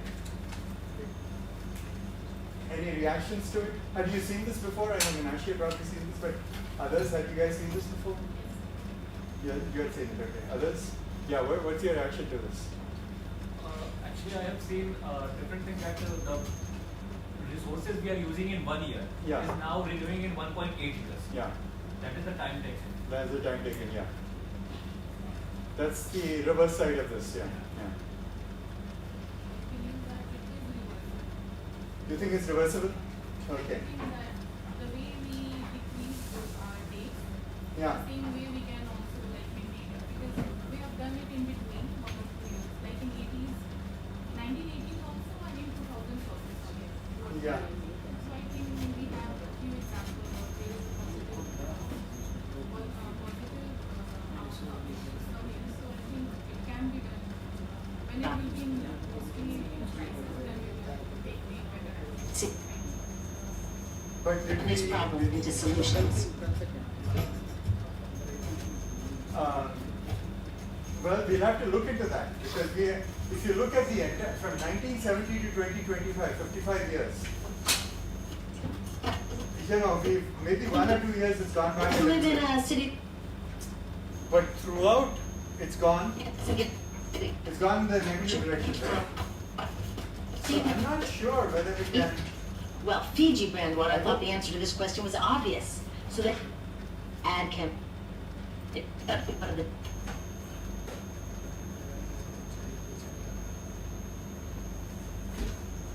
Guess there is lower quality.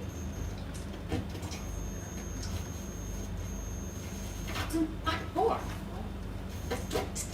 So you test bottled water against tap water. Is Water is less regulated than tap. Is it tastier? In taste tests across the country, people consistently choose tap over bottled water. Good demand, less sustainable, less working. Yeah, kitchen. Bottled costs about 2,000 times more than tap water. Can you imagine paying 2,000 times the price of anything else? How about a $10,000 sandwich? People in the U.S. buy more than half a billion bottles.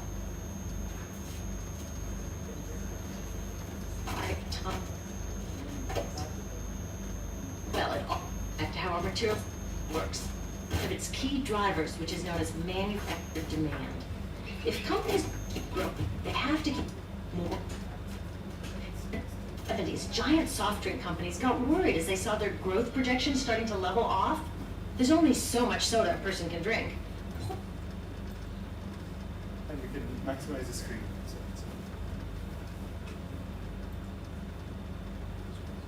Yeah. This is from the same group that put together the story of stuff, okay? This is a story about a world obsessed with stuff. It's a story about a system in crisis. We're trashing the planet, we're trashing each other, and we're not even having fun. The good thing is that when we start to understand the system, we start to see lots of places to step in and turn these problems into solutions.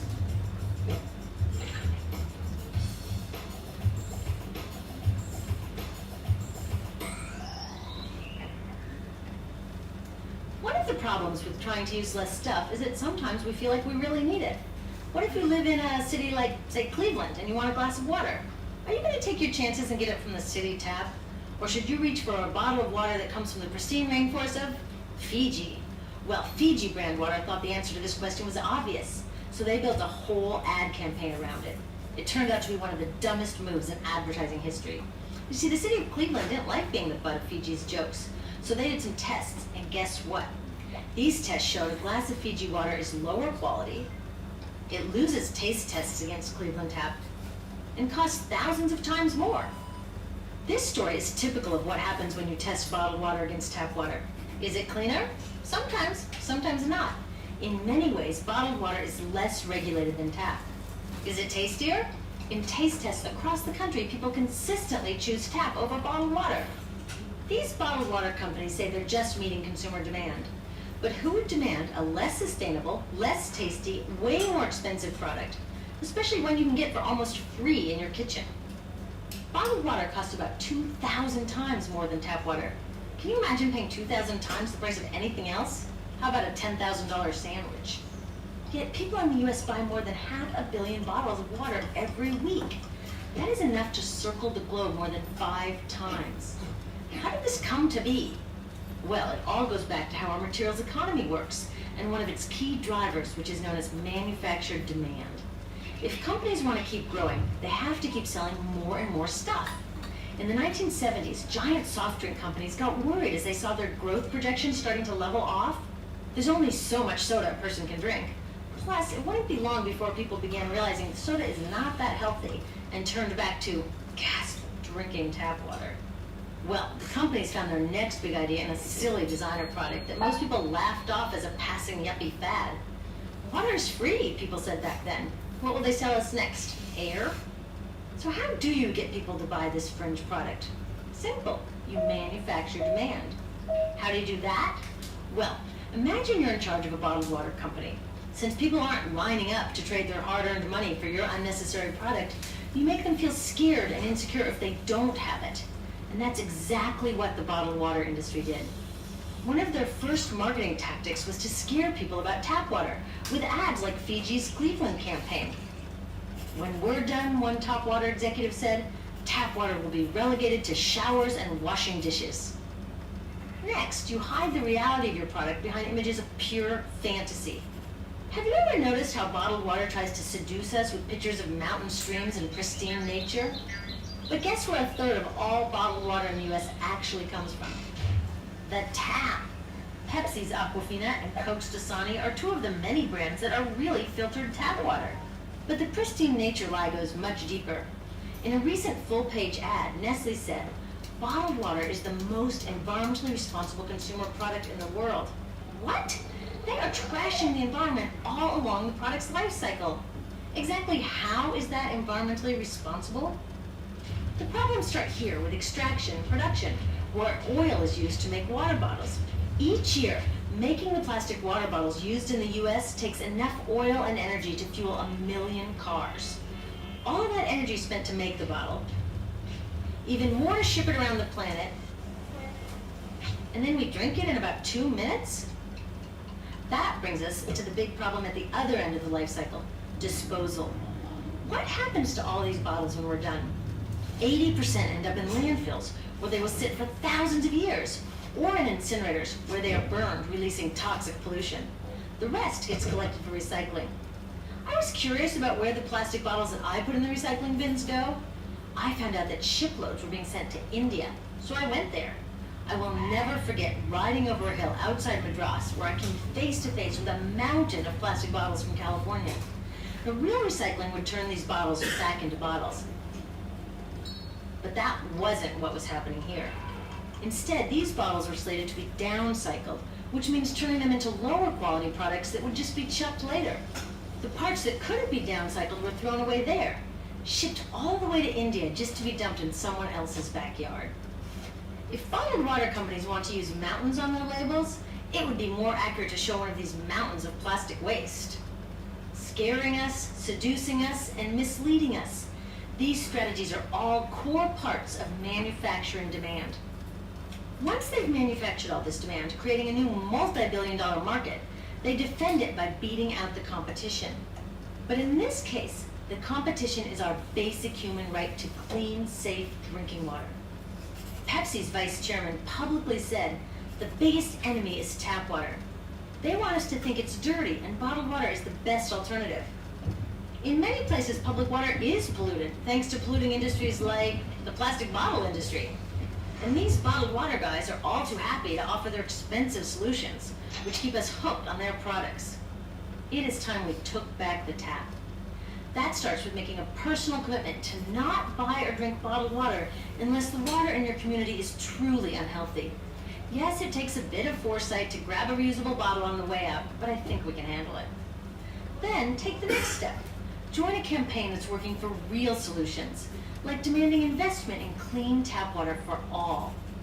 In the U.S., tap water is underfunded by $24 billion, partly because people believe drinking water only comes from a bottle. Around the world, 1 billion people don't have access to clean water right now. Yet cities all over are spending millions of dollars to deal with all the plastic bottles we throw out. What if that money was spent improving our water systems, or better yet, preventing pollution to begin with? There are many more things we can do to solve this problem. Lobby your city officials to bring back drinking fountains. Work to ban the purchase of bottled water by your school, your organization, or entire city. This is a huge opportunity for millions of people to wake up and protect our wallets, our health, and the planet. The good news is it's already started.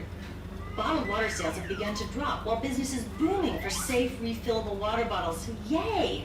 Restaurants are proudly serving tap, and people are choosing to pocket the hundreds or thousands of dollars they would otherwise be wasting on bottled water.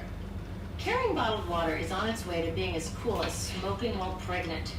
We know better now. The bottled water industry is getting worried because the jig is up. We are not buying into their manufactured demand anymore. We will choose our own demands, thank you very much, and we are demanding clean, safe water for all. Okay. So, you know, in many countries of the world, sometimes in cities, the water quality is not very good, so you have to use bottled water. But in many, many countries, the water in the pipe is actually very, very clean. And these guys come and manufacture demand, and then they get people to use plastic bottles, yeah. Okay, so at This this is a point, story about a world of we can, Professor Mandal, we can either move into a different topic or we can end for the day. What do you prefer? You are asking, would you like to go ahead with one topic, then you can. Yeah, we can take a 10-minute coffee break and I'll talk a little bit about urban sprawl after that. Yeah. Is that okay? Yeah. Yeah, let's take a 10-minute tea or coffee break. It's 3:10, 3:20, let's take a 3:30. 3:30, I think. No, they are thinking 10 minutes, you can take something by the 3:30 that tea will come. Oh, tea will come by 3:30. Okay. Huh? Okay. So now you can take break, I think. Okay, then we'll take a 10-minute break. Sir 2:30 बजे sir के लिए थोड़ा देखा नहीं यार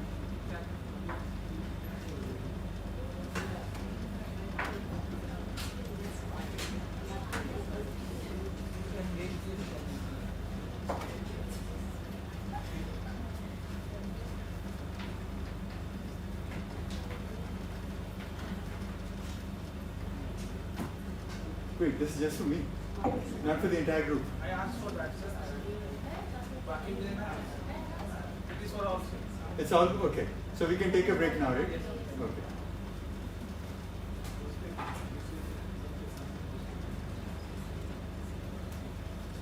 Abhishek, can I ask for your help in this? I wanted to pull up my flashlight. Yeah. Oh, okay. No, not eject. I want to open it. That's a good way you did it.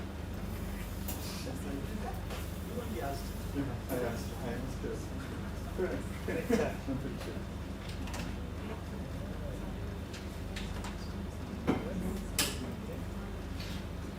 Because then I can call them, right? Otherwise.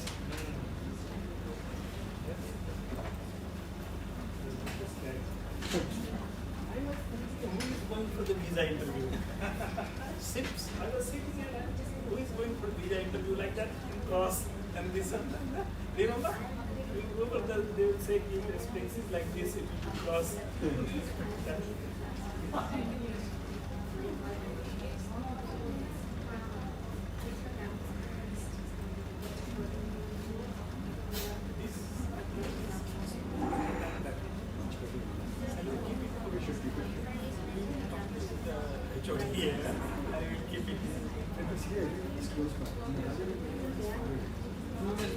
Too big for the audience. Audience is also lost there. Yeah, Even though it seems 20, but it does not fit into that. It's like The interaction is good. Interaction is much better. Because there what happens, people in the last row, they are completely ignoring what is happening. They are watching some movie or something. I cannot remember. We'll keep it this way.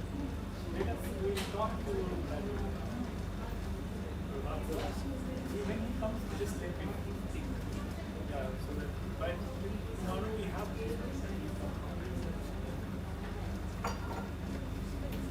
actually the topic, the syllabus is this one. I haven't got to the topic. That's why it's got to be like maintained. But as long as they are engaged, they are very much engaged. They are engaged. So it's good. The purpose of GIAN is already served. Yeah.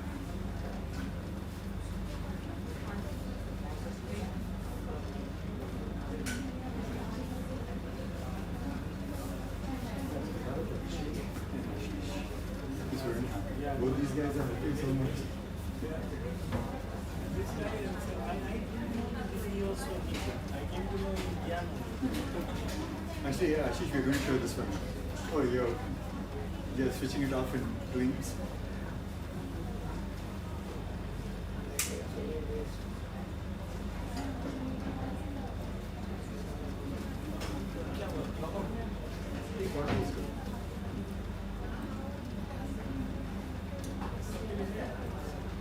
Sir 1 घंटा sir के लिए time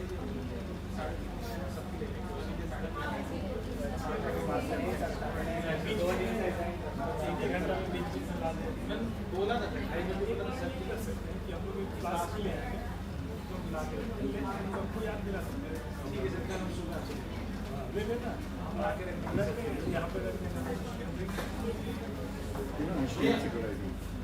Yeah, I have. So there's one more. Oh, I have it, and I can take.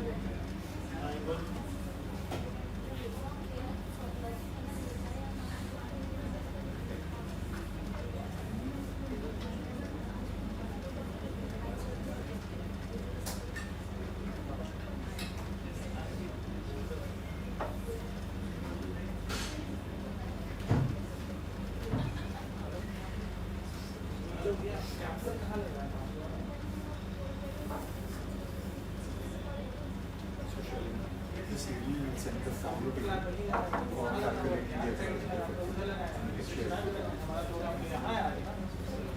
and tomorrow at 2 o'clock. नहीं हम लोग को पता चला कि वहाँ लगा हुआ है Which one? आप ही डाल के जो पानी के देखिए पानी का पेट किए हुए No. From WhatsApp I sent it to my email. Yeah, I was able to do that because I can't fill up on the phone. Yeah, that's what I was just thinking. No, I'll fill it out. So you do one you will fill up whatever knowledge you have. Another one also you give the basic thing fill up and give your signature. Because once you go, then it will be very difficult to get it. Scan copy will not work. So I will take that one and then. And even for my bank thing, I'll fill out 3 separate forms. Yeah, one Indian, One Indian, US. Actually, one in US and 2 Indian. Because I have 2 Indian accounts. But I am a little bit concerned. They both accept dollars. Yeah. They both accept. Yeah, the Indian ones would accept dollars. The reasons in the form I saw that they asked for a bank number, like SWIFT code. American banks don't have SWIFT code.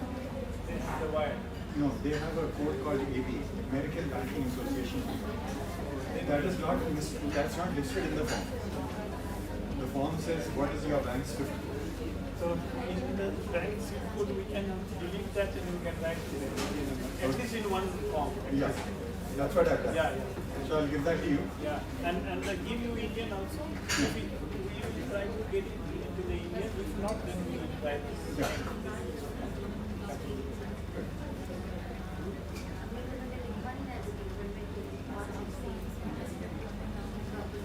Indian one is the one that I probably need the money because I've had some problems where in 2016, 2017 I came here with 20 students and demonetization happened. And we had no money, only the money in our pocket. So those kind of, I mean, any day tomorrow they might be demonetized, who knows? Silent and then it will be a problem. Yeah, true.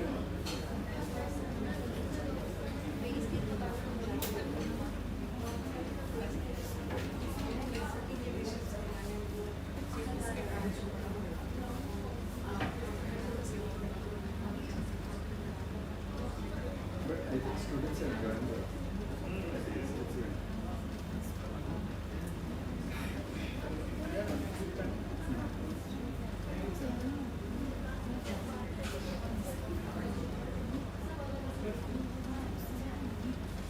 So shall we start at 3:30? 5 minutes. They haven't had 5 more minutes to get started. Finish at 4:15 also.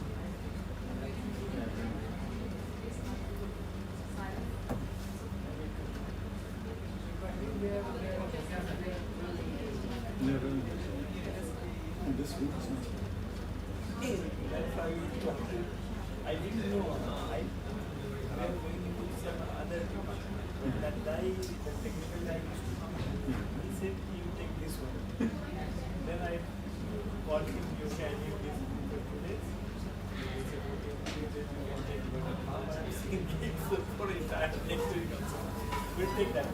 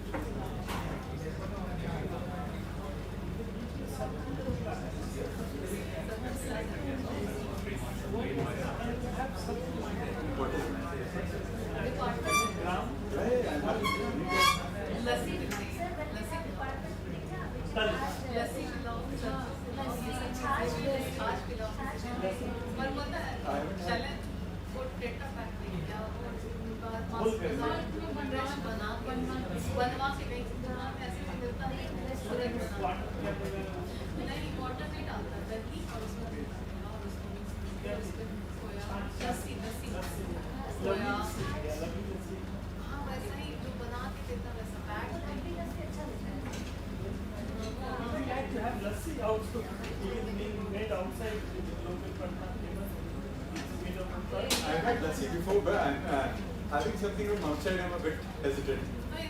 It's clean. You should. Because it's just that they don't have so much of money to start something this, but the item will be this. It's clean.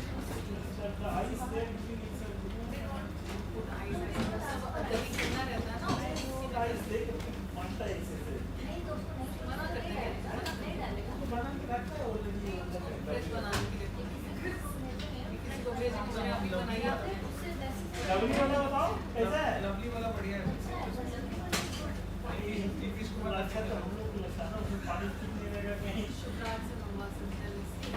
ये लेते आएंगे, इसके बगल में है। सब्जी लाना है? We'll have सब्जी tomorrow.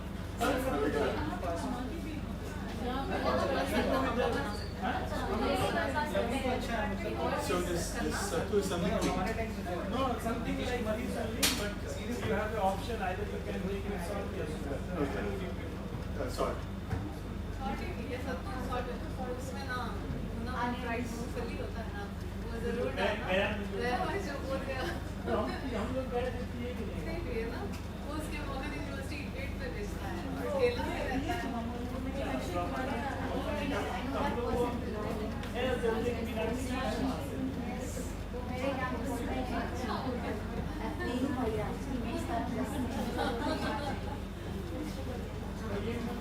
तो IIM के बगल में ही है ना आपका यूनिवर्सिटी? शेयर बाउंड्री वॉल अच्छा हम वहाँ गए थे एक सप्ताह रुके थे IIM। शेयर बाउंड्री वॉल या बाउंड्री और IIM का इधर एक सेक्शन है उधर एक सेक्शन। वो मगध यूनिवर्सिटी का था हमारा स्टेडियम वगैरह जो था ना that university transfer to You live there, right? I live outside the campus. How far is it? 1.5 kilometers. Shall we restart? Okay, shall we restart? Okay, so now we're going to switch away from ecological footprint to land consumption, okay? Land consumption in urban areas.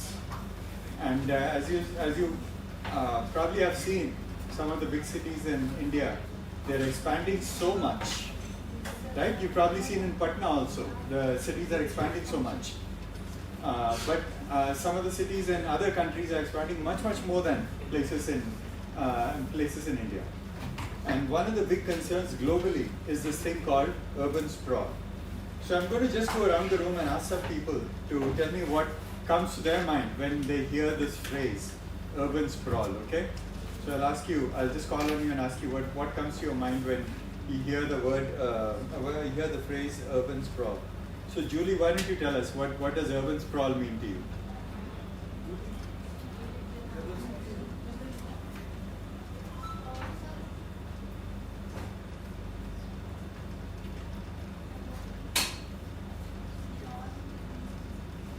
No, whatever comes to your mind. Whatever comes to your mind is fine. Sir, maybe congestion, sort of Congestion, okay. in an urban setting. In an urban setup, okay. So would you describe like does Delhi, you're familiar with Delhi since you're from JNU, right? Delhi has urban sprawl? Yes, sir. Okay. So some areas, because Okay. where there are caste clustered colonies and ghettos Okay. are also there. Okay. Okay, good. Thank you. So Animesh, what does urban sprawl mean to you? Urban sprawl is an area, it is an extension of a city in which it is unorganized place. Yeah. And there are lots of cars which creates congestion because of very narrow roads. Yeah. And that makes an urban sprawl which is unorganized area of a major city. Okay, good. Thank you very much, Animesh. What about you, Vivek Kumar? Vivek, tell us a little bit about urban sprawl. Urban sprawl is something which is unplanned and unorganized. Yeah. Set up in urban area. Okay. It's like a rural setup in urban area. Okay, good. Thank you. What about Richa? What does urban sprawl mean for you? So urban sprawl is like spreading either vertical or horizontal. Okay. And opposite is the rural urban fringe. Okay, good. Thank you. And I'll ask one more person. How about Vivek Prasad is not here. Otherwise I would have asked him. He's gone.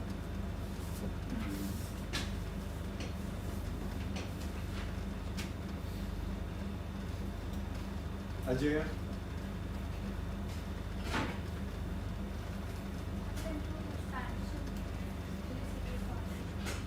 Uncontrolled horizontal expansion. Okay, good. Basically along the roads. Along the roads. Roads that go from one city to probably another. Any such roads. So growth along the roads, leaving the interiors plain. Yeah. In other words, within an urban area there'll be lots of green space, and then after some time there'll be some more development. Right? Good. Discontinuous. Yeah, compared to the boundary. Great. So in many countries in the world, there is a lot of urban sprawl. In India, cities are expanding, and there is some urban sprawl, but some other countries in the world like Australia, Canada, US, urban sprawl is very, very bad. I guess there's a lot of urban sprawl. And it's a huge problem because it takes a lot of environmentally sensitive resources, takes away a lot of land, and land is converted from either environmentally sensitive land is converted to urban land, or agriculturally productive land is converted to urban land. So it's very, very wasteful. And once you convert environmentally sensitive land or agricultural land into urban, it's a one-way conversion. Reversing it is very, very difficult. So it's a huge problem. So I'll share with you some definitions of urban sprawl, some problems with urban sprawl, and some ways in which urban sprawl can be contained. Even in most of this, the examples I'll share with you are from Western contexts, but they can be used in India also. Okay, depending on next week we might have. I'll come up with some exercise on this on urban sprawl. Okay, next week. Okay, so urban sprawl is generally characterized by very, very low density, which is not the case in India generally. Generally, a lot of the development is high density, but now many colonies are getting made and many layouts are getting made at the edge of cities that have very low density. So urban sprawl is happening in India also, but in many other countries, it's one house per acre. Okay, that's really urban sprawl. At least in India, it might be like maybe 5, 6, 10, 12 houses per acre, right? So colonies are going up, right? Yeah, and these colonies are sometimes going far away from the developed portion of the city, right? And that's urban sprawl. Another part of urban sprawl is that there is an emphasis on cars for getting around. Okay, that's a huge problem with urban sprawl. If people have to go from their house even to buy milk, you have to get into the car and go. Yeah, so it is building a dependency on the car. Urban sprawl does that.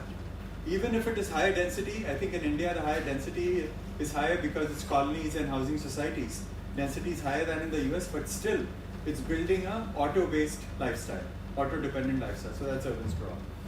More in urban sprawl, a lot of the push for growth happens at the boundary, at the edge, and the city is going outwards and outwards, and as ma'am said, very close to roads. You move 1 or 1.5 kilometers from around a road and there'll be like open space. And that's a problem because when you develop infrastructure, it's good if the infrastructure is developed uniformly rather than along some narrow corridors. So also, sometimes when you have this urban sprawl, these colonies that are built out are within the colony, it's people of one income class, often maybe one religion and caste maybe, and that's in the long run it's not a good thing, right? You want a mix of incomes, you want a mix of races, religions, caste and all that.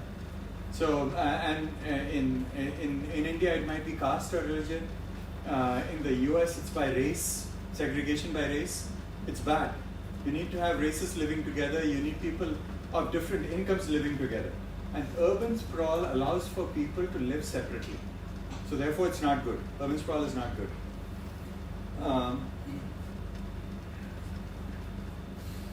There are a whole bunch of videos. I'll take a screenshot of this. And if you have time this evening, just go and see one of these. One of these videos, okay? And they are from different times. All of them are from the US. They're all from different times. And they're all different, okay? So for example, what is urban sprawl? This is about 10 minutes.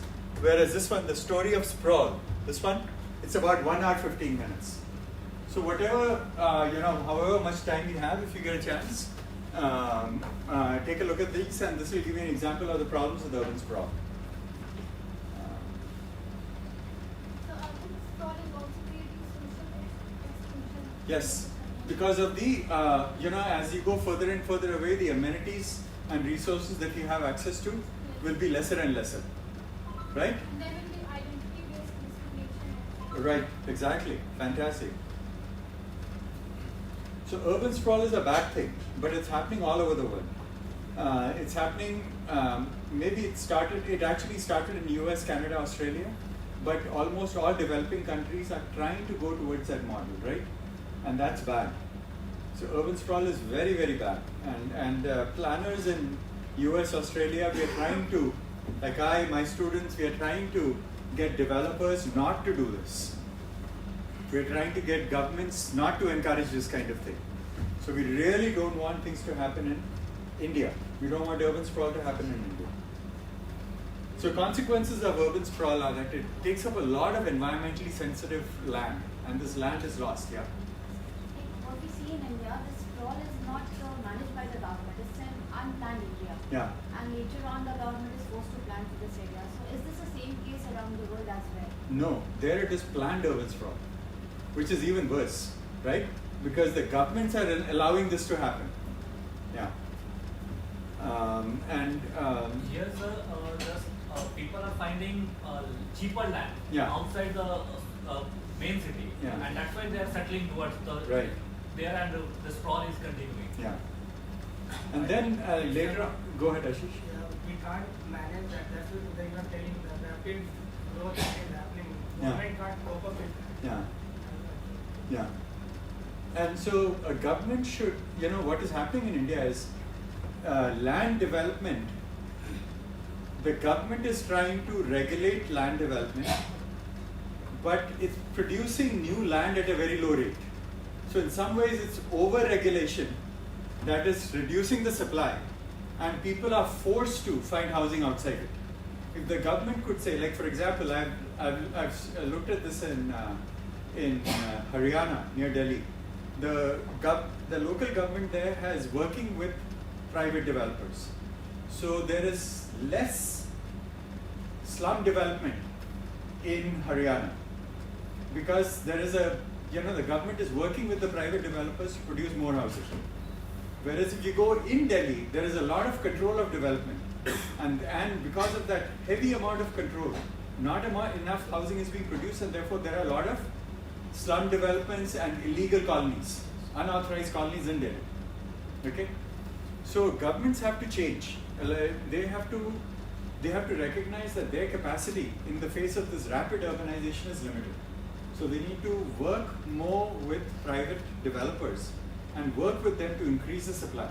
Because lots of people living in illegal colonies, as I mentioned, I don't know, one of these days I mentioned that they have reasonable income. They're teachers and college professors, and they have reasonable income. They would rather live in a authorized colony rather than in an unauthorized colony, right? But there isn't that authorized colony. So that. Okay.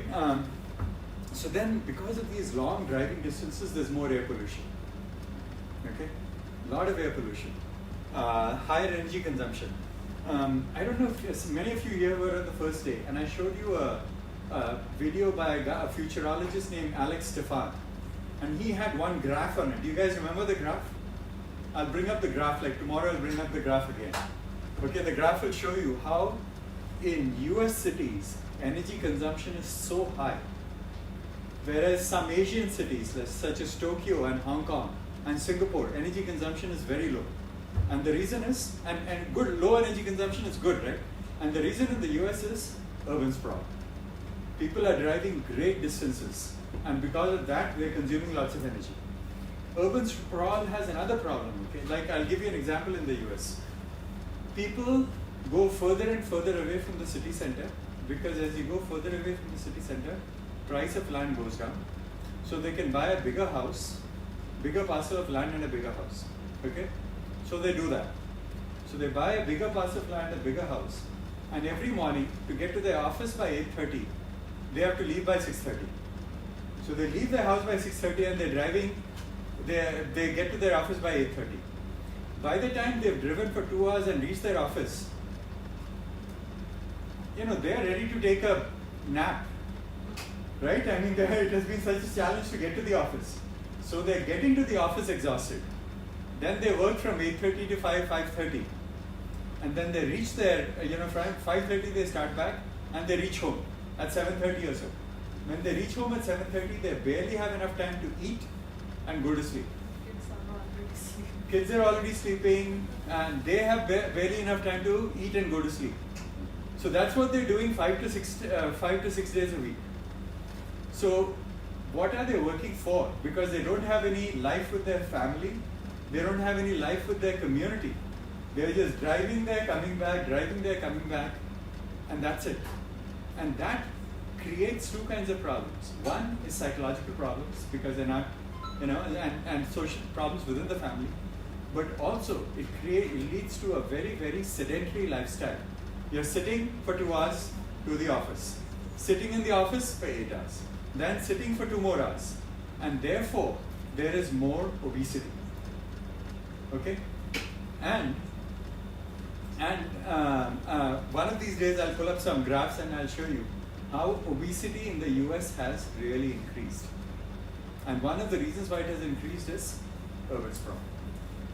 And so public health officials in the US and many other countries are trying to work with planners. Public health officials are coming to planners and say, please don't make the cities go spread out. Because of that, we have a major public health crisis. There's more to it.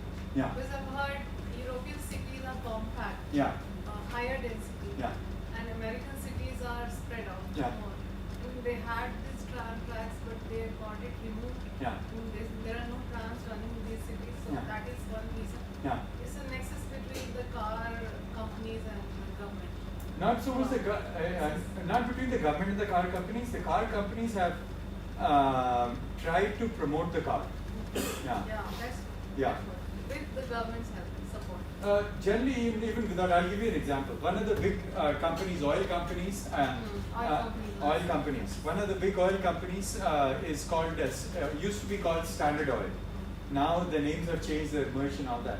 Standard Oil wanted to increase oil consumption. So it's not even a car company, wanted to increase oil consumption. They can increase oil consumption if people are all driving. So they went to many cities, and in many cities they had bus companies, public transportation companies. So the oil company went and bought the bus company and then stopped running the buses. Yeah.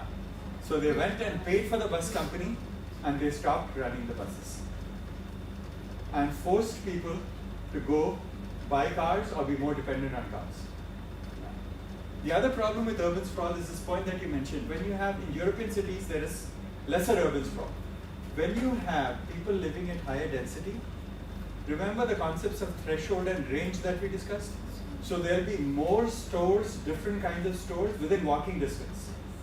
When you have urban sprawl, you don't have the threshold population for many, many goods and services. So therefore, even to buy milk and bread, you have to drive for 4 or 5 miles. So therefore, because of urban sprawl, you're driving again. And you don't have any reason to go and walk. Even if there are nice pedestrian paths, there's no reason to go and walk because there is no destination within walking distance. Because there are no stores within, because of that low density. Oh, by the way, have you been out of this area? You've been to the local markets or somewhere?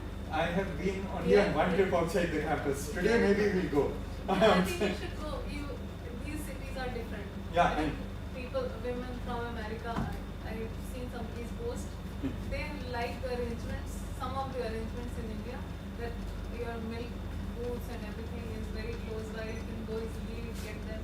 You don't have to make the payments in cash. There are UPI and scan and pay systems that are not available. Right, that's true. I mean, so I should clarify. I have not been outside the NIT Patna campus, but I've been coming to India since 2009. So I know exactly. So I've seen that. Yeah. I can tell you the difference because I've been in London. Yeah. And there, if you have to buy milk or anything, so say if the tea leaves are out of stock, Yeah. you have to go all the way to the supermarket. Right. But in India, you have a shop next door. Next Just door. come out of your house and then there'll be shops. Exactly. That So is there are what reasons to walk. There Yeah. are reasons to walk. There are benefits of this kind of development. But it is changing, right? Some of the new housing developments, they are far away and they don't have these small stores. Yeah. And all of them are trying to go towards a US UK model. They're trying to. And that's not good. What has historically been here is good. Yeah. And in US and many other countries, they're trying to bring this back. In US also, it used to be like this. It used to be like 50, 60 years ago, there'll be a small store in at every corner there'll be a small store who would have all these kinds of things. Then these crazy stores like Walmart, all those guys came, and these small stores could not compete with them. Yeah. So yes, everyone is trying to. So in India, the mix that we have of land use is really good. There is also in the historical area there is a mix of incomes also. I've been bringing students to some places in India and since 2009, and one of the interesting things is, in any particular like 1 km by 1 km area, you might have a few rich houses and you might have a few poor houses. That is fantastic. But at the edge, what you see now is upper middle income only on the edge of cities, and that's not good. That income mix is good. And loss of farmland, risk of flooding. You've seen what's happening in Bangalore, right? Small amount of rain and all the streets are full of water.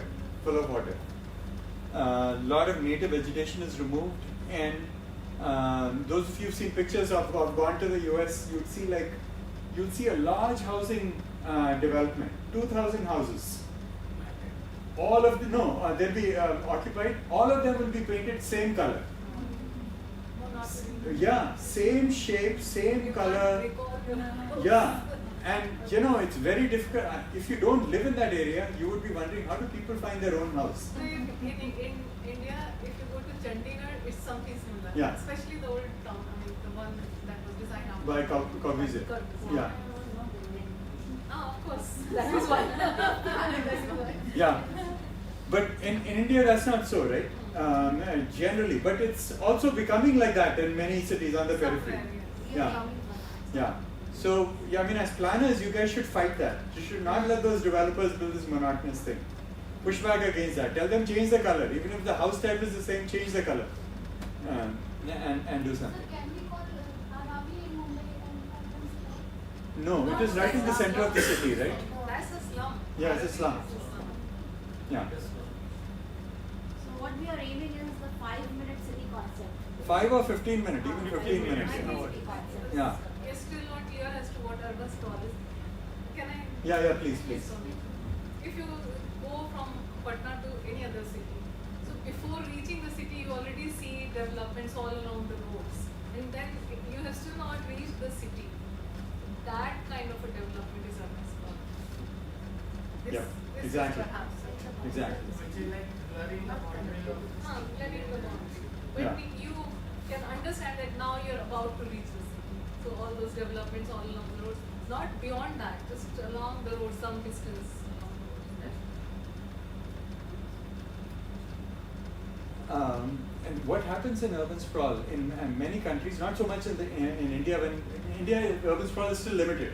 And what happens in other countries is, as the city expands on the periphery, the center of the city gets abandoned. And there'll be lots of places where there's empty. Buildings are sitting empty.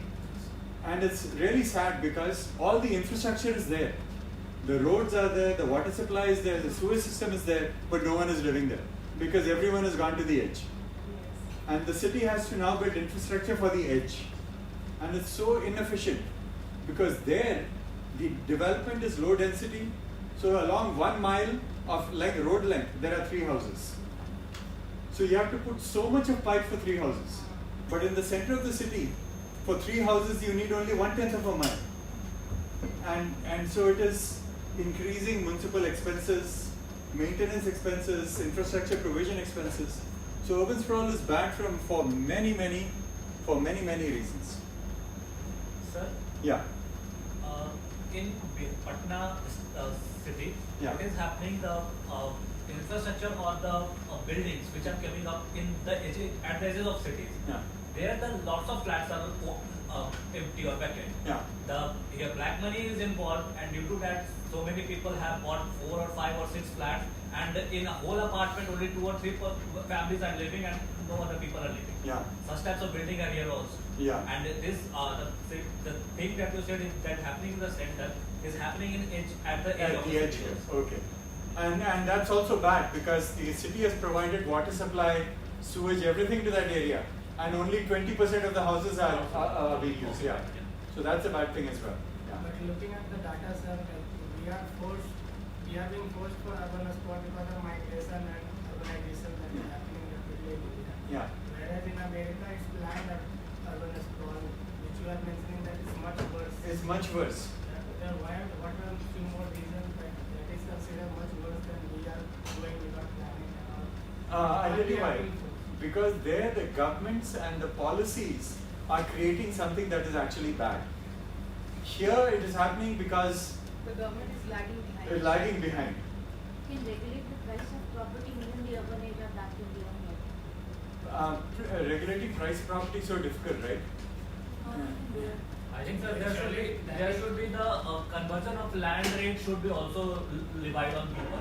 Yeah. If you are making a field or cropland into a building, Yeah. then the conversion fee should be also applied here. Doesn't it get applied here? There is a conversion. Like there's a betterment tax or something like that, right? Relaxation, Land use commuting of land use. Okay. It's not agricultural anymore, it's for commercial purpose or residential purpose like that. Yeah. There is land use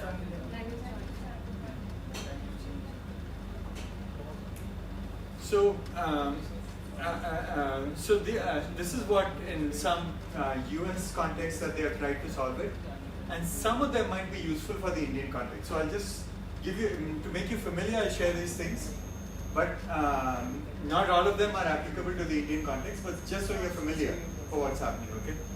One is having an urban growth boundary. That might not work in India, okay, because so much of illegal stuff is happening, right? Even if you say that this is the boundary of the city, no one should build outside. In India and many other developing countries, people will still build outside. In the US, what happens is, the government will decide, like one of the examples is if you ever want to look at it, there is a city called Portland, Portland. So there the government said, we want to control this uncontrolled expansion. We don't want uncontrolled expansion. So in 1975, they looked at the population of the city. Let's say the population was 5 lakhs, let's say. And they said, they estimated by 2020 the population would be like 7 lakhs. Okay, they estimated that. And they said, how much land would we need for 7 lakhs? Made some estimate. And they, using that estimate, they identified a boundary. So in 1975, the city was not up to the boundary, okay? There was space between the existing urban form of the city and there was green space outside for the city to expand. So they made a boundary. And they said, all development from now on till foreseeable future has to be within this boundary. So the boundary was based on some natural features like a river or a stream, and then some major highways, national highway, state highway, and they identified it. So it was not based on necessarily like, you know, Anil's land is inside the boundary and Arjun's land, not like that. Taking some natural and man-made features, they identified the boundary. And then they said, if you are within the boundary, we will give you infrastructure as you build. If you are outside the boundary, no infrastructure. No water supply, no sewage. Regardless of political connections, whatever. No water supply, no sewage, no transportation, no access to fire engines, nothing. You have to do all those on your own if you build outside the boundary. If you build inside the boundary, all of this will be provided by the city. Now, when that happened, if there was someone wanting to build outside the boundary, even if they built outside the boundary, they were not able to sell it. Because people said, we want water supply provided by the municipality, we want sewage supply provided by the municipality, we want fire protection, like fire engines, police protections. So yes, we will build inside the boundary. So the builders said, okay, we will build inside the boundary. Okay, so they managed to enforce the boundary. Now, a few things happened from that. Once they started enforcing the boundary, the city was now able to provide better quality services because they didn't have to spread the services over a long distance. They were able to provide better quality services much more efficiently. So people started, in the state and in the country, started looking at this area and saying, hey, this area is really developing very, very well. They have good quality infrastructure, they have good roads, they have nice roads and nice parks and all that. Demand for the place increased. People started saying, in India, 30, 40 years ago, a lot of people, young professionals and old people, wanted to go to Bangalore because they felt that this is a great city. That was 30, 40 years ago, right? Now probably not. But yes, people started saying in the US about Portland, let's go to Portland. So from 1990 till about 2020, for 30 years, everyone between the age of 20 and 40 wanted to find a job in Portland. Everyone in the US between the age of 20, like finishing college, let's say 21, till the age of 40, wanted to somehow get to Portland because it was such a good quality place. And then the other opposite thing happened, like there was so much of demand. The city had to choose, should we extend the boundary outside or do something? And the city said, we won't extend the boundary outside.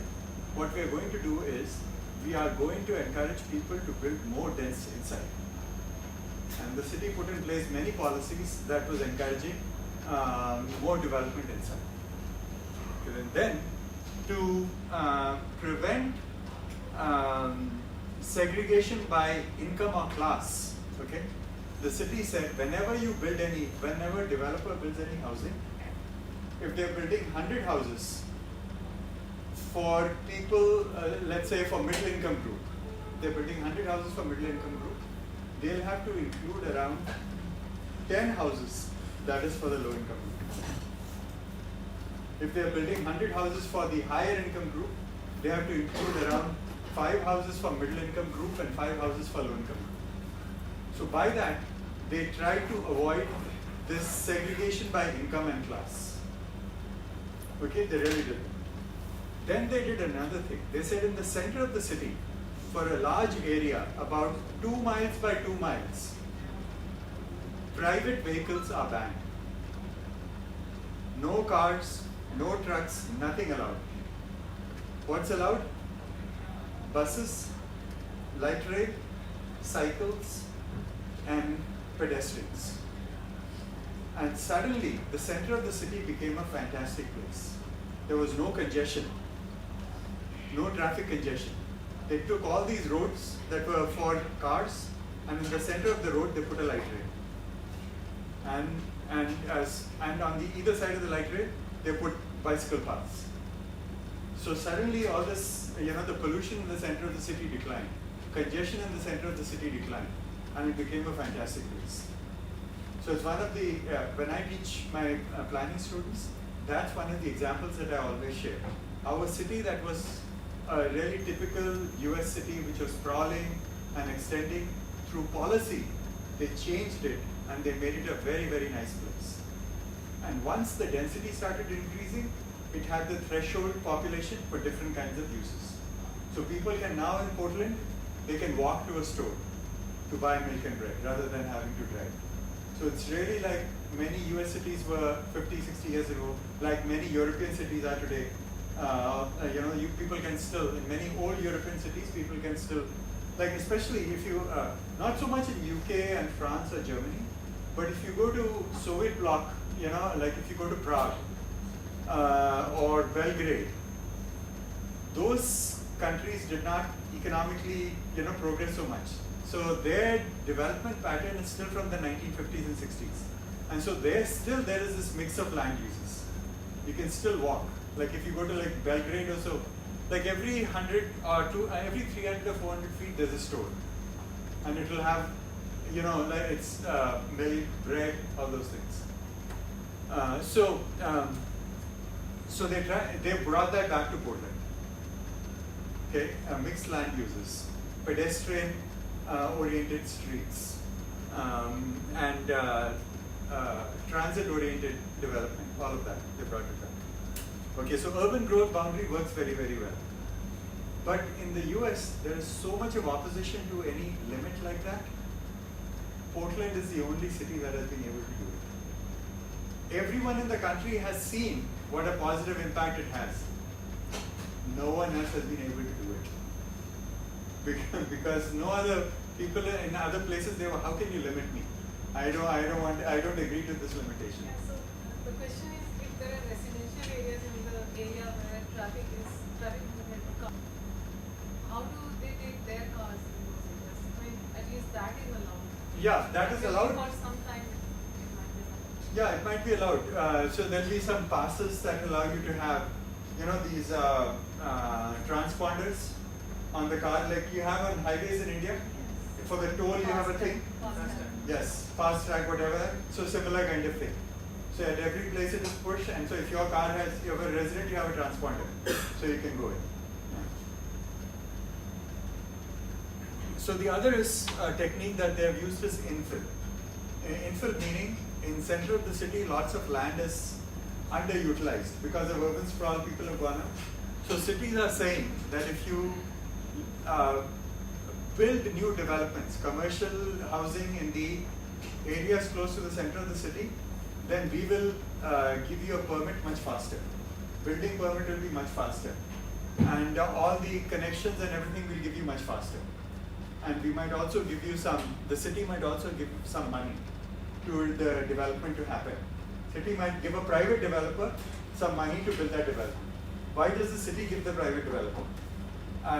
Remember we had this discussion on municipal finances? Cities get money from property taxes. So if there is 1 acre of land in the center of the city that has got water supply, sewage, but that 1 acre of land, there is no development on it, then its market value is let's say 10 lakhs. And the property tax, let's say, is 1% of 10 lakhs. Okay? So the city is getting only 1% of 10 lakhs in property taxes. And it's spending all this money to maintain the water supply now. So the city says, developer, will come and build 100 houses on this 1 acre. When they build 100 houses on this 1 acre, now that piece of property, the land plus the property, is now worth 300 crores. And the property tax on that is still 1%. But it's 1% of 300 crores instead of 1% of 10 lakhs. So the city might give like 10 lakhs to the builder to give them an incentive. But in exchange, the city will get much more than that as property taxes even in 1 year. Their whole 10 lakh investment will come back within less than 1 year. But the developer will say, oh, I got 10 lakhs, I'm going to build here. Okay, so the city gives an incentive to make that happen because they get this property tax in, as a, they make back, they get much more than what they've given in a very quick period of time. The other thing that cities are trying to do, and actually our planners are trying to do this, not so much the city, doing mixed land uses. What's mixed land use? What's outside IIT campus? That's mixed land use. But even in India, I think some of the new developments are not mixed land use, right? You have only residential areas or only commercial areas. So and this is in the US that's been happening for the last 50, 60 years. So now the governments are saying and planners are also saying we want mixed land use. We want residential, commercial all next to each other. We want commercial on the lower floor and residential on top. Okay, so they're encouraging that because when you have that mix of land uses, then people don't have to drive to walk or for shopping and all that has happened. Then transit-oriented development, they're trying to encourage bus systems and all. Higher densities along stoppages. Yeah, higher densities around stoppages. And when we discuss transportation planning tomorrow, I'll share with you the example of Hong Kong, which is one of the best examples in the world for transportation. But my city is a city of 75,000 population.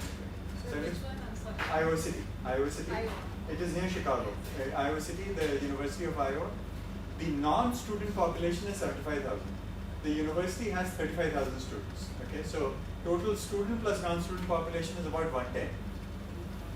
Most people don't, it's very walkable. So out of the 35,000 students, about 25,000 walk to campus. Okay, so some live on campus, maybe 10,000 live on campus. About 15 to 18,000 walk to campus, and a few drive to campus. And some of the people among the population, the non-student population, maybe 10%. The city is very walkable, but everyone is used to driving by car. They don't drive there, they don't walk, they drive. And there is a very good bus system. So the city decided to encourage public transportation. They decided in 2023, they decided that they will provide, the bus system is very good, okay? It never gets crowded. The buses are not, the public buses, all the buses are AC. And it's very cool in summer and heated in winter. And generally everyone can sit, very few people are standing, even at rush hour, very few people. So buses are very good. And bus is not as frequent as, it comes once in 30 minutes or so. Okay, so you have to wait for some time, but the bus will come. And you have an app, the app will tell you where the bus is. So if you're sitting in your house, it will give you a note saying that bus is arriving in 3 minutes. So you can just walk to your place and get into the bus. I actually go by bus, even though when I'm at home, I only use the bus. So my city decided that we really need to encourage public transportation. When is the last bus we get it? Last bus from university? Last time? Last time would be 10 p.m. 10 p.m. So if you are working late? If I'm working late, yeah. I have to bike to go to Well, I can bike, but if I'm going to work late, what I do is I go home at around 7:30, eat dinner, take my car and come back. If I'm working late. Bicycles? Is it very cold? It is very cold in winters and very hot in summer. And at what morning time bus is available? Bus is available from 6 a.m. Yeah. So bus service is not available from around 10 to 6, 10 p.m. to 6 So I p.m. don't think it's a more efficient one. It's a half an hour you have to wait. Yeah, half an hour. Yeah, half an hour. But the thing is, most people's jobs, people work from say 9 to 6 or something like that, right? So you know that there is a bus coming at 8:30. You go and get the 8:30 bus. The 8:30 bus will always come at 8:30. You take the bus, you'll reach. For me, my bus comes at. If I want to reach my office at 9 o'clock, I have a bus that comes at 8:20 and a bus that comes at 8:40. So I can take either of those buses. So generally, I go for the 8:20 bus, and I reach office about just before 9 o'clock, and then I can get some work done. And that the route you take from your home to the university is the same. The frequency it goes to the downtown. There's another area as well. Going to the downtown has a higher frequency. No, my university is close to downtown, so I can take the bus. I can take the bus in either direction. Like when the bus is going away from my house, I can get into the bus and then come back. If I want to enjoy the bus ride, when the bus is coming back to downtown, I get into that bus and go. Yeah. But when we were staying in Busan, it was not efficient, like in the sense, in order to go to some of the shopping areas, the timing was not very convenient. That's because Tucson and Phoenix are really horrible places for bus. I don't think that they have taken initiative in order to have the marathon. Patna will be a great contrast for you. Where there is 1 lakh population and where as per 2011 it was 20 lakh. Yeah. Urban area, urban agglomeration. So it will be a great contrast for you. Yeah. Your town. Have you taken a ride around the town? No, not yet. But I've taken. From the airport to this place? Oh, airport to here, that's all. That's only one trip I've made just now. But I've traveled a lot. How many of so Patna does not have a metro, right? It's coming. It's coming. It will come. Monday You it will come. must be seen just around the corner because this is the university area. Coming soon, It's coming soon. This year, by the end of this year. Yeah, so I've traveled so much in India over the period of over so many years. I have metro cards for 7 cities in India. 7 Indian cities I have a metro card. Okay. But you don't have metro in your city, right? My city, no, there's no It metro. doesn't need one. In India, there is a regulation that the cities with more than 20 lakh population, we have 20 lakh is 2 million. 2 million. Yeah. So, not 0.2 million. I think 10 lakh is 1 million. 10 lakhs is 1 million. So, 20 lakh is 2 million. Yeah. So, those cities with over 2 million population will get metros. The government will sanction. 1 million. 1 million, more than 1 million. 2 million. But America, they don't encourage train as much. That is what you say. Yeah, they don't encourage. They don't encourage even bus also. Even bus also. They don't encourage But bus. so If you that buy bus, they will not all like all the cities like Colorado and all, they have good bus system for colleges, I guess. Many cities have, but Phoenix and Tucson are very bad places. because they're whole day for us to go to the bus and all. yeah. So in my city, the city is very progressive. Okay, in 1969, my city decided that when we grow, we don't want to be auto dependent. So the city decided to come up with a walkability plan in 1969, and they made sure that the city is developed in a way that everyone can walk everywhere in 1969. Okay, when the rest of the country was trying to make a car dependent society, my city was saying we don't want car dependency, and then you can still see that. But in 2023, my city said we really need to reduce our pollution and our carbon footprint. And one of the ways we can do that is to get some people to give up the car and start riding the bus. So the city did two things. One, the city said we are going to increase the parking fees everywhere. So in most US cities, you can't park in the middle of the road, right? There are parking spots, you have to park in the spot and you have to pay. Or you have a parking ramp, parking structure, you have to pay that. The city said we are going to double all the parking fee, okay, to discourage people. But simultaneously they said all public transportation is free.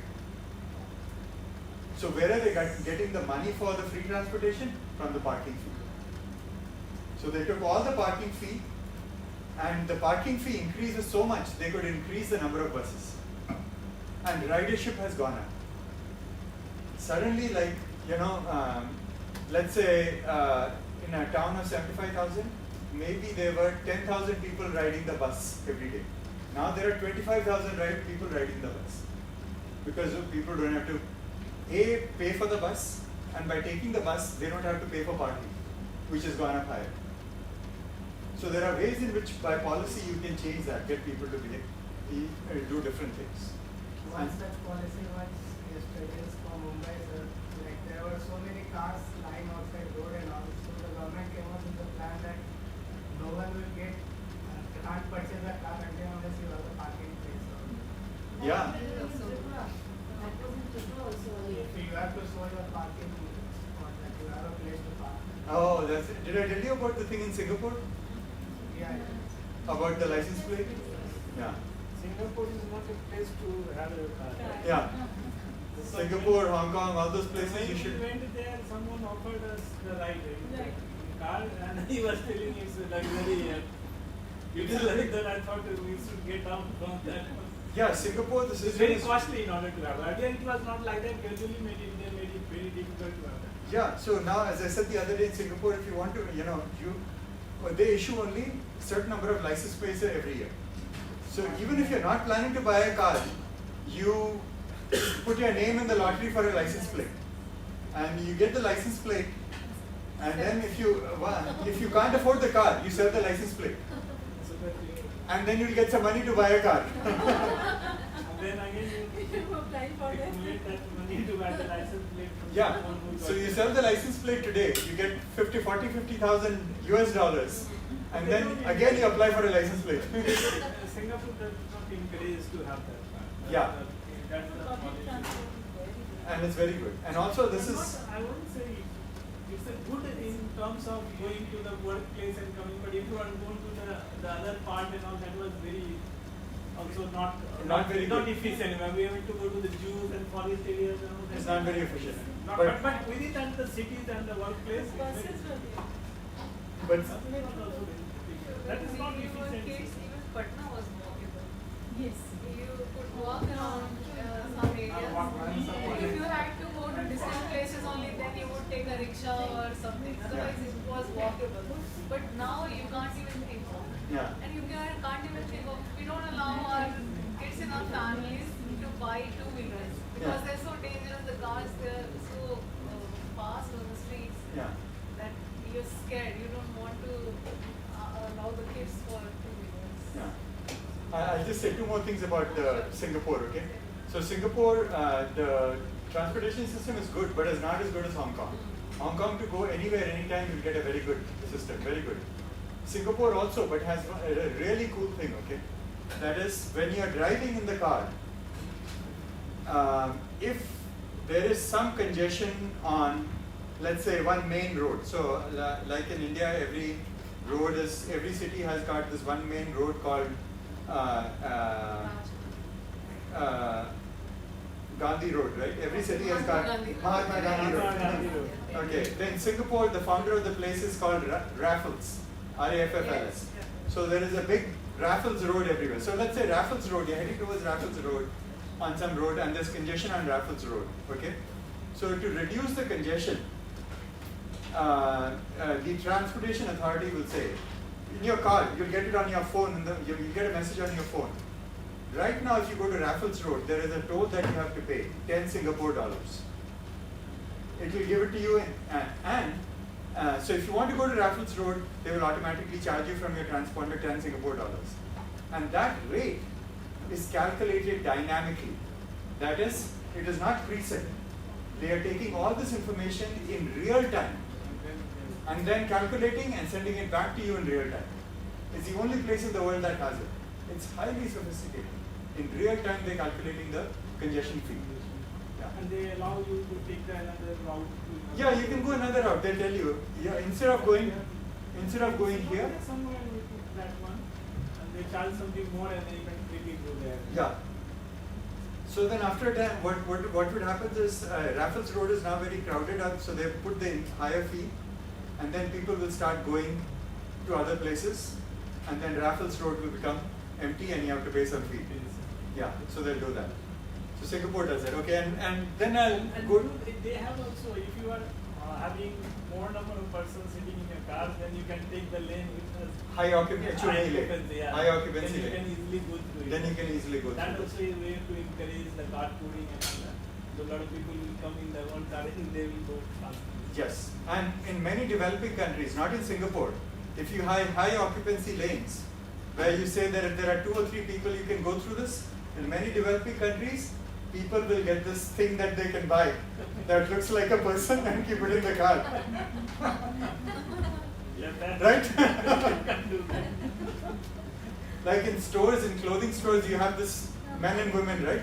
You can buy 2 of these and put it in the car. You can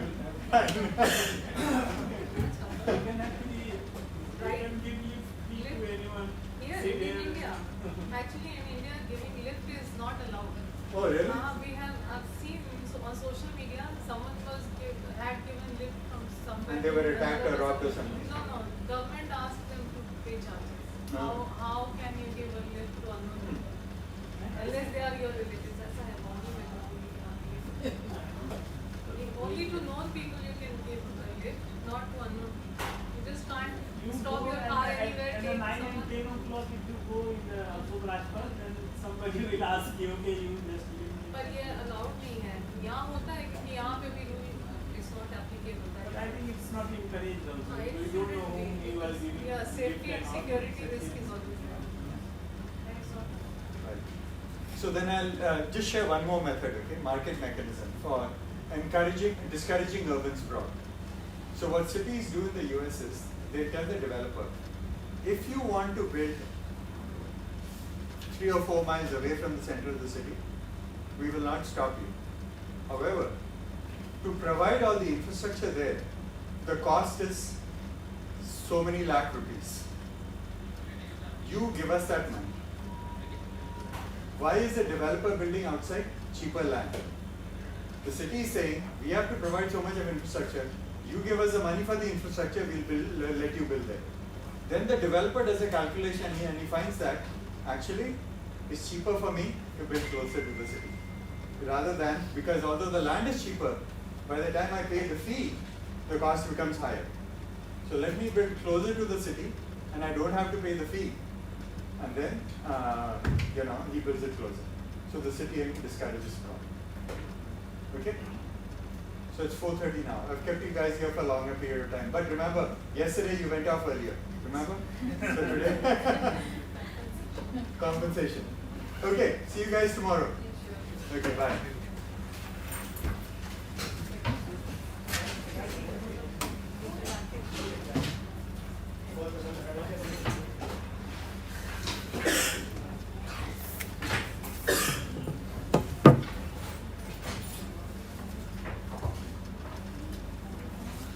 Some participants may have missed marking their attendance for today's session. I kindly request you to make your attendance. You'll have to speak louder.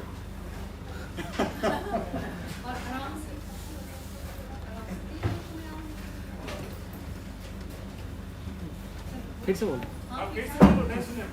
Some participants may have missed their attendance, so please make them before leaving. Sign कर दो बाद में attend करना यदि certificate नहीं मिला तो this is not our fault. If somebody's name is not announced when giving the certificate, then you might not have signed the attendance sheet.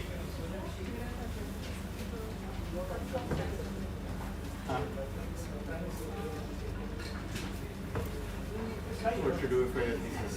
Okay, that's very good. So these lectures are helping.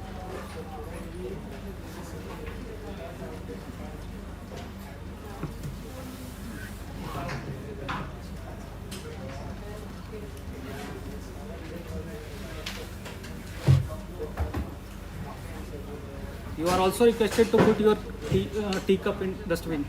This marks the end of the day. We will meet tomorrow at 10 a.m.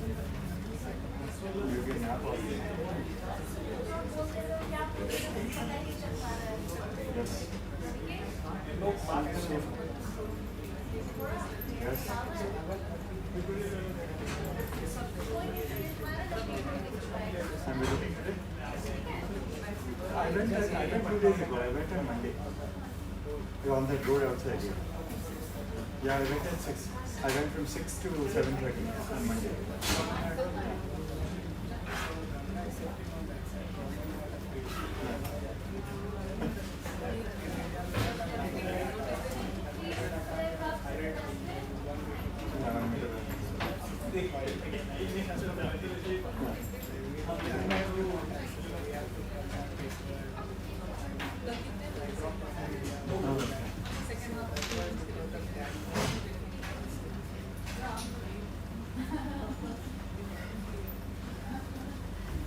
So, Ashish, do you want to talk to me today about your thesis project? So, let's sit down somewhere and talk. Let's sit down somewhere and talk. You can sit here. So, Professor Jerry? Yes, sir. Feeling comfortable? I'm feeling very comfortable. I have to talk to Ashish about his thesis. Okay. So, when you go? Maybe 1 minute, 15 minutes. So, where you are meeting? Here? Right here. When you meet, I have another student, so we keep that. I will. And then what's the plan? Supriya, the right person. उनको walk कराते थे ना, वो करवा दिए हैं पीछे ना, थोड़ा वो अभी बन रहा है, वो भी दिखाना चाहिए. You should know, we have flyovers under construction, so the roads are not very good, but you should at least take a look, see how the development has come. I'm happy to walk around. East of this place is the old city, where there are narrow lanes and houses. So we can go. We can go to the old city. Old city. Old city is dangerous. Not dangerous, it's very congested. That's Narrow lanes and stone lane. Old city. और मंगल तालाब है. जा सकते हैं ना, यहाँ से जा सकते हैं. अभी टाइम है, बहुत टाइम है. जा सकते हैं वहाँ पे देख के फील को. we like to have Gurdwara, then in the evening you can see the old cities. Yeah, that's fine. So we can leave at what's the time now? 4:30. We can leave at 5:30 or 6. Is that too late? Yeah, no, 5:30.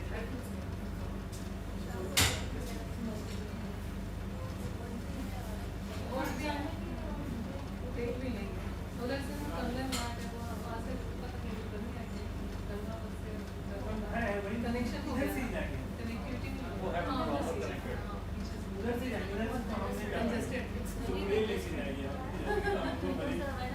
ये लेके थोड़ा इनको घुमा दो आसपास इधर से उधर, फील होना चाहिए पटना का. एक he should have a map in his hand, Google Earth पे, और वो देख के where he is moving, he should keep looking at the map. It's historic, चाहे कुछ देख रहे हो या नहीं हो, पर historic है ना. वैशाली, कुम्हरार, नालंदा. वो नया म्यूजियम दिखा दो. बिहार में वो पुराना स्टोरी दिखा दो. That area, although that is also congested these days, metro बन रहा है इसके बाद. We have plans, but we have very little window. So shall we meet at 5:30? Where should we meet? 5:30 or 6? 6 o'clock. 6 o'clock. I'll come outside the guest house. Is that okay? 6 बजे जाएंगे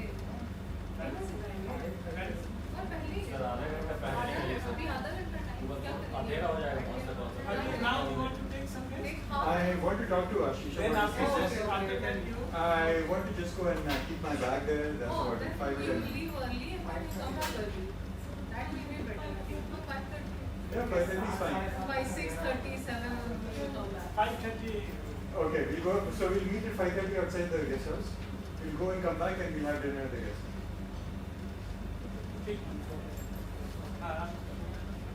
पैदल पैदल walk करके जाना होता है ना ठीक है 8 बजे भी आएंगे तो कोई बात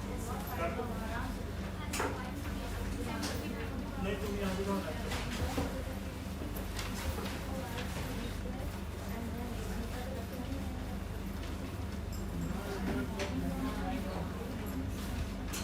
स्टेशन में घुमाने ले जाते हैं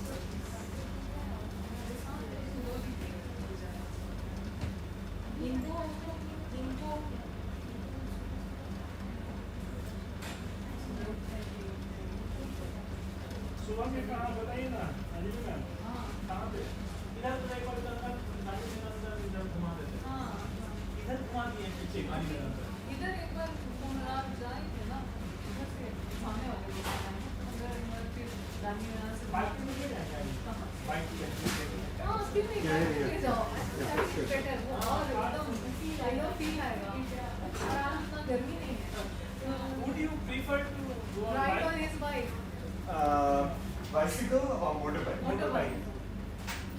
Motorbike is fine. Yeah. Then I will take you to the He will different take you. Yeah.